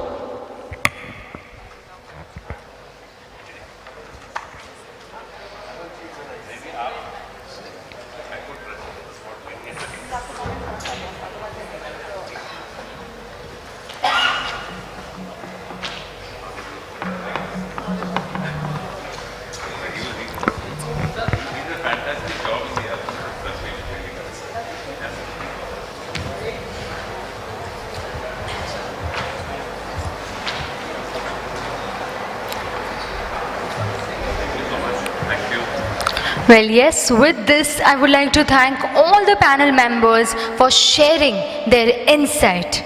Well, I'm sure a lot of work has been done by our respective organization in the area of sustainability and nutrition wellness. As we all know, today we are very well aware about the choices they make. A lot of innovating has been done by food processing companies to meet their emerging needs. Health and nutrition wellness is our key focus of food companies, and apart from this affordability and accessibility, there is also something which needs to be taken care of. So yes, thank you so much for all the wonderful insights by the panelists. Thank you so much. And ladies and gentlemen, requesting everyone that we need to complete the session on time, so that's why we won't be having any tea breaks. But if you wish to have tea or coffee, please visit to the tea counter outside and you can bring that in.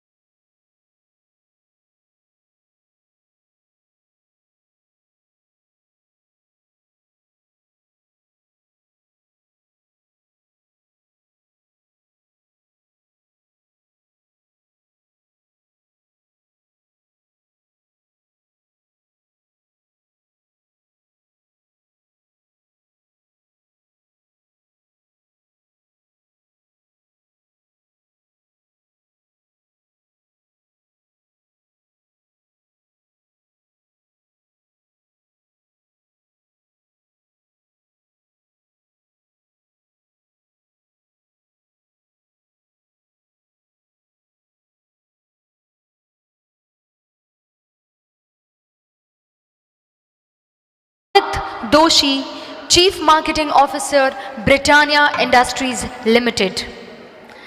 Dr. Shilpa Vora, Chief Technology Officer, Marico Limited. Mr. Anand GA India, CIO and AMEA Customer Experience Led, Mondelez International.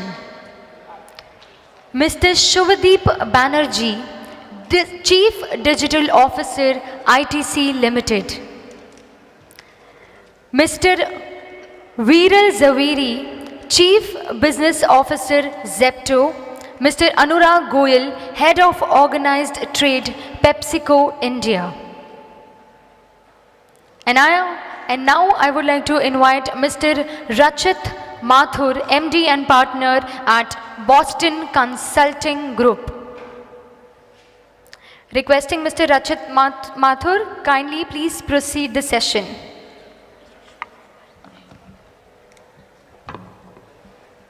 Great.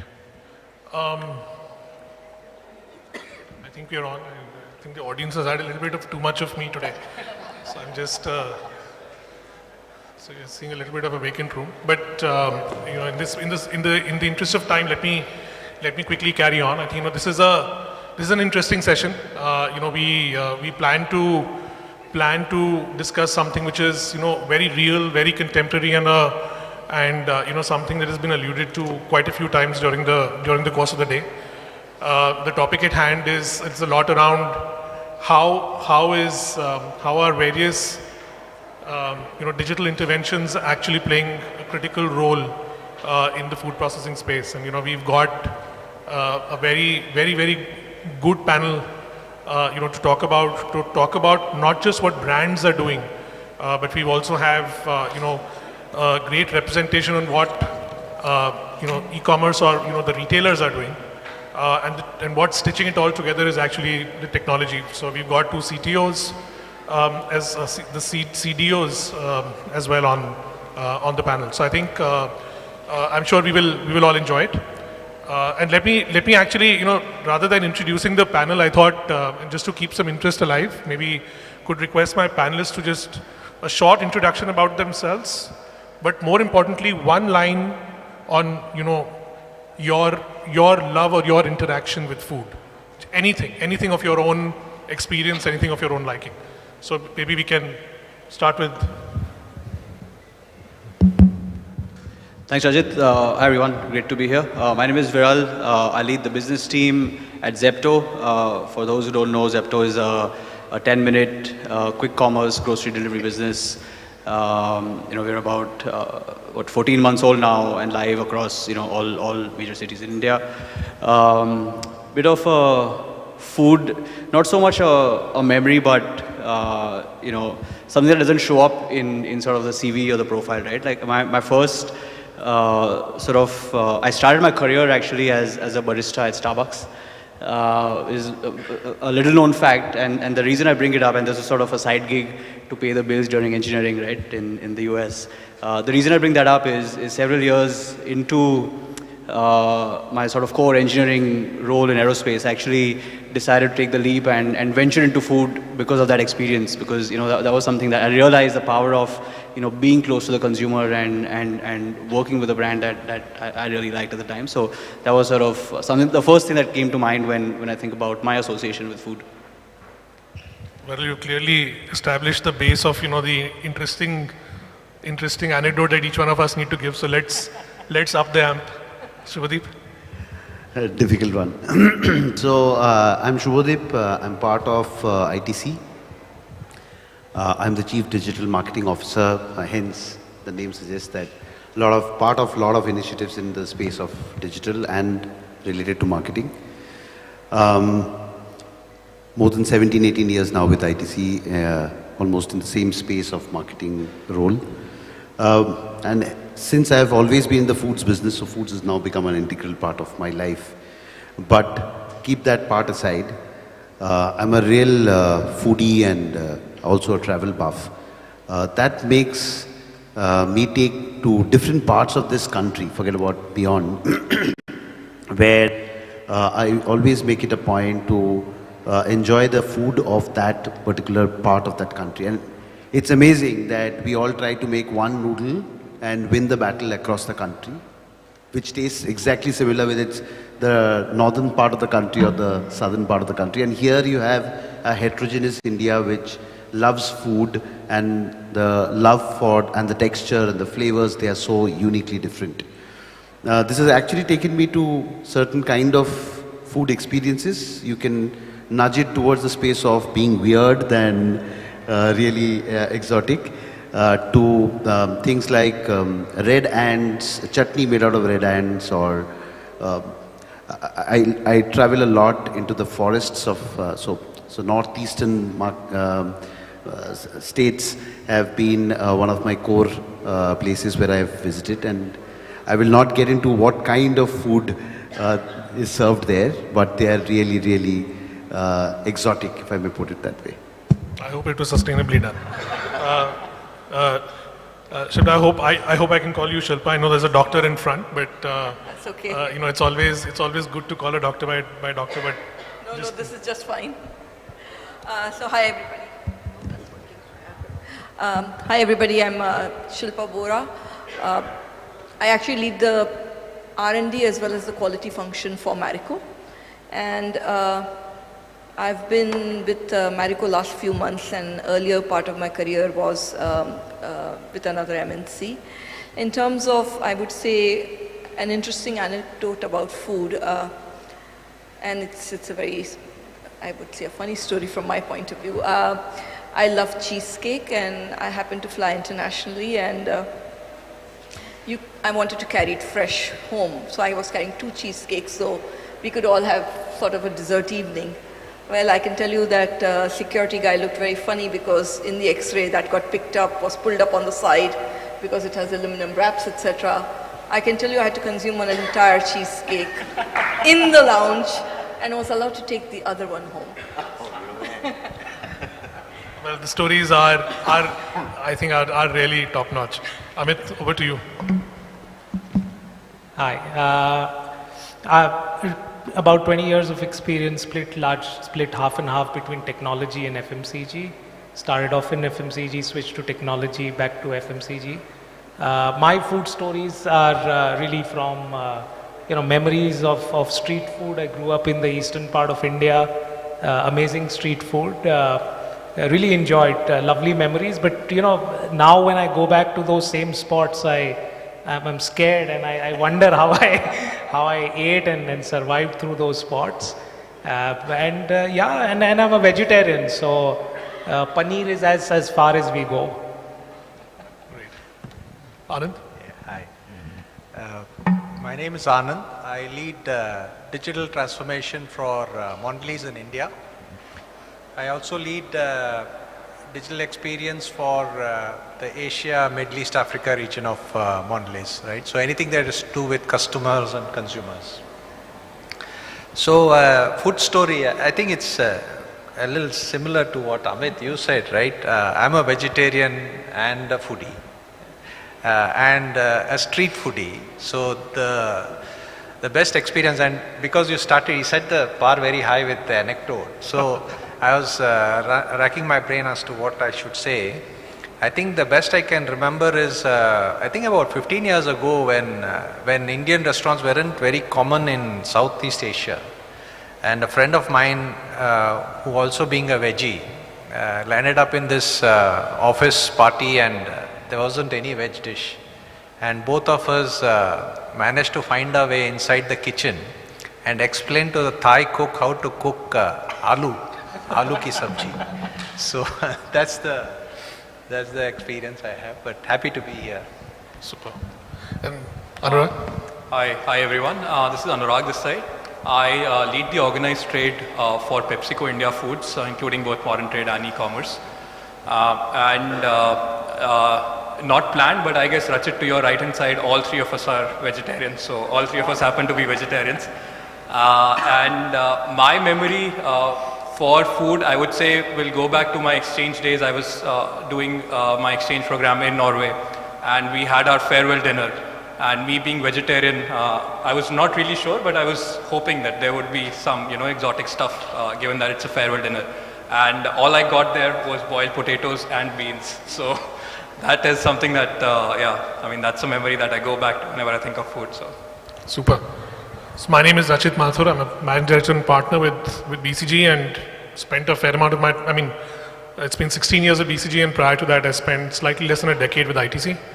I think my food story is that, my job in ITC actually is thanks to food, where ITC was holding a pre-placement talk or something, and I was candidly not really interested. But then my friend said that, they give very good samosas at the end of the pre-placement talk. So just for, I did look at my pocket, it didn't jingle too much, so for a free samosa, I landed up at that PPO and in that pre-placement talk, and managed to swing the only job that was offered on campus. So I think, so that was, I think, reflecting back, that's at least one of my best food moments. Great. So I think the topic at hand, as exciting as it gets, and we will, I promise you, we will try and get a couple of audience questions in. But there are a lot of very interesting discussions that are going to be playing. We've got the best of brands, and we've got the best of e-commerce all on this platform, and we'll talk a lot about how digital is actually shaping a combination of consumption and commerce in our country. And Amit, let me actually take the first question towards you. We've seen the emergence of e-commerce, as well as not just the commerce side of the platforms, but a lot of the digital side on social actually coming to play in recent times. What and how do you think that has helped, supported, and potentially even sometimes, I would say, not helped, the food industry in some form? Right. So, I mean, if you look at social, just look at social, in an extremely broad sense. What you see on social is what people love in real life, right? So, for India, it's always going to be about movies, it's going to be music, it's going to be cricket, it's going to be food. So, and therefore, what we're seeing over the last few years is an absolute explosion on social. As far as people's expression for food is concerned. They're expressing themselves by cooking what they would like to, and of course the trend got accelerated in COVID. We've got, suddenly a huge bunch of people going out in not just to restaurants, but streets, discovering food. So the discovery of food has become very, very prevalent. And people are more than anything, people are just having so much more fun with food. And food, which I think was always fun to consume, but so much serious in the way marketeers really put it out, is really changing. And we're seeing a lot of content being shaped by consumers as opposed to content that was being earlier shaped by marketeers. And when I see it, I find it tremendously more interesting than what I think as generations of marketeers we've put out. So that's fabulous. And the second thing I think that's happened, both I think as a combination of this whole blow up of the content creation culture, along with, let's say, e-commerce is access and trying new foods, right? So so I think those have been the two upsides. Downside, I think, as everything goes about in social media, there's always going to be lack of credible information, right? So out of nowhere, we also suddenly find, let's say, 5 YouTubers who have a massive following, but they have a point of view on nutrition. They have a point of view on what's the right thing to eat. And a lot of times that information is not credible or misleading. And that therefore can create an extremely forked environment. But that again is true for foods as it's true for everything else on social media. I think that's a very, very fair call out, and that's exactly how I think everybody is seeing it. And I think I'll just take the just a bit of an add-on to the same question to Anand, and as somebody who is in the vantage point you are in your organization, and Amit of course spoke a lot about the consumer side of it, which is the engagement with consumers, through the marketing route, or commerce, which is classically point of sale interaction or sales. There's also a fair amount of digital applications and use cases on the back end. Be it in procurement, be it in manufacturing, be it in supply chain planning, and so on. So, yeah, but fact of the matter is that, we all know this. There is a very decent probability that a digital effort actually does not, succeed.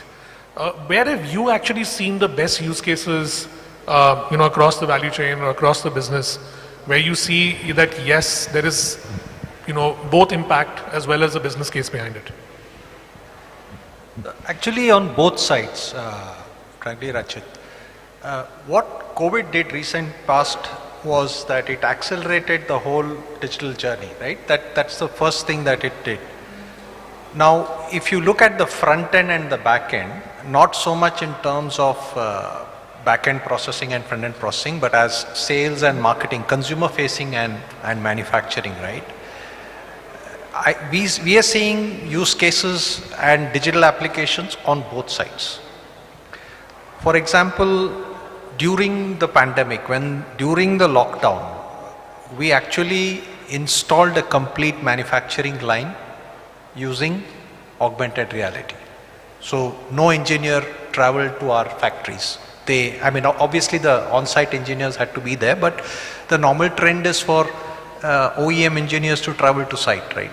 We didn't do that. We used headsets, right? So this is live use case translated, for example. And Amit already spoke about the consumer side, right? But fundamentally, I think what digital technologies are doing is two things, if I were to distill it out. One is it's enabling hyper personalization. You're able to actually go and cater to the smallest unit, which is the consumer, and cater to that personalized requirement of time, taste, flavor, etc. And at the back end, it's allowing you to handle volatility. So when you are able to turn around your line faster, change your batch sizes faster, right? So I think the conventional approach of creating a large business case is no longer valid. You are seeing faster and real value delivered at shorter cycle times.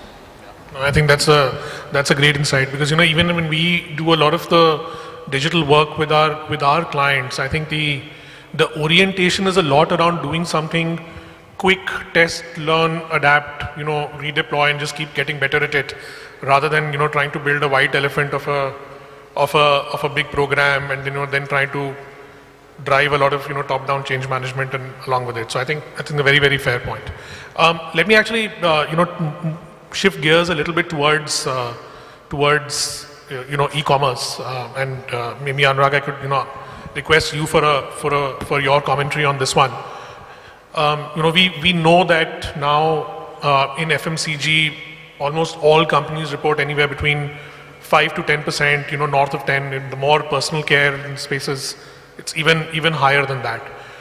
E-commerce has clearly come in and taken share, and have taken share within sales. But what do you think are the root causes or the real drivers behind this growth? And how much has the channel got to play with it? How much has the consumer got to play with it? And any other thoughts that you might have on, at least on how are you seeing e-commerce actually shape going forward? I ask you this because there's a portfolio of categories, be it impulse or be it very, core and essential to a everyday basket. You have that fuller portfolio. So your thoughts? Thanks, Rachit. I guess a very, very interesting question. Over the last couple of years, I guess what has clearly happened is the digital adoption, and a couple of things which are leading to that adoption. One, I would say, are the macros. And when I talk about macros, I guess we have a large consumer base. Second highest population in the world. We have the 5th highest GDP. We just overtook UK. Now, second, I guess we have the youngest population in the world. And the third has been the rising internet and the smartphone penetration. So on the macros, I guess these three things.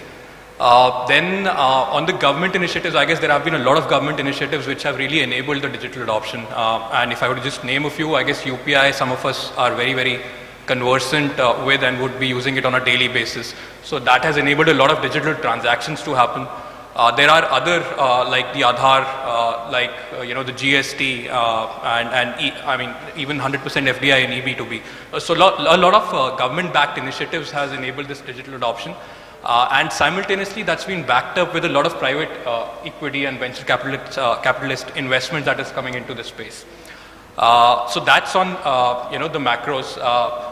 The second bit, what I would say is, what has happened over the last couple of years is quick commerce. I mean, I would just say take an example of quick commerce over the last 12 months, right? What has happened is, one, it has unlocked convenience at a scale which is unimaginable, both mental and physical. Earlier where you would have had to make a physical visit to a store, now you can order it on the app and get it delivered to your doorstep in the next 20 to 30 minutes. So that's a physical aspect of it. From a mental aspect, I guess, earlier where the consumers would have had to make a planned purchase, planning for a month in advance, make a basket purchase, I guess the planning cycles have shortened. And hence you don't really need to plan in advance, and that gives you that mental space to be. So that's one. And I guess the second one, at least for categories in which we play, which is impulse, which is more indulgence, I would say that some of these models are creating an additional demand space. And if I were to just take an example of, for example, late night munchies, late night munching, or chai time snacking. I mean, earlier, if I would have had a craving, I would again need to make a physical visit. That would have been an effort which may have not resulted into a purchase. Now, having the convenience of an app, you can get it delivered to your doorstep in the next 20 to 30 minutes. So the probability of that urge, of that impulse getting converted into a purchase is much, much higher with the evolution of some of these models. In fact, there was an article today in ET where, and Viral is here, Zepto and Swiggy and Blinkit and all of these companies, they are looking at delivering through the night, 24/7 deliveries through the night. So I guess a lot of good has happened over the last couple of months, and this model is something that has really accelerated some of the categories that we are playing in. So. Great. Now we will hear it from the horse's mouth soon, but maybe a perspective, Shilpa, from your side on something similar, right? Where we of course I think Anurag did stress a lot upon what might have happened in, let us say, impulse FMCG categories. But at the end of the day, 50-60% of India actually does consume, very core categories, right? And edible oil, of course, being one of them. Any of your insights as you've seen, this evolution in some form, and what really have been the drivers? I think when you look at it, I completely agree with what you've said. And big play has been really Q-commerce, because literally you can get delivery in 10 minutes. And it is probably the biggest unlock for, I would say, your everyday fast consumed food at home. So when you look at your core foods category, something like Q-commerce has been probably a very big unlock, limited obviously to the areas in which it caters to. What e-com has also done is allow people to, I would say, experiment and innovate, because it's a low barrier to entry. You're not saying I have to stock an entire shelf in X cities, in X shops, etc. And therefore your ability to innovate, to try, to see what's happening. And I think that's another way of unlocking. One is, I would say, the core foods, but the extensions, etc.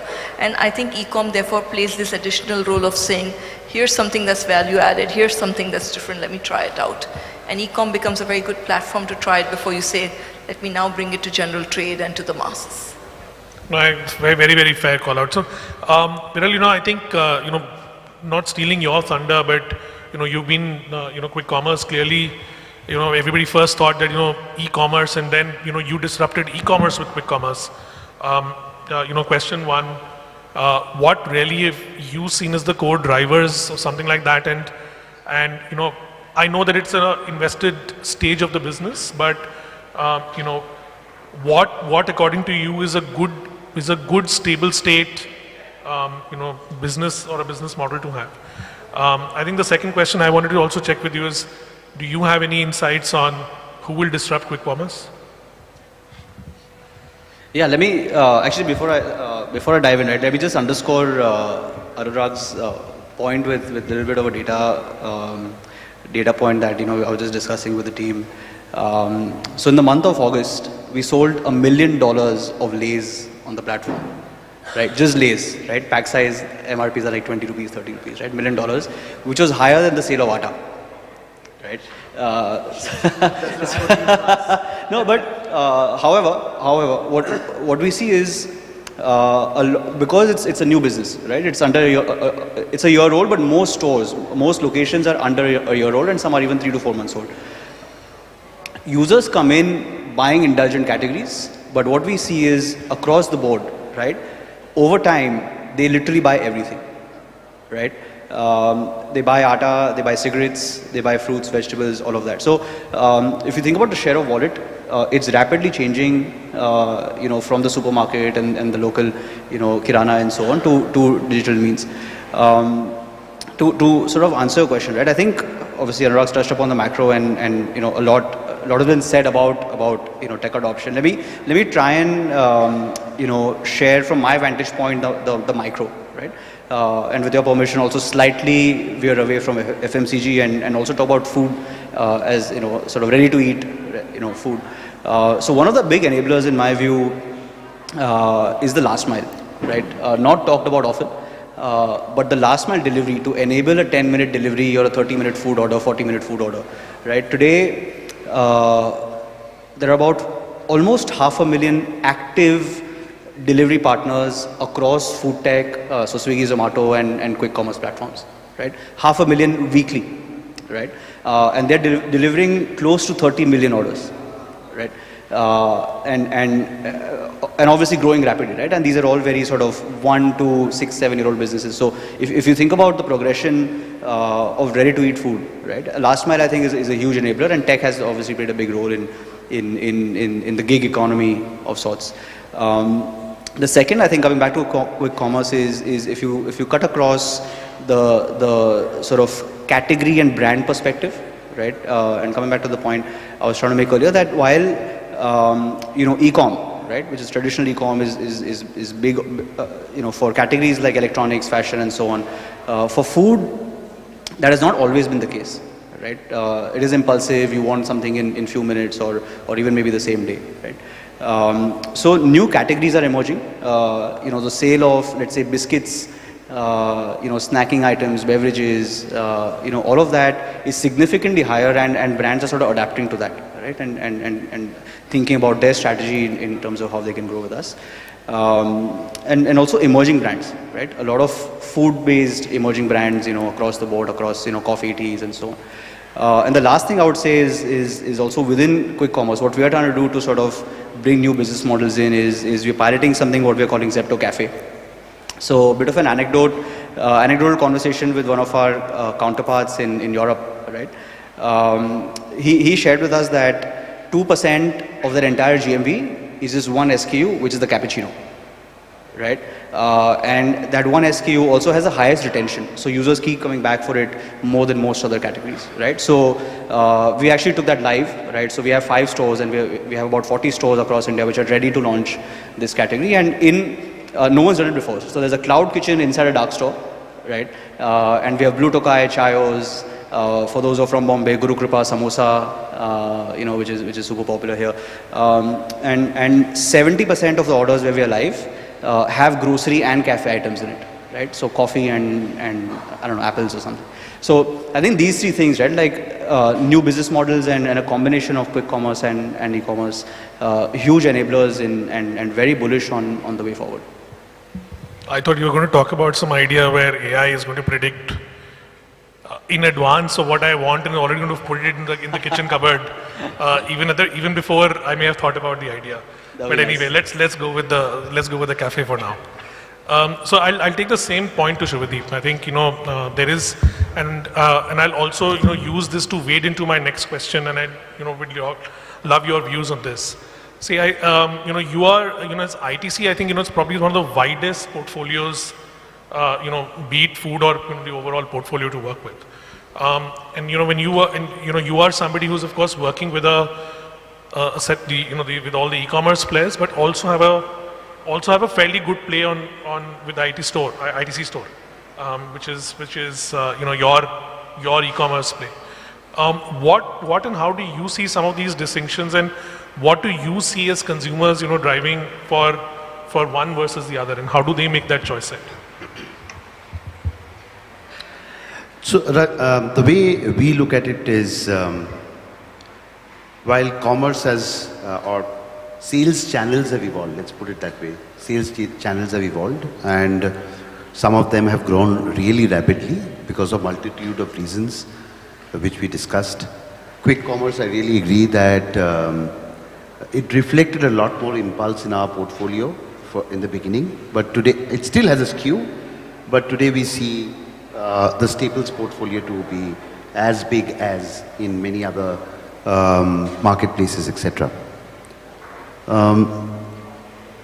When you look at ITC store, and I'll park ITC store for the time being because it has a very different reasons why it exists. Whether it's a lab for an organization like us, whether it's a source of data or it's a source of insights. But let's talk about a brand.com play, right?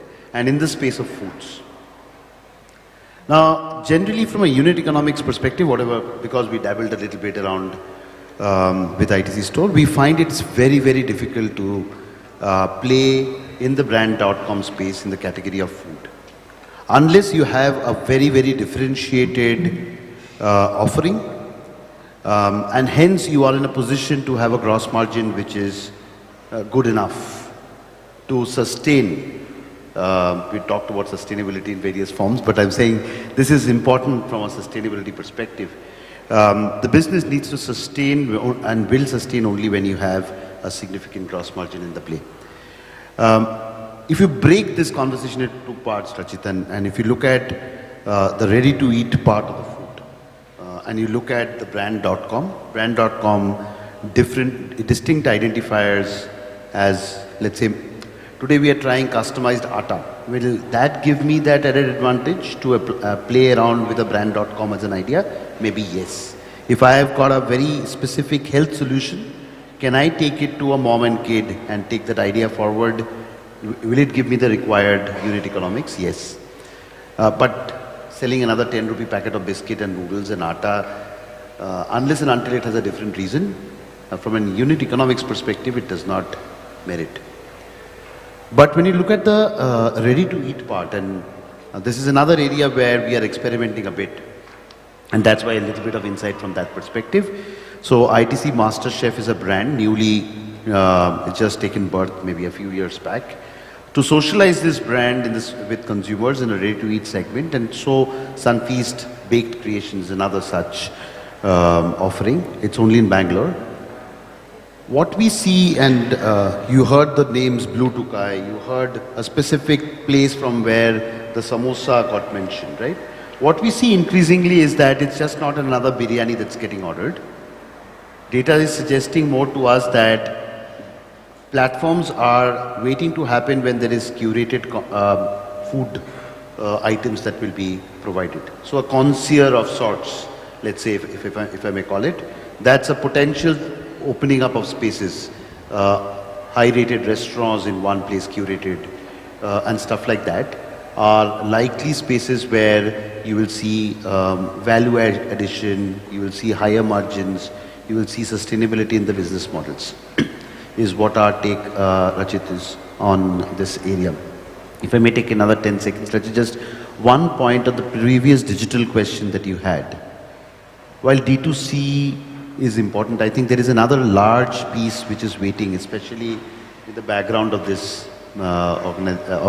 forum, which is the D2F part, which is direct to farmers. And I think there's a lot of digital progress that has happened there.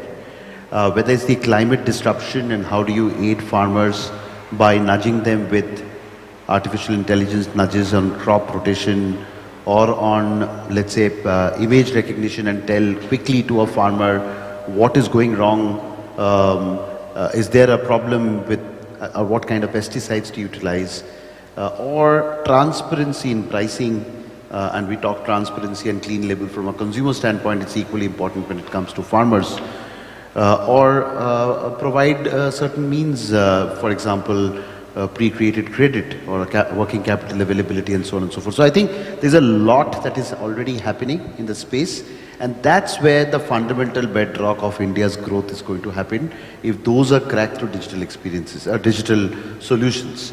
The consumer end, yes, but if that does not happen, I think there will be a big mismatch between what we expect as consumers.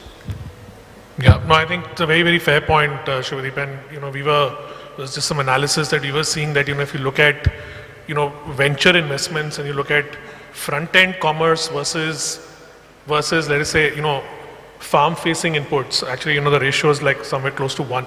I mean, if there's $1 which has gone into the back, there's like, $25 which have gone into the front. So that's a very fair point. Again, I think lots of very interesting experiments, but I haven't seen something scale. So let's see how that plays out. I think on the D2C question, right, because, we are in a food forum, and I remember, longish conversation very recently with some, where D2C actually has become fairly significant. Apparel and fashion actually not only is e-commerce strong, but D2C is actually becoming strong. On the personal care side, you see a lot of that happening. Amit, a quick take from you on, will food ever extend itself, to D2C, or, not too many use cases or not many great examples going to come out of here? I mean, never say never. I don't know what it's going to pan out to be.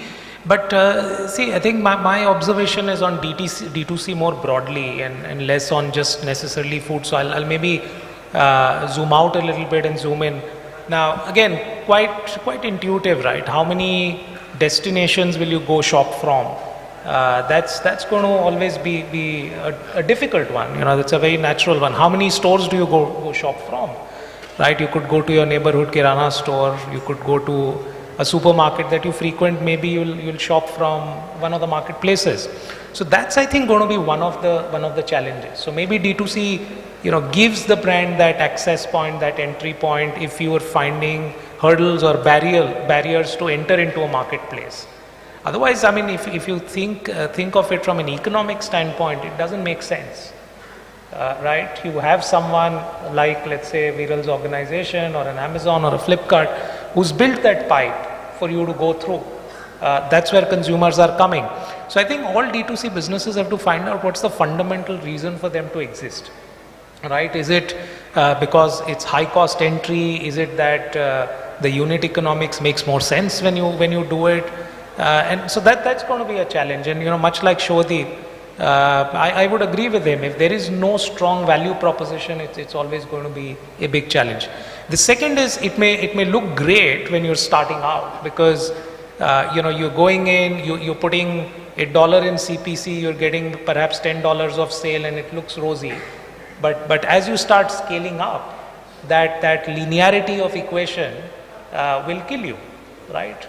Unless you've got a fundamentally strong brand and therefore you're acquiring a customer at really, really low cost, at high scale. So if you look at all DTC brands today, or I mean, most of them grow very, very handsomely. They have their own niches. They grow to a certain threshold, but then the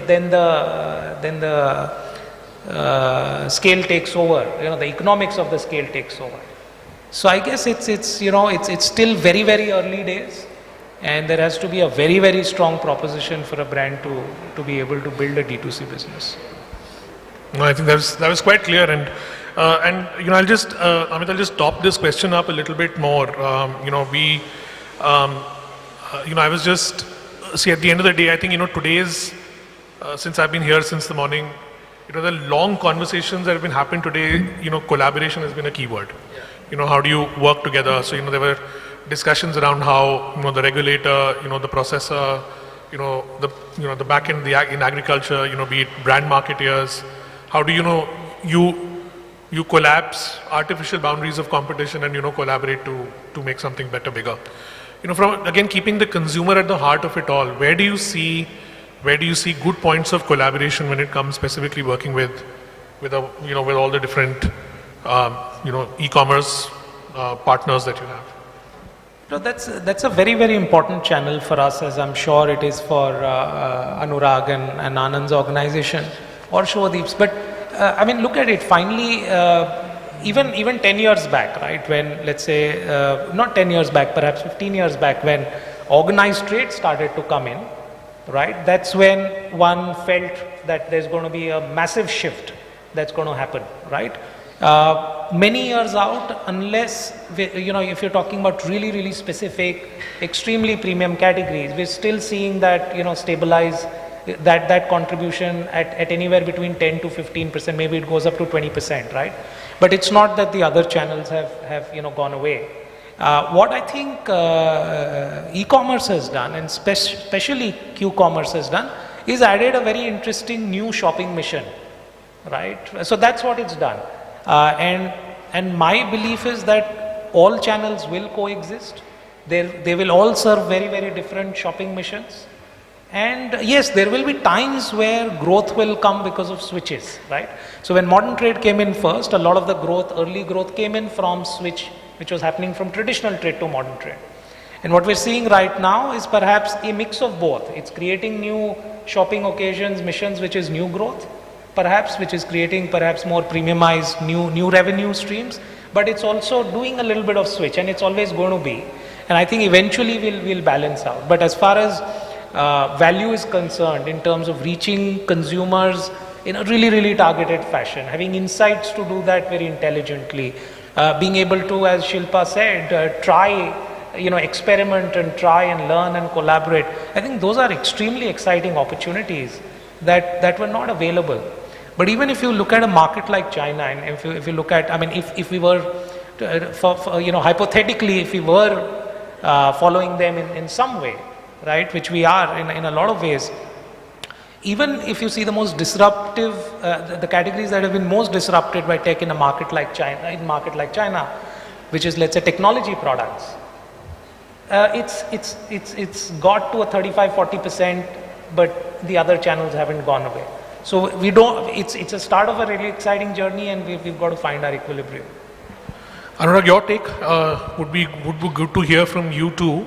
I think the moot of the question being that I think what Amit said is there is a from modern trade somebody will go to e-commerce and so on. Is there a way in which hands are joined to actually grow the business and grow the category, than just maybe share transfer for a brand?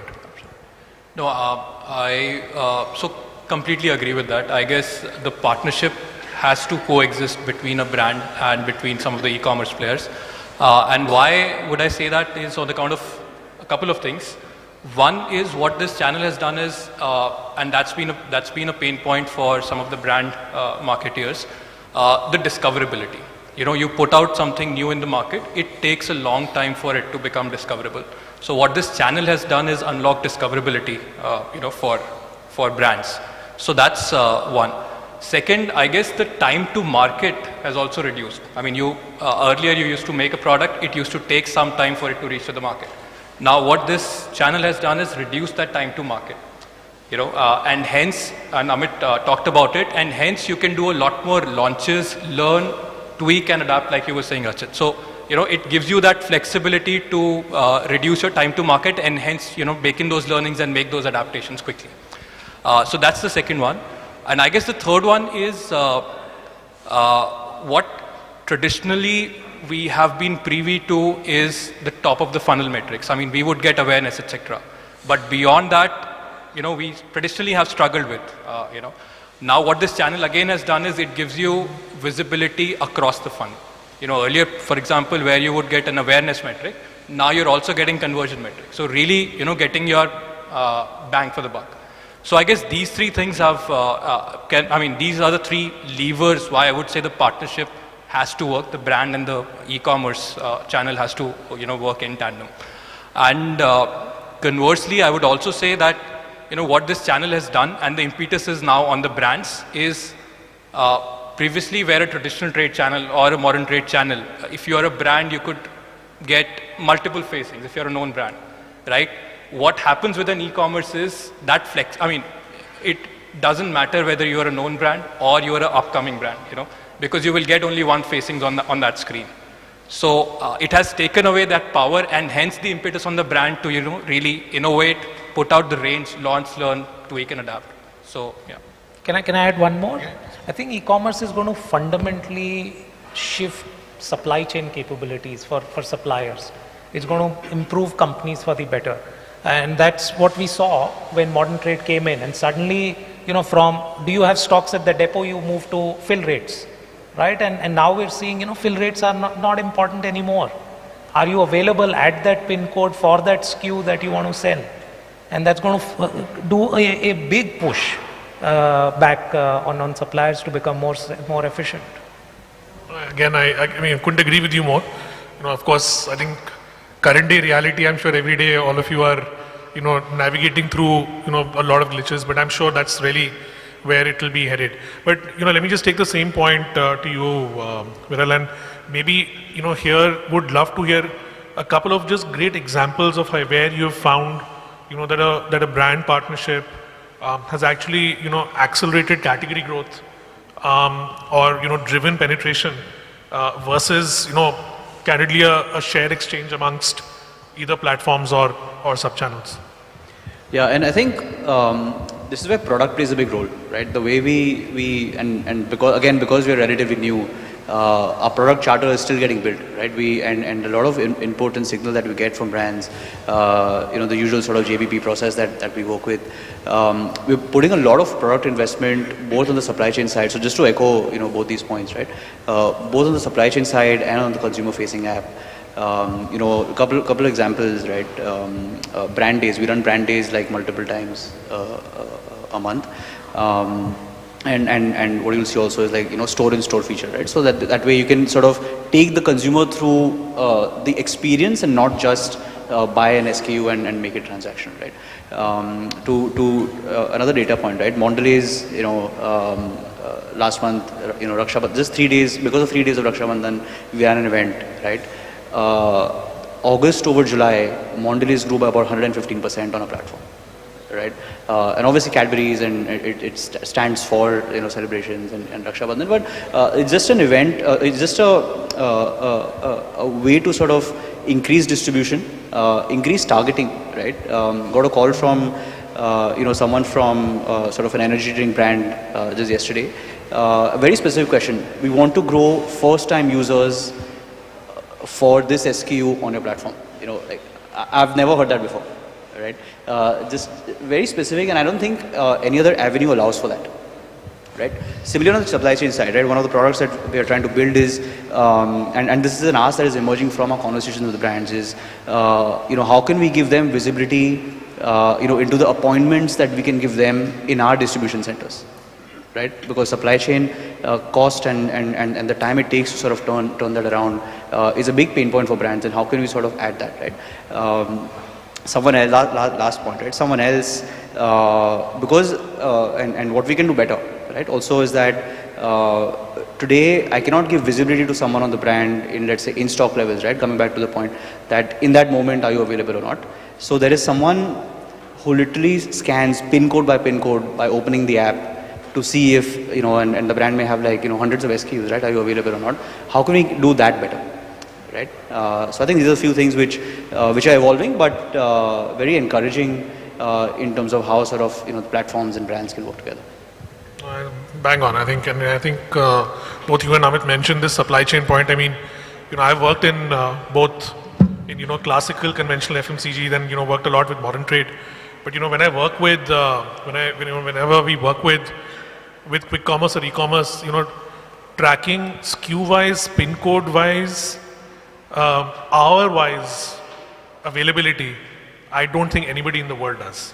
And having a number, to put to it is, I think is phenomenal. I mean, let's not get into what that number is, but I think just the ability to see it through is so really. We're also getting screenshots of prices, right? If you're off by 5 rupees, right, versus some other platform, you get screenshots. Why are you off? What can we do to price better, right? So it's very sort of detail oriented. So let me actually, I know we are like about 10-12 minutes towards the close of the session. I do want to take a couple of, questions from the audience as well. And I will do disservice by not asking this question to Shubhadeep, given that, the first half of today was a lot around India and not tapping itself, in the wider export market, we've not done a great job, and that's something that the BCG report also talks about. Shubhadeep, I think the ITC has a fairly large export business, not just on the primary side in the agribusiness, but also you were one of the first ones with the branded packaged food to actually go out. How is digital actually helping you in exports, or tapping a combination of B2B or B2B2C markets internationally as well, or just supporting the brand penetration in some of these markets? Any insights that you can share with the audience? So I'll come to the digital part. But in the morning we saw your report state that India has less than 2% odd share, right, in the export market, despite being the largest in terms of production in various grains and pulses and milk and stuff like that. Contrary to this number, around 40-50% of the agribusiness that ITC does is in exports. So let's take this conversation from that point and let's see, can we decode some of those parameters. So the first thing that we observe is that an end-to-end agri value chain, managing that and building an expertise around some of these, whether for us it is tobacco, wheat, and some of the other key variants. I think that's one of the most critical, and today digital has been used in order to figure out how we optimize the multiple nodes of this value chain. Including the fact that there is primary processing to secondary processing and tertiary processing, and focusing more on secondary and tertiary from a value addition standpoint. The other area where we are using a lot more digital, which is on traceability. And this is becoming an increasing ask for the global, from the global market. So provide us with sustainable, and I think Geetika, you were talking about sustainable procurement. We need to buy sustainably grown products, whether it's in the space of organic, etc. That's on one set of asks, and that too at a scale. And it's not a transactional purchase, it's a scaled purchase happening. It's a continuity, and it is consistency of quality. So all these three, if you have to tick off, then there is a lot more that needs to come in, whether in the space of applying technology or not. I mean, now it's an obvious thing that you have to apply technology to build a lot more around this area. And more importantly, around the traceability part, Rajit. And tracing a prawn to a water body is becoming critical for us. So I'm just taking an example, and we're talking aqua exports to be a big one from India, despite a lower shoreline and stuff like that. And for us, prawn export is really big. So also, let's say spices is another space. Now, these are all from the area of ingredients. But Rajit, I think where we haven't done well yet is in the space of processed food, and making that really large as far as the international market is concerned, which is lack of probably brand building. So we primarily sell to the Indian diaspora, but that's a dwindling population, because your residual equity of your brands and the second generation people who would have taken birth in the other country, for them there is no residual equity. So it is important for us to now start thinking of building brands in those countries where we think is important, those countries which we think are of importance. We've made some entries in through e-commerce, where we were just now discussing discoverability, building brands. Can we have a full stack, full funnel within e-commerce itself, whether it's about building brand to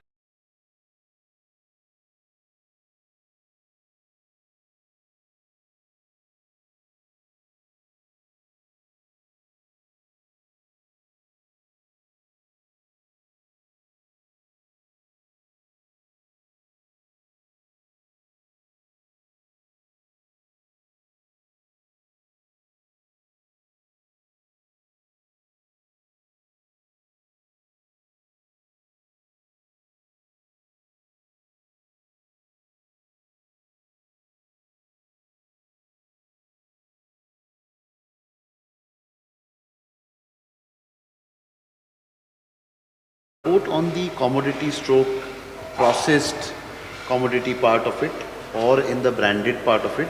So your Arise model, so A and E maybe have been ticked off, but there are certain parts of it which have not yet, and hopefully we'll get there sometime. I'm so happy you were listening to the presentation. I really didn't think it. There were too many people who were actually listening into it. But I think I'm just an eye on the clock, and just a one-liner from each one. If you were to place a bet on a digital theme, just one, when very tersely explained, what would that be? Maybe we can go around, Anurag, from you going forward. So I guess one of the things which this channel or digital can really unlock is accessibility for the masses. I mean, a lot of the products, tier 1, tier 2 towns, they are supposed to lead the growths in the coming years and decades. And that is where I guess we have been a little underserviced as a industry, I would say. And hence the opportunity of how do we make some of the products accessible to that part of the country. So I guess that is one. Yeah. So before Rachit, I'll just take 1 minute to your comment on to Zepto that they should predict, right? There's actually a Harvard business case study that says for Amazon, they're working on their prediction engine, that if it crosses a particular threshold, and that's like 45% or something like that, it's easier for them to ship a product to you than take an order from you. Because the cost of return is going to be lesser than taking an order from you. So that day is probably not far away for Zepto, I don't know. No, there are some very interesting pilots in China underway. And if you look at some very recent home construction in China, there are basements of lockers pre-made for your e-commerce supplier to actually come and stuff into it already. So that when you need it, it's actually in your own locker. Right. So it is, again, very, very niche pilots, but there is some. Absolutely. And we do some interesting stuff in China as well as Mondelez. But coming to your question, for me, the dark horse in e-commerce and D2C is something we have not spoken about today, is ONDC, the One Network Digital Commerce, which has the potential to significantly impact all the points made, including what Shubhadeep said about unit economics, etc. And the disaggregation that it will bring has the potential to significantly disrupt. And even the quick commerce players, I don't know how you're thinking about it. I'll be keen to understand your take on it as well. No, that's a fantastic one. I think ONDC is a very interesting one. I mean, there is one extreme scenario where it plays out like the way fintech has played out in India. There's another extreme scenario where it just doesn't take off. And the answer is potentially going to be somewhere in the middle. But it's something that I think everybody's eyes are on. It's a great point, Anand.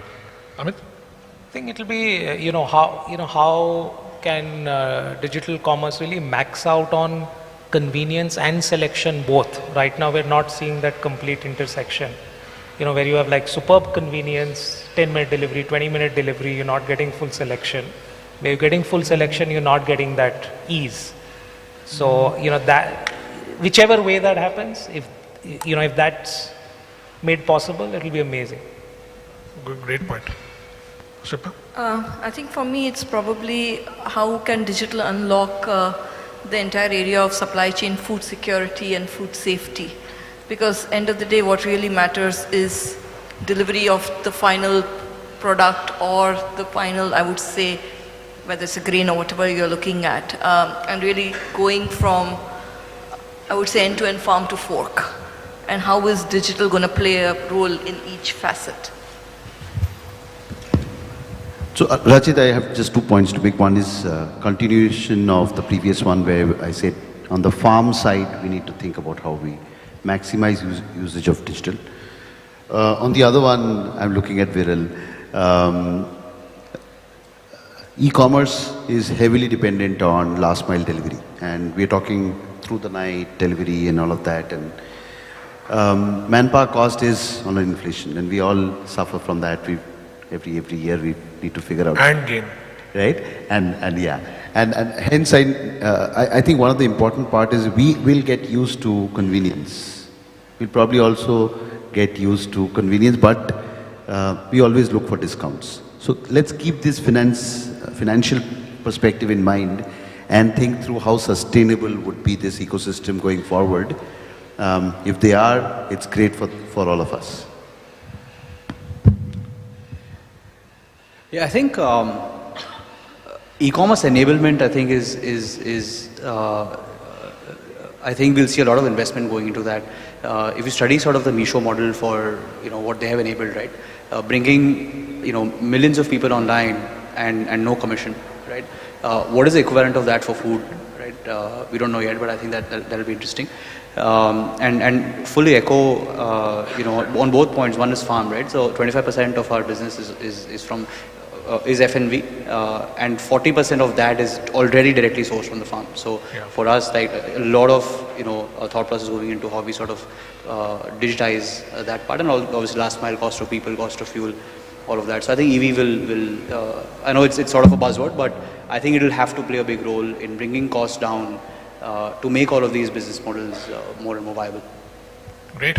No, I think we're almost at the end of time. I mean, just at least my take, at least, I've actually felt that the Uberization / marketplaces has actually been a serious unlock over the last decade. I mean, whether it is in B2C commerce or in B2B commerce, or I think one of the most successful ones is actually GEM, which is the government's market procurement and marketplace that has been created. I personally think that there are many opportunities where the next wave of marketplaces are going to get created. It's on the farm side, it's on servicing B2B horecas, all the different small food establishments, and I think even in the case of waste, I was like talking to where there are what you waste is actually somebody else's input, and there are marketplaces actually where there are some examples worldwide where marketplaces are actually bridging this gap of what you will throw, but actually somebody else will use. So, I mean, again, I think there are good examples of the past, which could be good predictors of the future too. So let me just actually, pause there again, thank FICCI for the opportunity, thank all the panelists. I think it was a fabulous discussion and I would have loved to carry on, but, the clock is tight. So thanks a lot. Thank you for having us.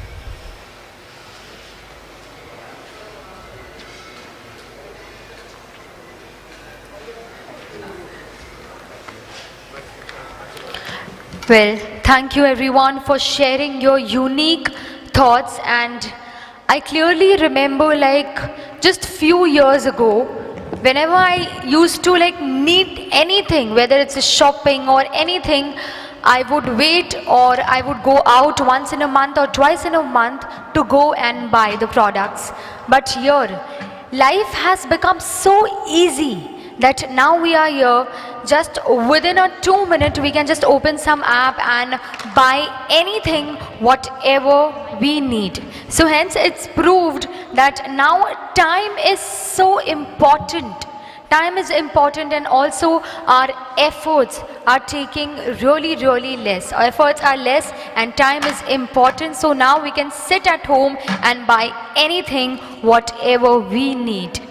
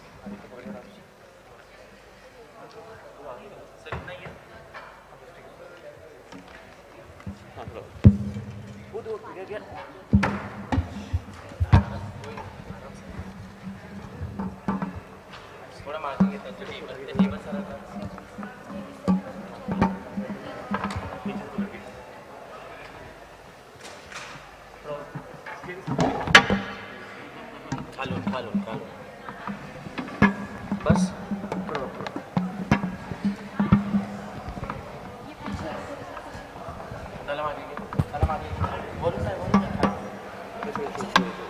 ठीक है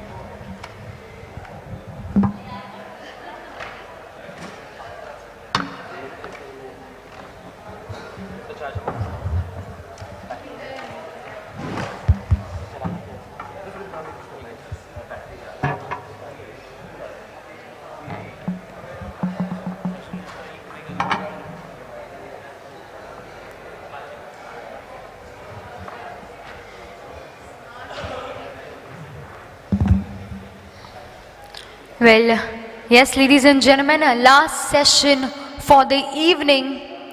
Moving ahead to session 6, which is about a startups session on the future of food, key emerging trends shaping the future of Indian food market. And for the same, I would like to invite Mr. Krishnan Kasturi Rangan, co-founder, WasteLink. Mr. Puru Gupta, co-founder and CEO of True Elements. Ms. Karishma Bhalla, co-founder and director of Taramis Labs Private Limited. And Mr. Anand Nagaranjan, co-founder and CEO of Liberate Foods. And also I would request Mr. K.S. Narayanan, F&B industry veteran, former MD and McCain Foods. Kindly please join us on stage. And I would request Mr. K.S. Narayanan, F&B industry veteran, former MD from McCain Foods, kindly start and proceed the session.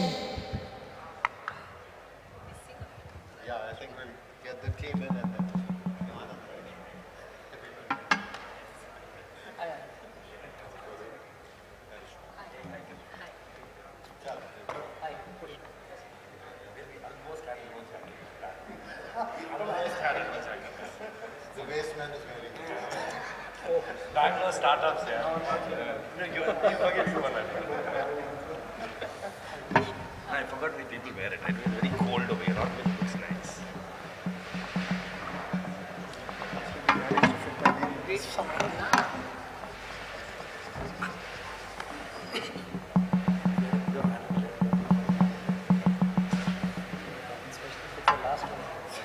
The worst part is you have to see people.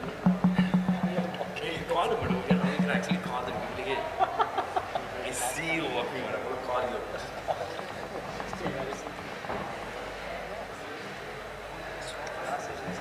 I know.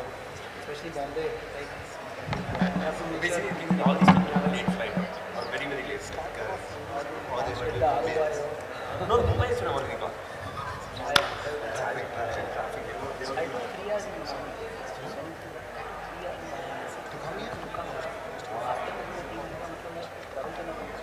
I'm from Bangalore. Shopping good for us.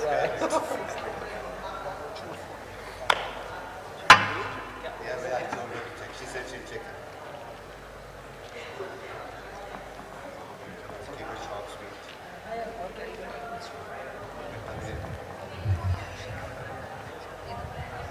Last time is a question. Time is overall.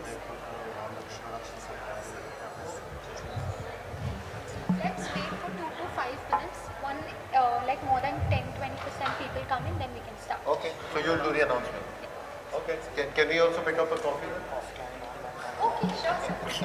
Seriously, that's what I just was walking out. The speakers walk out of them and you need to do this. Can you tell, because they might think the session is over? Yes. It's close right to.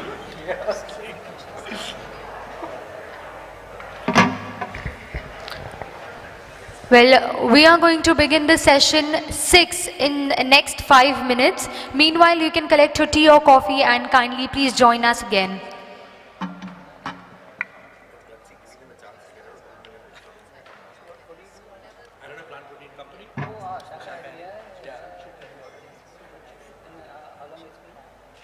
We've been marketing for about a year.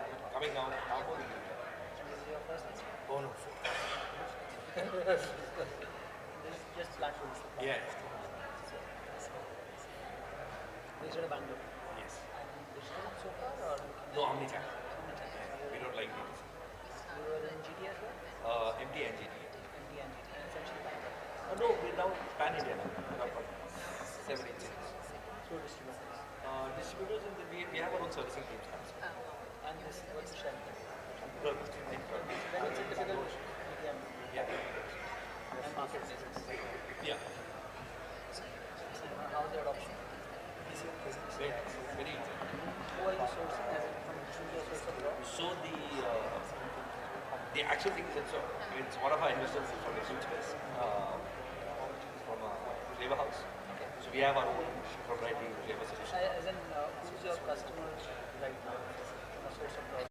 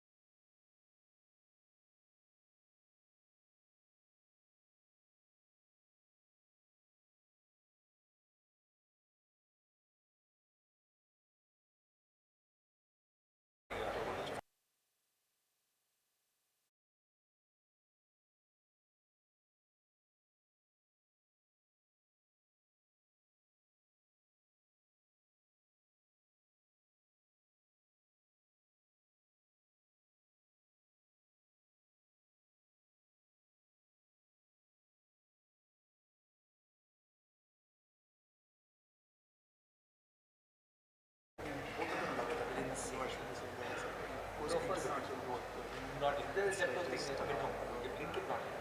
Blinkit we just have problems, this is that. Oh yeah, they just recently put this foundation as 100% down the next one. This one is because they're trying to evolve. What BPD thing I think is that no, this is a supplier also. I mean, they're both such a 13 plus 5 plus there's no such perception. I mean, one third code of the fifth of how transformation happens. It's strange. Yeah, it's like why would you manage what the fifth? No, I was in famous like that. One was on the potato peels. It's about roughly 8% of the budget. These are also about 100,000 tons. 8,000 tons of potato peel where the headway is dump it. It stinks to grow it. Piggeries are the only consumers and there are no piggeries in Gujarat. So what do? It's a hell of a problem. But there's another very interesting thing that we wash the potatoes. A lot of starch leaches out. And then when you increase capacity, my CPP capacity went up 4 times.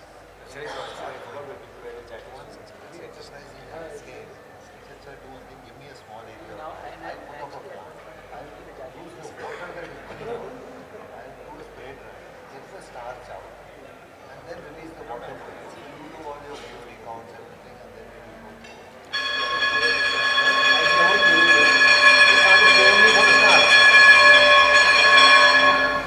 It was not edible at start, but you found textile mills which were willing to buy it to starch your clothes. How free can you starch your clothes? I'm just saying. I'm just making cook this. Implemented it worldwide.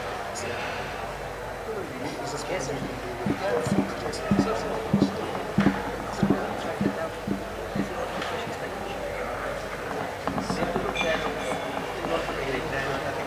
start a bit and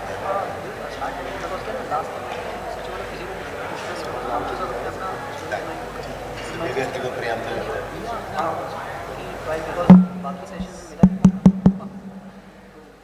What would you do? Fair point. The startup is as a detail our own story. Speech take clear, it was pause, it was okay. It's not bad. There is a quite a bit of that. Yeah, what is your plan? I think we went to the parking lot and this guy पकड़ रहा था. Sector देखने को हम लोग bag लेने के वापस.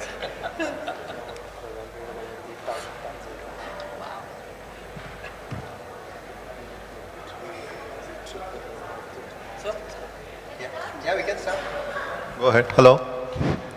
You can hear me?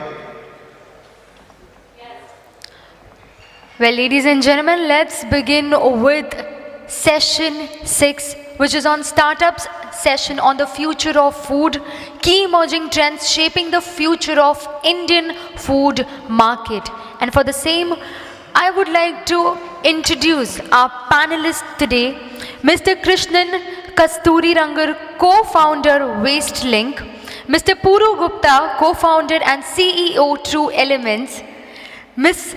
Karishma Bhalla, co-founder and director Theramis Labs Private Limited, Mr. Anand, co-founder and CEO Liberate Foods. And I would like to request Mr. K.S. Narayan kindly proceed this session. Yeah, thank you very much and welcome, a warm welcome to all of you. But also a warm welcome to my co-panelists over here. I think we've been given a really tough job to hold on to the last session, to keep all of you over here, engaged over here. So I think I'll flip it around. Not many of you were given a chance to ask questions. So if you have any questions, I think we have with us 4 real startup stalwarts who've been in the trenches, done some real pioneering work which nobody else has ventured into. So I'm sure they'll be able to take it up and would like to know what exactly any questions you have, please feel free to ask and then we will take a go at it. Any questions? Yeah, sure. I think You can hear, I mean, you can just give it a shot. Yeah, we can hear you. I don't know about the rest of the audience. We can repeat the question for you.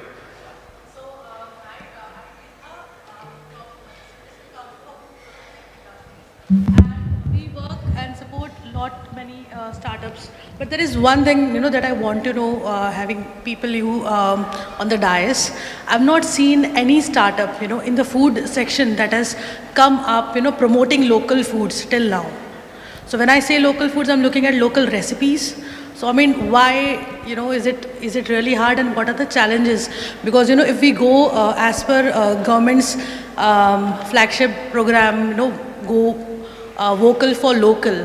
Why is it not? Because, in India, I think every nook and corner has one recipe that is very specific to that particular place. I mean, what's the gap? Why is it not coming, and why it is not being available, to the consumers at large across the country and maybe even outside India? Sure. I think it's a really interesting question. Puri, would like to take a stab at it?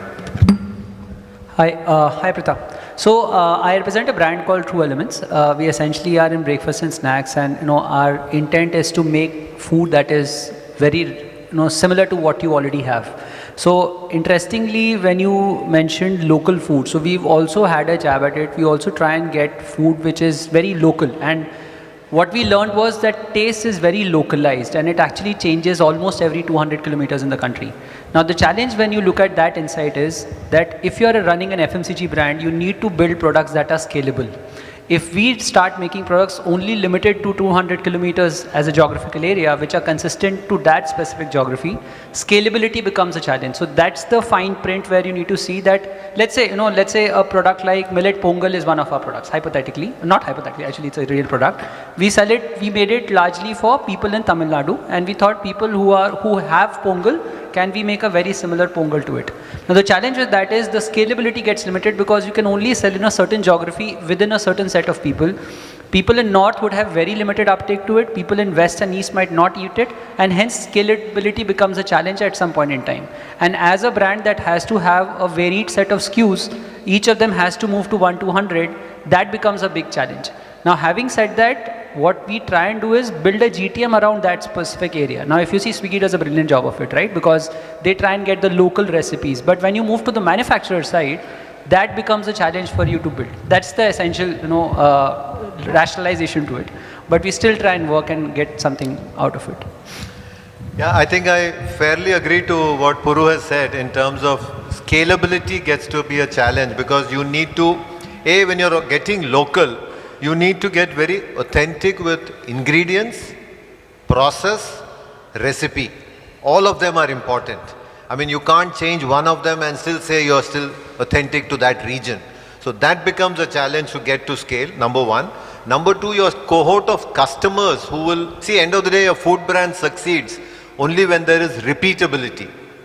You're not selling once for all and then going and finding a new set of customers every time. You need that 30 to 50, 70% repeat rate which is required. And to get that sort of a thing, you need some scale. So, but there are a lot of companies, brands which have tried. I mean, even I know for sure there are, say, some from the northeast, they try and get the bujjaloka sauces, whereas when you come to Kerala, there could be a coconut-based dish, and so on. There are many such things they have tried, but what they also do is they have limited appeal of those, what I would call displaced customers. So there is a set of customers who are originally from Kerala, who move to different parts of the country, they become your customers. Just like Indian food, when you travel abroad, when you go and pick up. So that's there.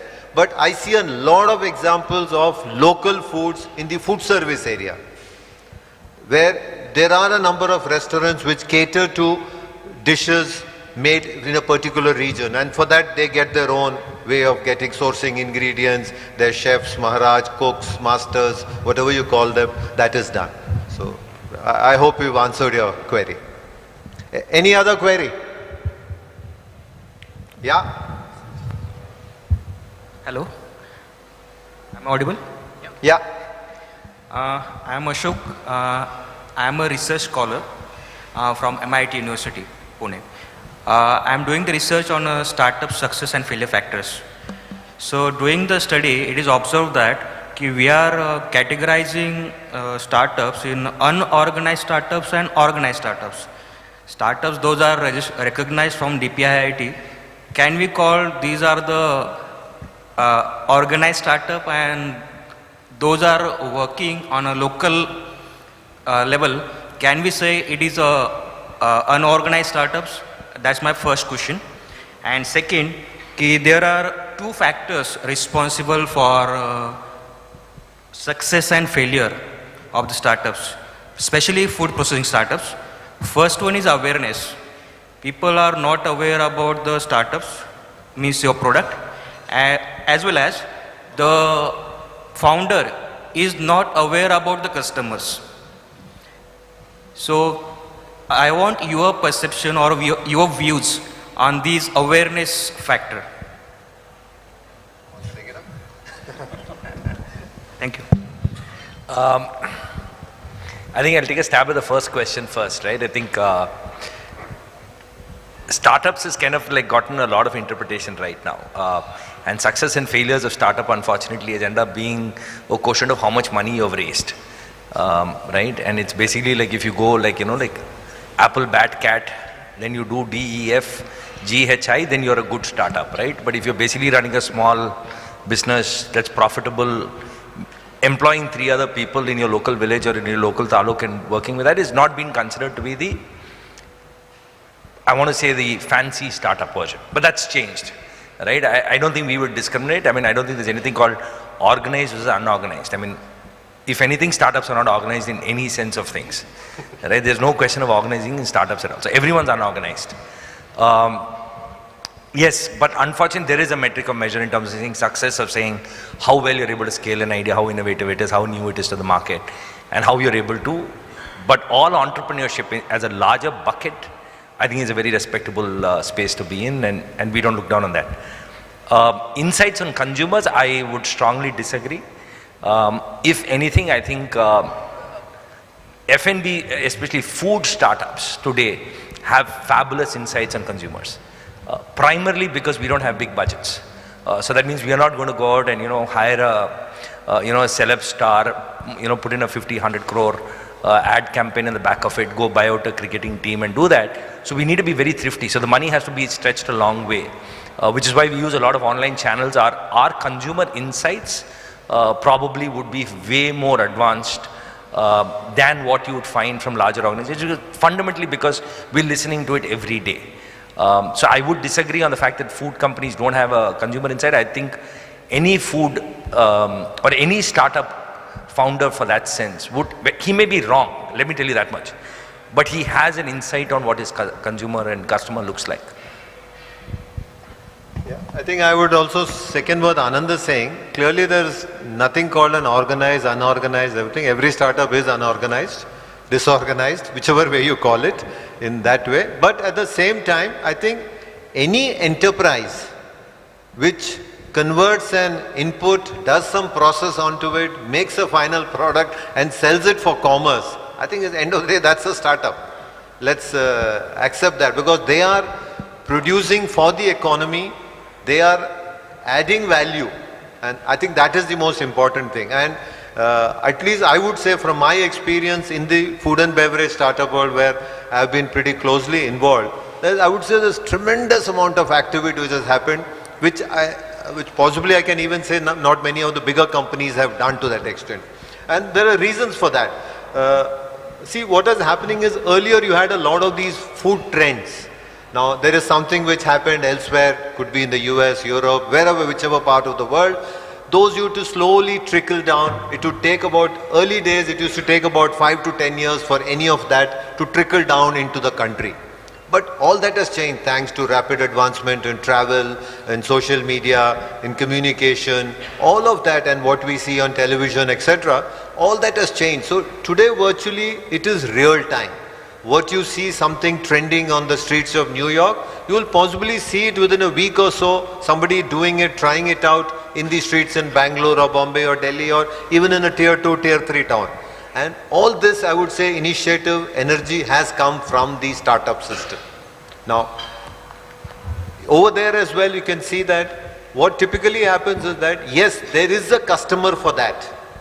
Maybe, as Puru mentioned in the first point, there's no much repeatability of that, so the audience thus gets limited. Now, that's where the challenge is between a larger company, many of the larger companies that we see listed behind, to the young startups. So they identify a certain trend. Each one of them have identified a certain trend, gone after it, made products, solutions or service, provided them, got feedback, further modified, fine-tuned it and delivered it to the customer. I think that's where the difference is, and that's where all the insights come from. This is all real. It's not a question of just doing market research, trying to do a simulated test market and getting to solutions. But this is real test market. They come back, yes, if it doesn't work, fine, junk it, move ahead. I think that's the beauty of this whole startup system which is there. Would you both like to add anything, Karishma or Krishna? No, I think you've covered it all, and Anand's points bang on. I think there's no founder who started a company and doesn't know what he's solving for. Yeah. Correct. They may not get critical mass. That's a different issue. And hence to build a profitable, sustainable business, because they are not being funded by the big bucks who can continuously build for something for the future. So see, that's the difference again between a tech startup versus a food and beverage. A lot of food and beverage startups are experiential. You need to get the product or the service across to them, taste it, evaluate it, get the customer back. And that's the important thing. And all of it, you have to do it with reasonable gross margins so that you cover your costs as well. That's another important thing. Yeah, I hope I've answered your query. Anything else? Yeah, there's one more.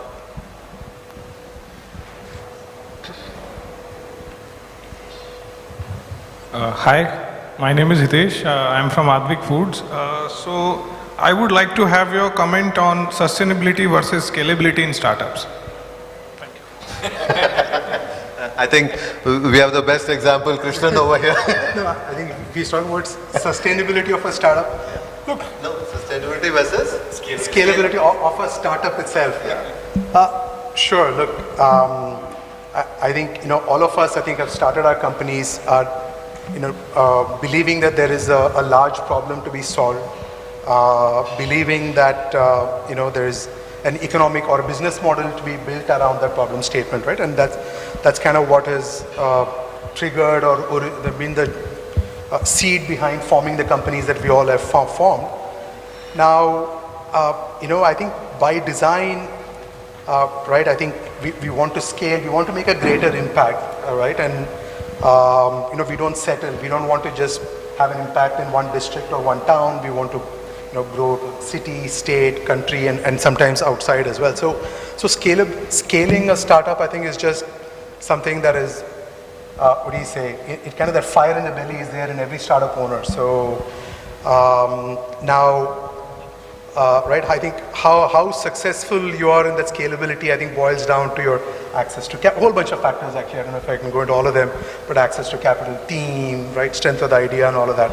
So, I'm not sure exactly I can answer that question as A versus B, but I believe, fundamentally a solid business model that solves for real, meaningful business problems can be scalable, or rather, right, will be scalable, will be sustainable, will eventually generate economic profit in the value chain. I think this sort of question came up in the earlier panel as well in terms of sustainability. We've talked of replacing plastics, variety of those initiatives which are there, and obviously each one of them today at this point in time comes at a cost.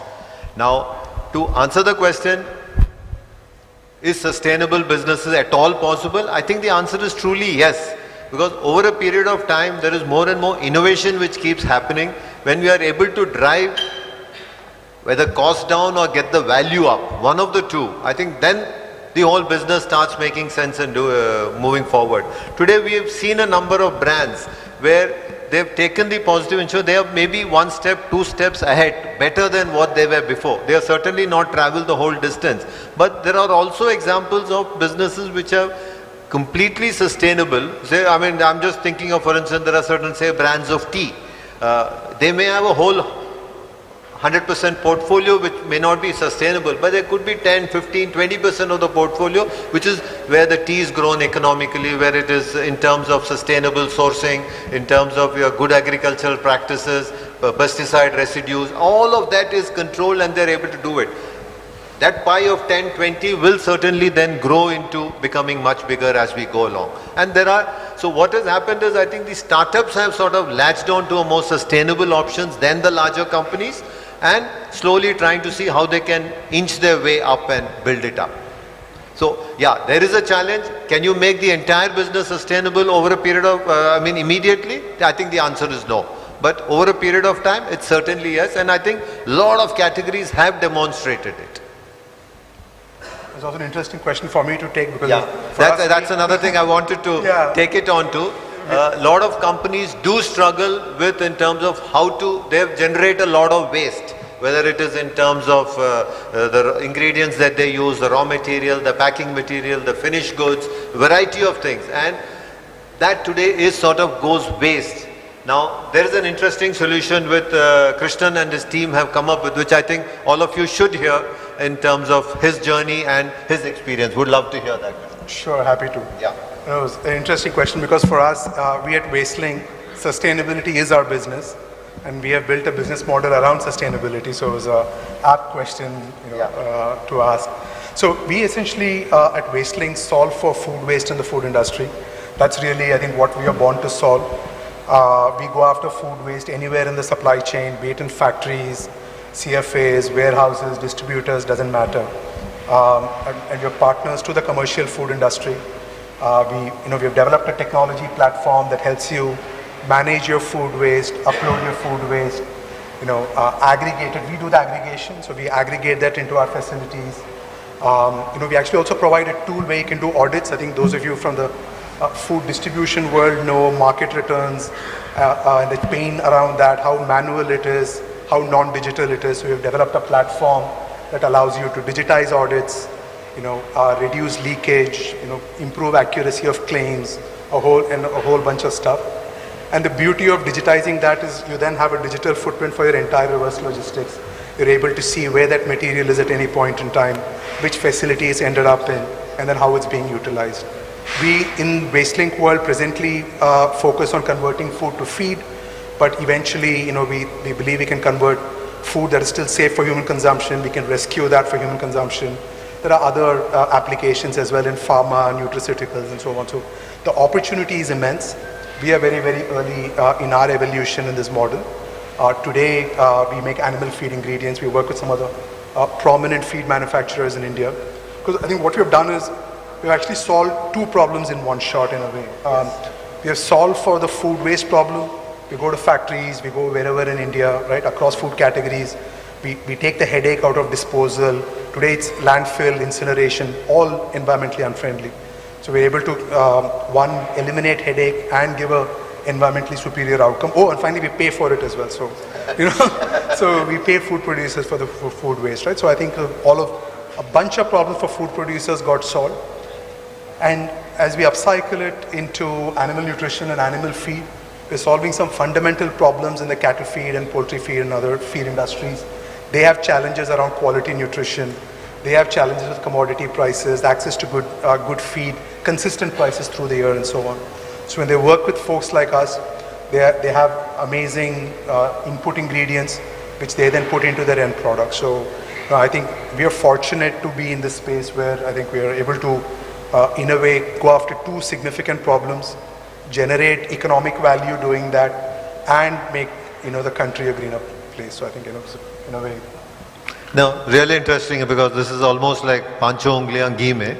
So it is a case of they are actually taking the food waste which the larger companies which say listed behind don't know what to do with it or had challenges disposing it off as per the laws prescribed by the government and the authorities. Huge challenge indeed, and I myself have faced it in my earlier roles.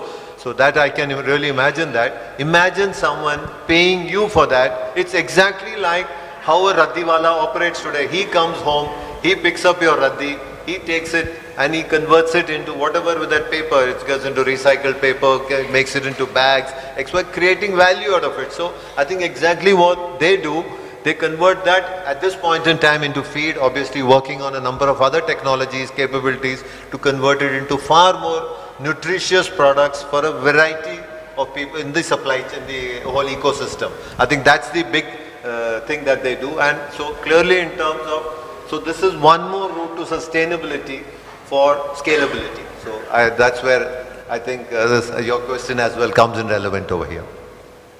Yeah.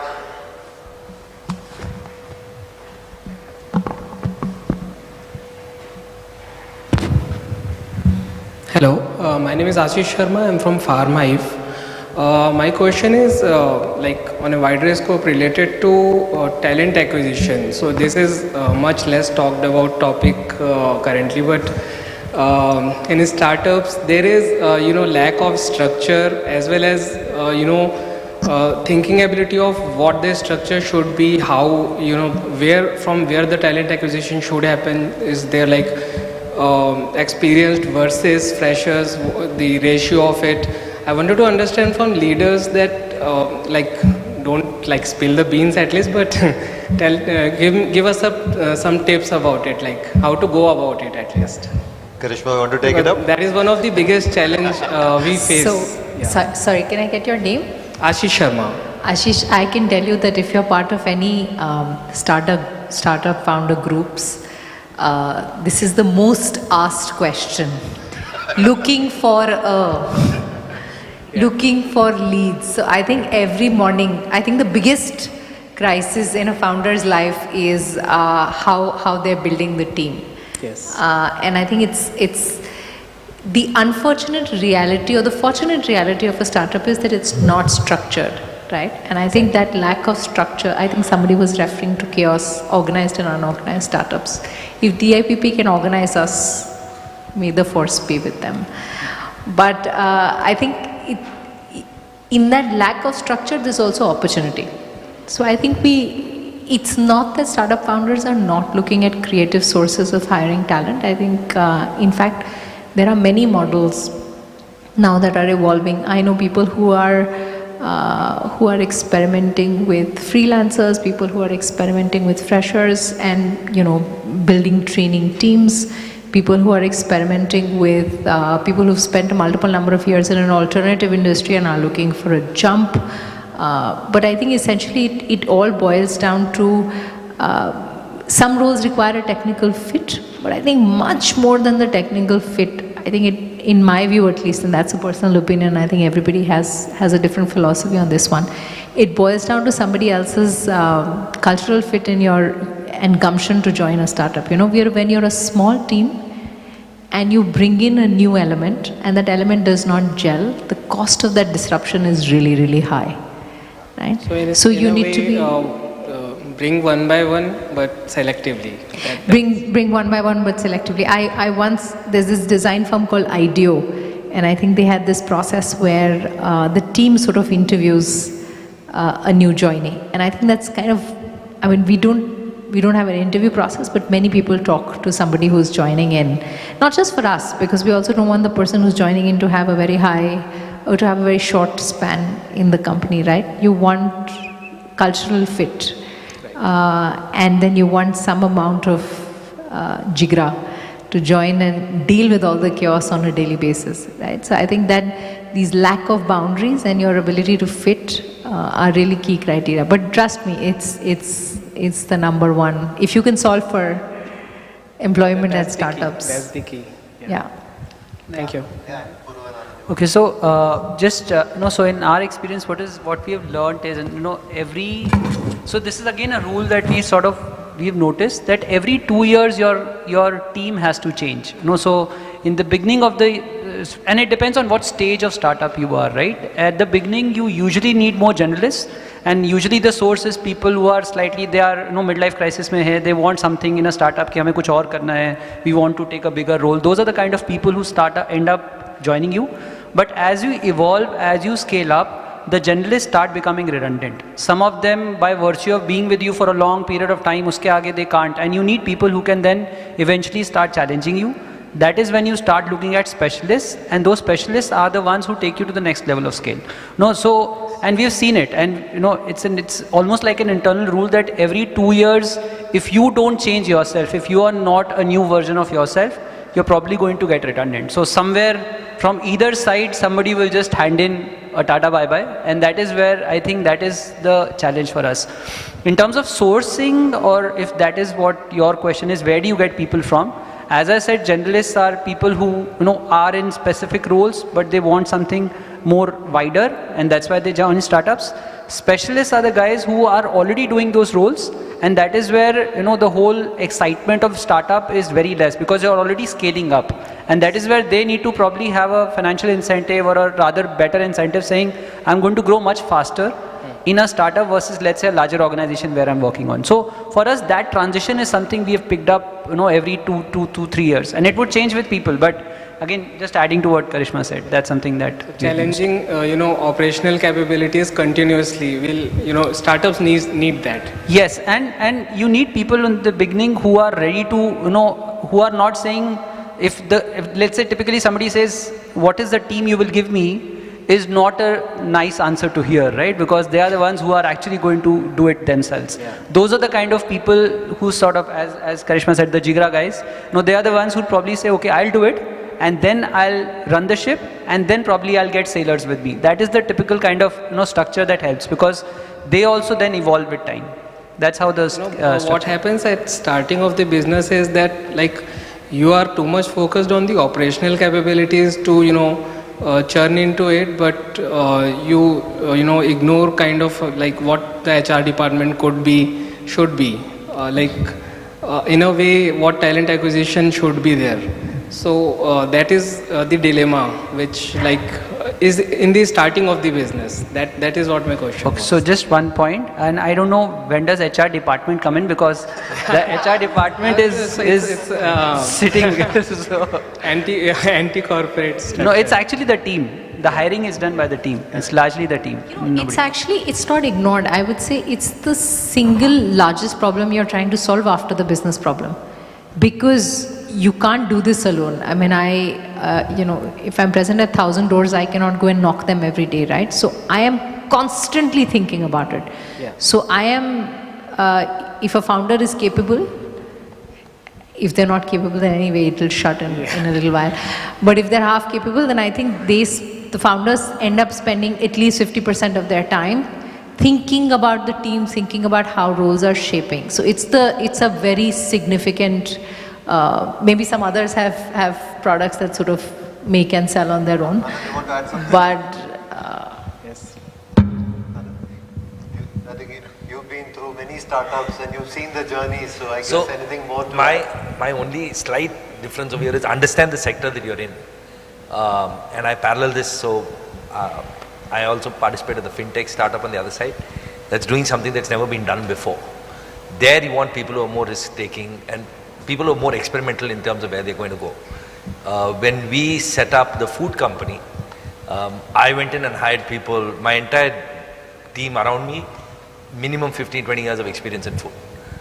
Because now I don't want to get someone straight out of college to come and figure out, what is route planning, or what is logistics, how do you do returns management, right? I mean, we don't want to waste time learning that.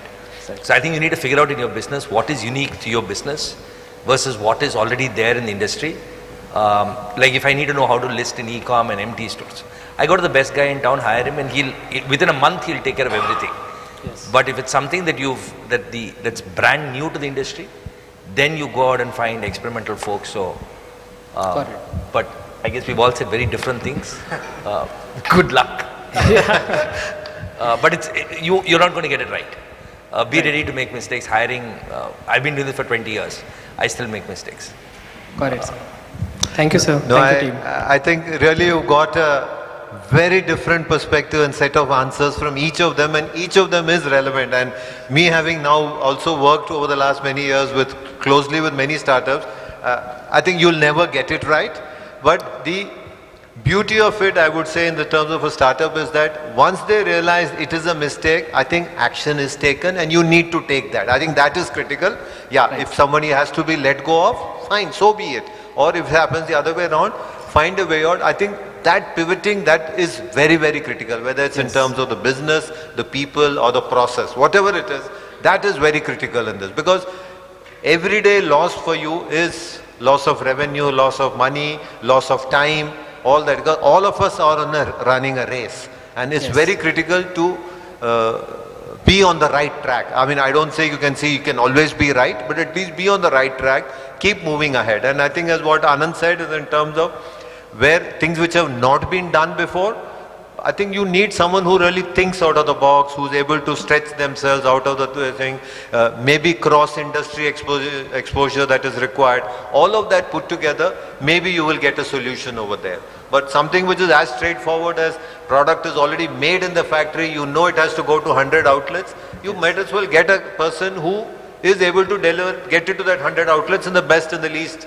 cost way and the most efficient manner. Yes. I think these are there. But clearly, I think every day is different, every morning is different, though the sun rises at the same place, but nevertheless, that's the way it is. Right. And I hope you were able to answer the question. And thank you, sir. Yeah, thank you. Thanks a lot. Thank you for the motivation, sir. Yep. There's a question here. I think here. You wanted a question, right? No. Okay, sorry.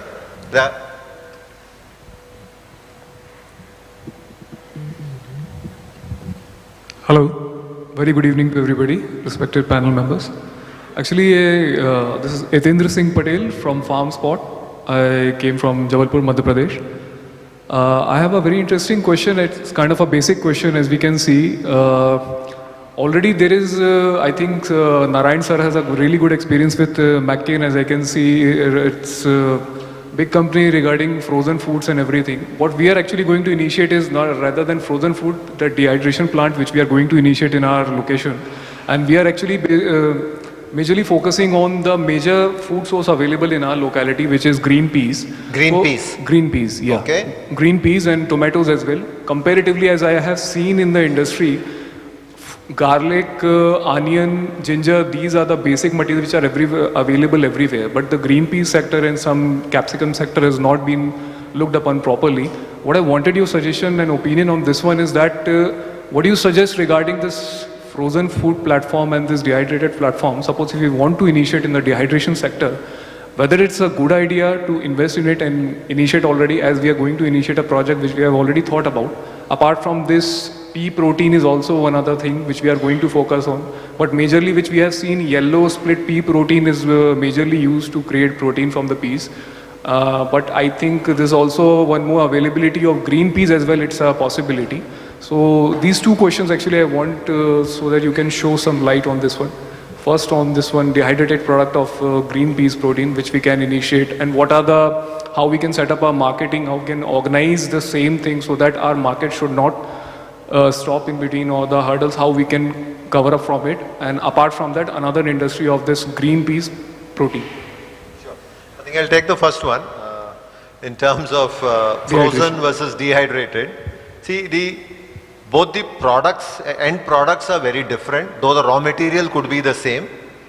But also it's a question of who is your target customer. Is it another industrial unit? Is it another B2B customer? Or basically B2B, we will be focusing. Or is it another B2C customer? So that is where I guess, see, my suggestion and from my experience I can say, please first start with the customer. Who is going to be your final consumer? And then work backward to see as to what is the problem of theirs that you are solving and what is the solution that you are offering. So in terms of, as I said, frozen versus this one, the technologies are chalk and cheese, very different. So never try to combine the two. It's at least at this stage. I mean, you're not an ITC or a Hindustan Lever to sort of take up both and do it simultaneously. But I'm just saying, as a startup, is the best advice would be to focus on one of them and see as to where the commercial economics in terms of from your sourcing of the raw material to the processing to the delivery, where is it that makes more commercial and business sense for you? I think that is clearly the case, because in terms of freezing, yes, you are able to maintain the freshness, etc., which is there. It is, you need to require a certain processing, you need certain lines, IQF lines, frozen technology, and subsequent storage till it gets onto the customer's gas stove to cook. It has to be at minus 18 degrees or below. That is another critical thing you need to answer, whether you're willing to go all that long to sort of deliver the product over there. Whereas in the case of dehydration, the process technology again is completely different, but the applications are also different. And the end product that you get is also different. I mean, the best example is you take frozen grapes. You dehydrate it, you get kishmish. Now, both are very different applications, and hence, it's clearly start from the consumer side. Where is the opportunity that you are trying to solve for the customer, and build around that is what I say. So that would be my answer for that. As far as pea protein, yellow pea protein and the protein extract, there is again a lot of technology involved in protein extraction. Now, typically if you take a lentil or dal or peas, etc., somewhere between 20 to 30% is the protein. So if you go and add a lentil to or a pea to any formulation, you're only getting 30% by weight is protein. But if you want more protein in that, then you have to extract the 30% out, remove the 70% away, and then use that. Those extraction technologies are expensive. Some of them are proprietary, and some of them are very different. Some do it so well that there is no aftertaste. Some are generating some aftertaste, some impurities. A whole range of parameters would come in. So I guess it's a question of that, which is what you need to address. And from at least for the resources which I have read in the market, etc., you're seeing that yellow pea protein seems to be the more preferred option, purely from a taste perspective. But I guess that needs to be validated. Okay, that's totally depend on the taste perspective, whether the yellow or green has to be Correct, used. that's right. And also in terms of whether you are able to get the raw material for that. See, you will set up a plant which will possibly process, say, even if it does 1 ton a day, 350 tons a year you need to process. But if that yellow pea is available only for 2 months in December and January, what will you do with the plant for the next 10 months? That is what our major focus is on green protein, which is available in abundant. Correct. So that's what we'll need to look at it from entire raw material, ingredients, when is it available, how it's available, and hence build around that. And that's why actually I wanted to ask whether for the green protein, if you want to suppose initiate only in the dehydration product market rather than the frozen market. Yeah, we can discuss that specifically offline, and let me know. We'll Okay, figure that out. thank you. Any other question? When you're starting up, like how easy is it to balance out these innovative products which are going to be niche categories versus the GMB growing mass market? I mean, obviously each of you would have a different approach to it. Just keen to know how you thought that through. So how do you? So I, at least my belief is that India is a very large market by and large for whichever category, etc., that you pick up, right? It's even niches in India can be fairly large, right? It's just about how effectively your product can reach that target audience, right? And at least our hypothesis is that when you start out absolutely new, then I think having something which is niche, targeted, slightly differentiated, and the channel to match it up is more useful. As you keep growing, you go closer to products that appeal to a more massy audience, right? And also highly depends on the channel that you're following. You can be niche, large, depending on the channel. But usually in India, I don't think the market is ever a challenge. It's the conduit from you to the market, and how crowded that is. That is a little bit more complex and needs to be evaluated. But absolutely, when you start, I think being a little bit more focused helps. You want to add something? See, again, I'll have very typical answers, but I think it's like a rocket. There will be things you'll have to let go as you scale. The challenge I've seen with a lot of colleagues is, when you start out, you look at 3-4 people around you, they like it, you think, bus now multiplied by 1 crore and I will get that kind of GMV. And it doesn't usually happen. When you face the world practically, you get your first few failures. That is when you realize that maybe this is not going to be loved and people will not come running after your product trying to sell it and trying to buy it. That is the piece, that is the part where you need to let go and accept that this is going to fail. I think the challenge there is where, as you said, GMV, obviously, we are not running an art exhibition where you're saying, chalo, this is my creativity. It's like eventually you want to build a scalable business, if at all you want to, then you need to let go a few things that you think these are not scalable. That is the piece where unless you try, unless you start, unless you go, and again as Karishma said, that there will be times where it's a mismatch between where you are selling, to whom you are selling, who's your customer, all that iterations will keep happening. But the key thing is, when do you say this is the time, this is not working, isko side mein rakho, let's build something else. That is the piece that, where innovation should not be a hobby. Innovation should be something that you go ahead, try it out and see, okay, this is where it is now getting accepted by people who didn't know you, people who are not your friends, people who are actually customers. They are buying, and that is when it will probably be much more scalable. I don't know if it answered your question. Earlier on, the pressures of GMV growth is obviously there on startups, right? Like you obviously, I mean, if you go down the VC route, that is. So I'm just curious that, like you said, like you would have to drop certain products which are not growing, but to hit those numbers, like do you stay true to the fact that you want to test out, like especially like what Anand is trying to build, like, so it's like an alternate meat company. Like what I'm trying to ask is like, the more truer you want to stay to your innovative product, the slower it is going to grow. But you still have your GMV targets to meet. Like, how do you balance those out? How did you balance those out? Okay. I think you also keep changing the truth along the way. Yeah. This truth that you're true to, you sort of keep, we call it pivot. That's how you do it. So you find a truth, you say this truth is not working as well, let me change the truth marginally.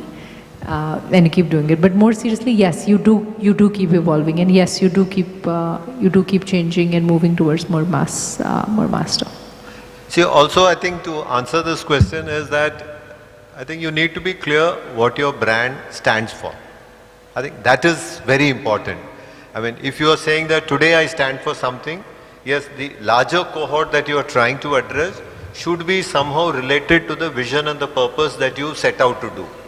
I mean, you can't, for instance, Anand is doing thing on Shakahari, which is on plant-based meats. Tomorrow he shouldn't be seen going real meat out there. See, then it is against that crossroads and cross purposes with it.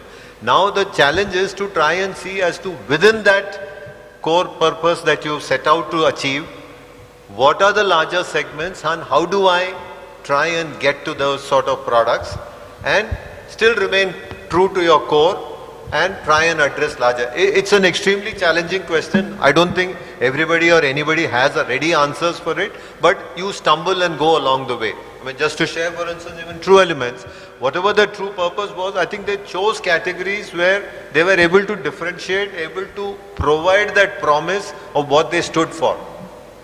Not that they started with all these categories on day one. So I think similarly, it's a question of evolution that you will have to go around, step by step, try and see how is it, but at the same time, stick to your core. That is important.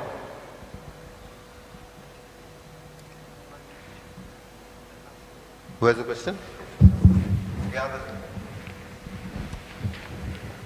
Over there. Oh, yeah, sorry. Hello, my name is Yuvraj. I'm actually, I have a very basic question. I'm from a non-technical background and I wanted to get into food processing industry. So I wanted to know, like, suppose if I want to develop the first version of a product, how do I go about it? I want to give a basic one and then we'll take it offline. Just go ahead. See, I mean product formulation. Yeah. Just, Okay, I'll take another stab at that. So it's simple. So I'm not from the food space at all. Like I said, I was just telling someone before, I wouldn't know that if food had salt in it or not till a year ago. Last 1 year now, I'm one of the tasting folks in my office. Right, my family refuses to feed me now because I'm sitting there and I'm like, isme umami zyada hai types, and mom's like, get out of the house. Right, so, but I think a good way to go about it is start hitting people up on LinkedIn. I think it's a great platform. You can start looking for people who have experience in the same space. Just cold call them. I still cold call people on LinkedIn like crazy. Write to someone and say, listen, I'm looking at whatever is the concept that you're looking at. Cold call people on LinkedIn is probably the best option for you. Yeah, in fact, I would really second that. I keep getting a number of requests on LinkedIn as well. And for most of them, I try to get back with some answer, solution, or at least guide them to the right people, right places. Not that I have solutions for everything, but guide them. So issue is for you, if you've thought of some product, concept, etc., which is there, see where the challenge is the manufacturing side or is it the product development side. So in which case it could be a set of food technologists or agencies which sort of do such sort of development work. And I mean, all these solutions are available, or it could be universities, all of that. So try and get to there and then try and see is to develop a prototype, test it out, and then sort of take it to market. Thank you. Yeah, you're welcome. I think there was a question there, last.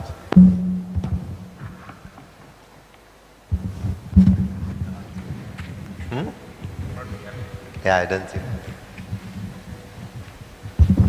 Hi, good evening. My name is Radhika. I'm here from Uttarakhand. My brother and I have a startup. We make mustards and vinegars. So we're primarily farmers. This question is actually mostly for Krishnan. So vinegars have a lot of waste. We do it from raw fruits. We don't do juicing. So we have the whole fruit that turns into vinegar. So every season with whatever fruits are in season, when the vinegars are ready, we have a large amount of fermented fruit, just the pulpy bits left, that we have nothing to do with, as in we don't know what to do with it. So even at the mustard end, there's a lot that sort of comes out. So at we're in rural India, we're in Uttarakhand, Tarai, pretty much in the middle of nowhere. So there's no systems in place, there's no such entity as yours. You're in Bangalore, so it's the other end of the country. But do you or are there other people like yourself who cater to this sort of waste? Like fermented fruit is great feed for cattle, also for chickens, I believe. But in our area, there's no such option to sort of give it. So I was wondering if you had any options. Sorry, food waste management, I think in India has been around for a long time. It's not like it has never been done before, especially in agri byproducts. You know, farmers and local communities have been finding uses for food waste. So I think, you know, and again, I don't know the exact specific geography you're in, it's quite likely there is some small unknown startup, right? One of those non-fancy startups we talked about earlier, who's an unorganized startup who's doing this. But I think in general, you know, if I can just take another stab at it, what I would say is, what we have seen in our experience is anything or any food that is fit for human consumption, we have found a use for it in animal nutrition. So I believe, you know, whatever you're doing, you know, whatever form of byproduct it might be, you know, if it's something de-oiled or if it's just the, you know, what do you say, the refuse or skin, whatever it may be, you know, there's probably some nutrition in it. You know, there's probably, you know, it might have to be solved for palatability, whatever, you know, but things can be done to it which will make it productive for somebody else. So, I mean, without knowing the specifics, I won't be able to answer, but I do believe that, you know, there's probably local solutions. If not, just, you know, reach out to us. You never know, maybe we'll be able to help out. We are pan-India, by the way, so, you know, we operate all over India, and we try to find solutions, like, you know, anywhere where we can do it, you know, again, from a business model point of view, viable manner, I think, you know, so if you can build a business case around it, we do it. In fact, just to add to that, from my experience, I can again say when I used to head McCain, we used to generate a lot of potato peel. Now, what do we do? Again, it's the same thing. It ferments, it degenerates, it starts stinking, a whole range of products. But then we found a good use. Potato peels are a very good consumption for piggeries.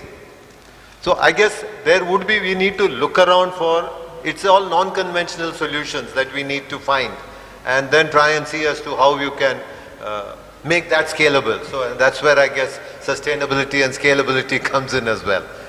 But I think if we apply our minds to a problem, I think in many of these cases, as Krishnan said, that it really lands up onto somebody else's food plate. And it is eminently possible, unless of course it is completely gone bad, it's unfit for consumption, and it is poisonous, etc. That's a completely different issue which needs to get addressed. So, but such solutions are possible, and I guess we will have to keep looking for and find that one, and for all you know, that could become your next business as well. Yeah. You're welcome.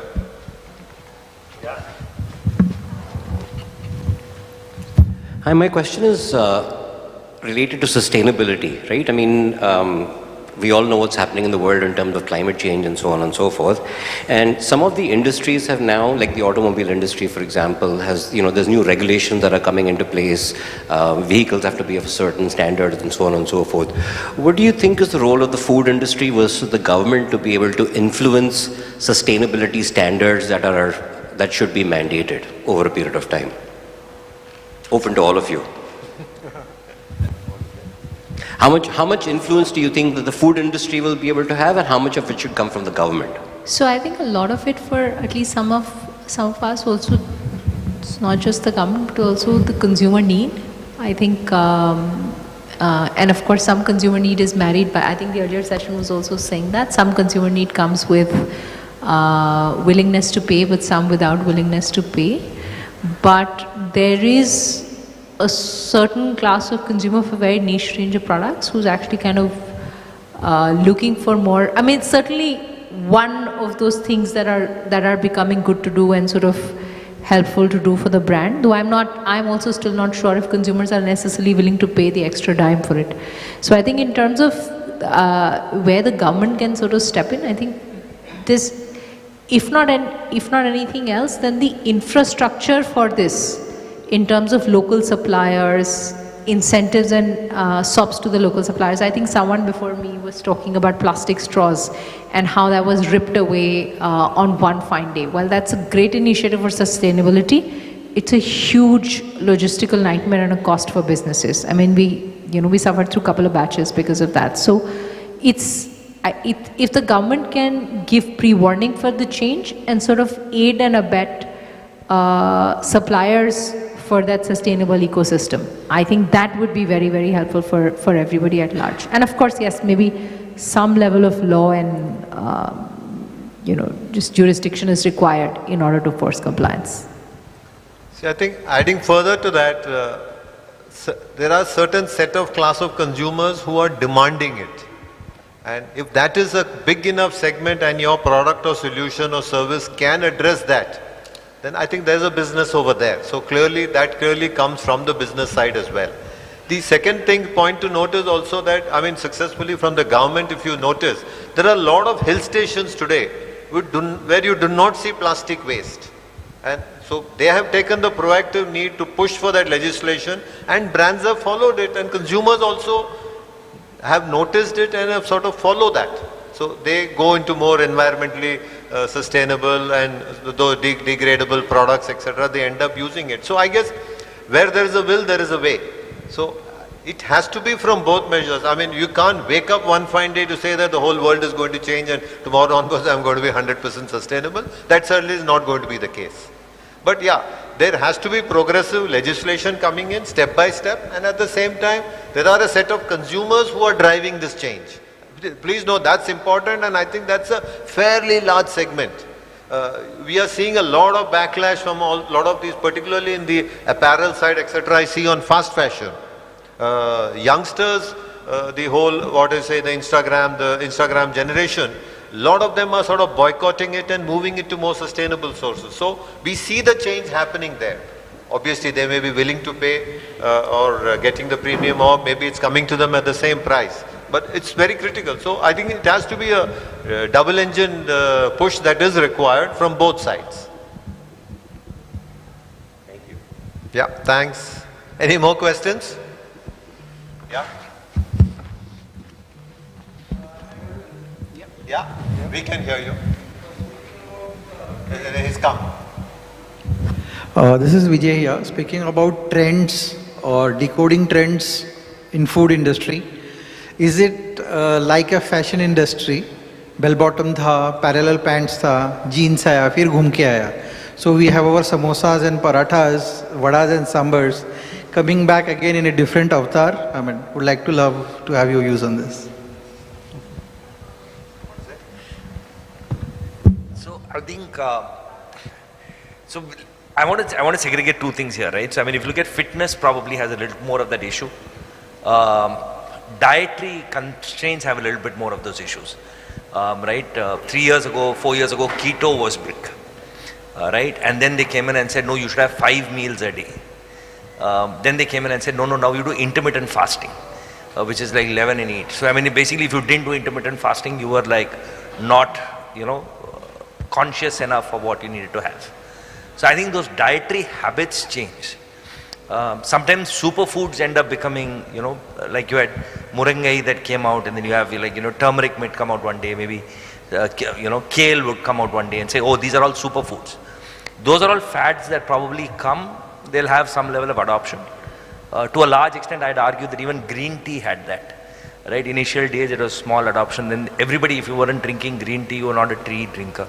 Today, you have still hardcore people who drink green tea, but that fad of green tea is kind of like almost waned out a little bit, and people have gone back. But to a large extent, if you look at it, when you start premiumization, that's not a reversible thing, which is typically where startups like us come in. When you start premiumization of your products, it's very rarely that a customer is now going to say, okay, I'll go in and have an inferior product to something that's already available. So if you see the first wave of that, you see people who probably had oily chips in a see-through plastic bag, and then you had people coming out and say, oh, we'll make it a better packet of chips. Once a consumer's gone through that process of premiumization, they're not going to go back and say, no, now I'll go back to the earlier version of it. To some extent, if you look at it, they're very niche. Down in Bangalore, we're crazy there. We have pan. Someone's going to premiumize pan, right? Because people are like, they love their pan, but they don't like the whole, especially with COVID, they don't like the habit of, how it was being made. So someone says, I'll hygienically make pan for you, those markets work. So we need to be careful about what is a fad and what is a premiumization of a process. If it's premiumization, that will stay. Fads, everyone gets onto it. Like startups, we'll have a foot in it. As long as it lasts. When the next one comes in, everyone moves. And there's nothing wrong in that. It's perfectly okay. Consumers decide that, okay, this is the next good superfood that we want to have, and consumer brands are expected to put it in their product range and bring it out. And that's perfectly okay. Yeah, I think we have to clearly distinguish between what is fads and what are sustainable trends. So I would say health and wellness, etc., has always been a trend, and in fact, I used to sort of name it as the New Year trend, because come New Year, everybody has a New Year resolution foods. You take a resolution, your gym memberships or all these things in terms of healthy food used to go up. And come February, March, I think we are back to your eating your samosas and pakoras and all of that. But I think COVID has changed a lot of that. And we clearly see some sort of health and wellness. And it could mean different things too. It could mean different to each one of you sitting over here. For you, it could be in terms of less oil. It could, for someone else, it would be in terms of less chemicals, less salt, less sugar, a variety of things. So each one interprets that in a very different manner. And so I think COVID has changed a lot of that. And that has sort of brought a whole range of new categories, new foods, etc., right to the fore. And I think we have two of them here. I think Karishma, you would like to add something from what you do, and as well as Puru as well, in terms of from their range as to what. And who are these customers? What exactly are they looking for? And if you can just elaborate on that. So on health, I think, and India is, again, I truly believe it's a very large market. So at least the customer that we are tapping into doesn't want a renaissance. I think they're happy to take baby steps. So for us, our health consumer is happy to take baby steps where you take an existing product that they love. I thoroughly believe, by the way, that it takes at least 10 years for food habits to change. Domino's took that much. McDonald's took that much. India is actually not native to pizza. We're a large pizza market now. So it takes about 10 odd years. So I don't even know if I'll survive 10 years, to be honest. So what we do is we kind of focus on taking existing categories, chocolate milkshakes, cold coffees, dosa mixes, and make them a little bit better for the consumer. And that's our way of premiumization. And of course, adding all the superfoods and the bells and whistles, the better packaging, the more convenience based options around it, right? But that baby steps, I think, has a wider acceptance with consumers of our brand, at least, where they're happy to make these small changes, where the taste doesn't change materially, the form factor doesn't change materially, and they're able to enjoy their food the same way. Food is also a great source of joy for people in India. it should not, we're very focused on what our next meal is going to be. So if you make a dramatic shift to it, that's very disturbing for people. So I think for us, it's all about finding those consumers who want these baby steps of health change. And everybody has a different definition. We found a few who resonate with ours. Interesting. Puru, you want to say anything about, in terms of health and wellness, what is it that COVID has changed and how do you see so, your perspective is very trends, different from hers. Yeah. So one point is, and as you correctly said, there is obviously, one big influence is the schools of thought, right? So let's say two dietitians one day will come and tell you, quinoa one day, next day they will come and talk about TEF. It also, that is the fads that get intermittently stuffed with, or trends get stuffed with fads. But over a period of time, what happens is there is a certain, so it's like if you look at this is the curve, but eventually it starts moving. There will, unlikely that people will say, ab to weight kam nahi karna, abhi badhana hai. Like that will not happen, right? I mean, those are things which will, eventually you will know that what I do for fitness, what I do for health might change. But in a sense, is the health quotient going to go up? Yes, it would, because eventually the unhealthy quotient is also going down, right?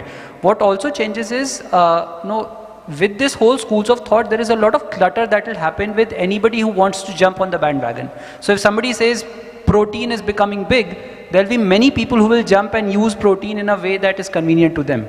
And it takes time to declutter all that information that we are always intimidated with, right? And that is how trends shape up. Because ye aayega jayega, but there will be something that will stick on that will take time to declutter.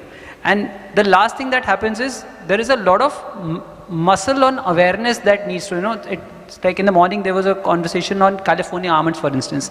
There's a huge marketing muscle or an awareness muscle that is supplementing trends for somebody to change. It's not going to happen overnight, but you need a larger muscle for a larger set of people to know, okay, this is good or bad, and how do you move forward. Otherwise, ek chota sa, usse nahi hoga. That is at least, that then starts shaping trends.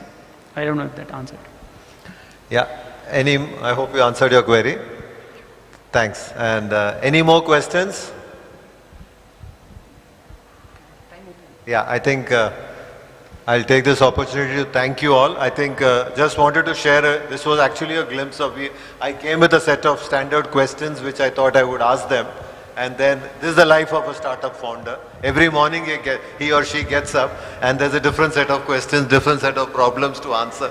And I think thanks a lot for an engaging set of questions which was there. I think it covered most of the topics that we had in mind to discuss.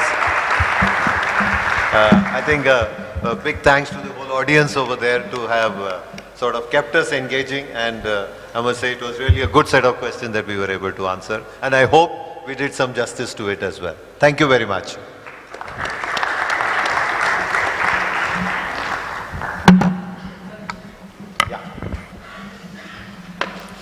Well, thank you so much for sharing your observation and also experience. Thank you so much to our each and every panelist over here. And with this, ladies and gentlemen, thank you so much for your time, for your attention. And as I said in the morning, that today is the day which is about sharing knowledge and wisdom. And as we all know that we did justice for sharing knowledge and wisdom. Once again, thank you so much for coming here and joining and for your kind attention over here. Thank you.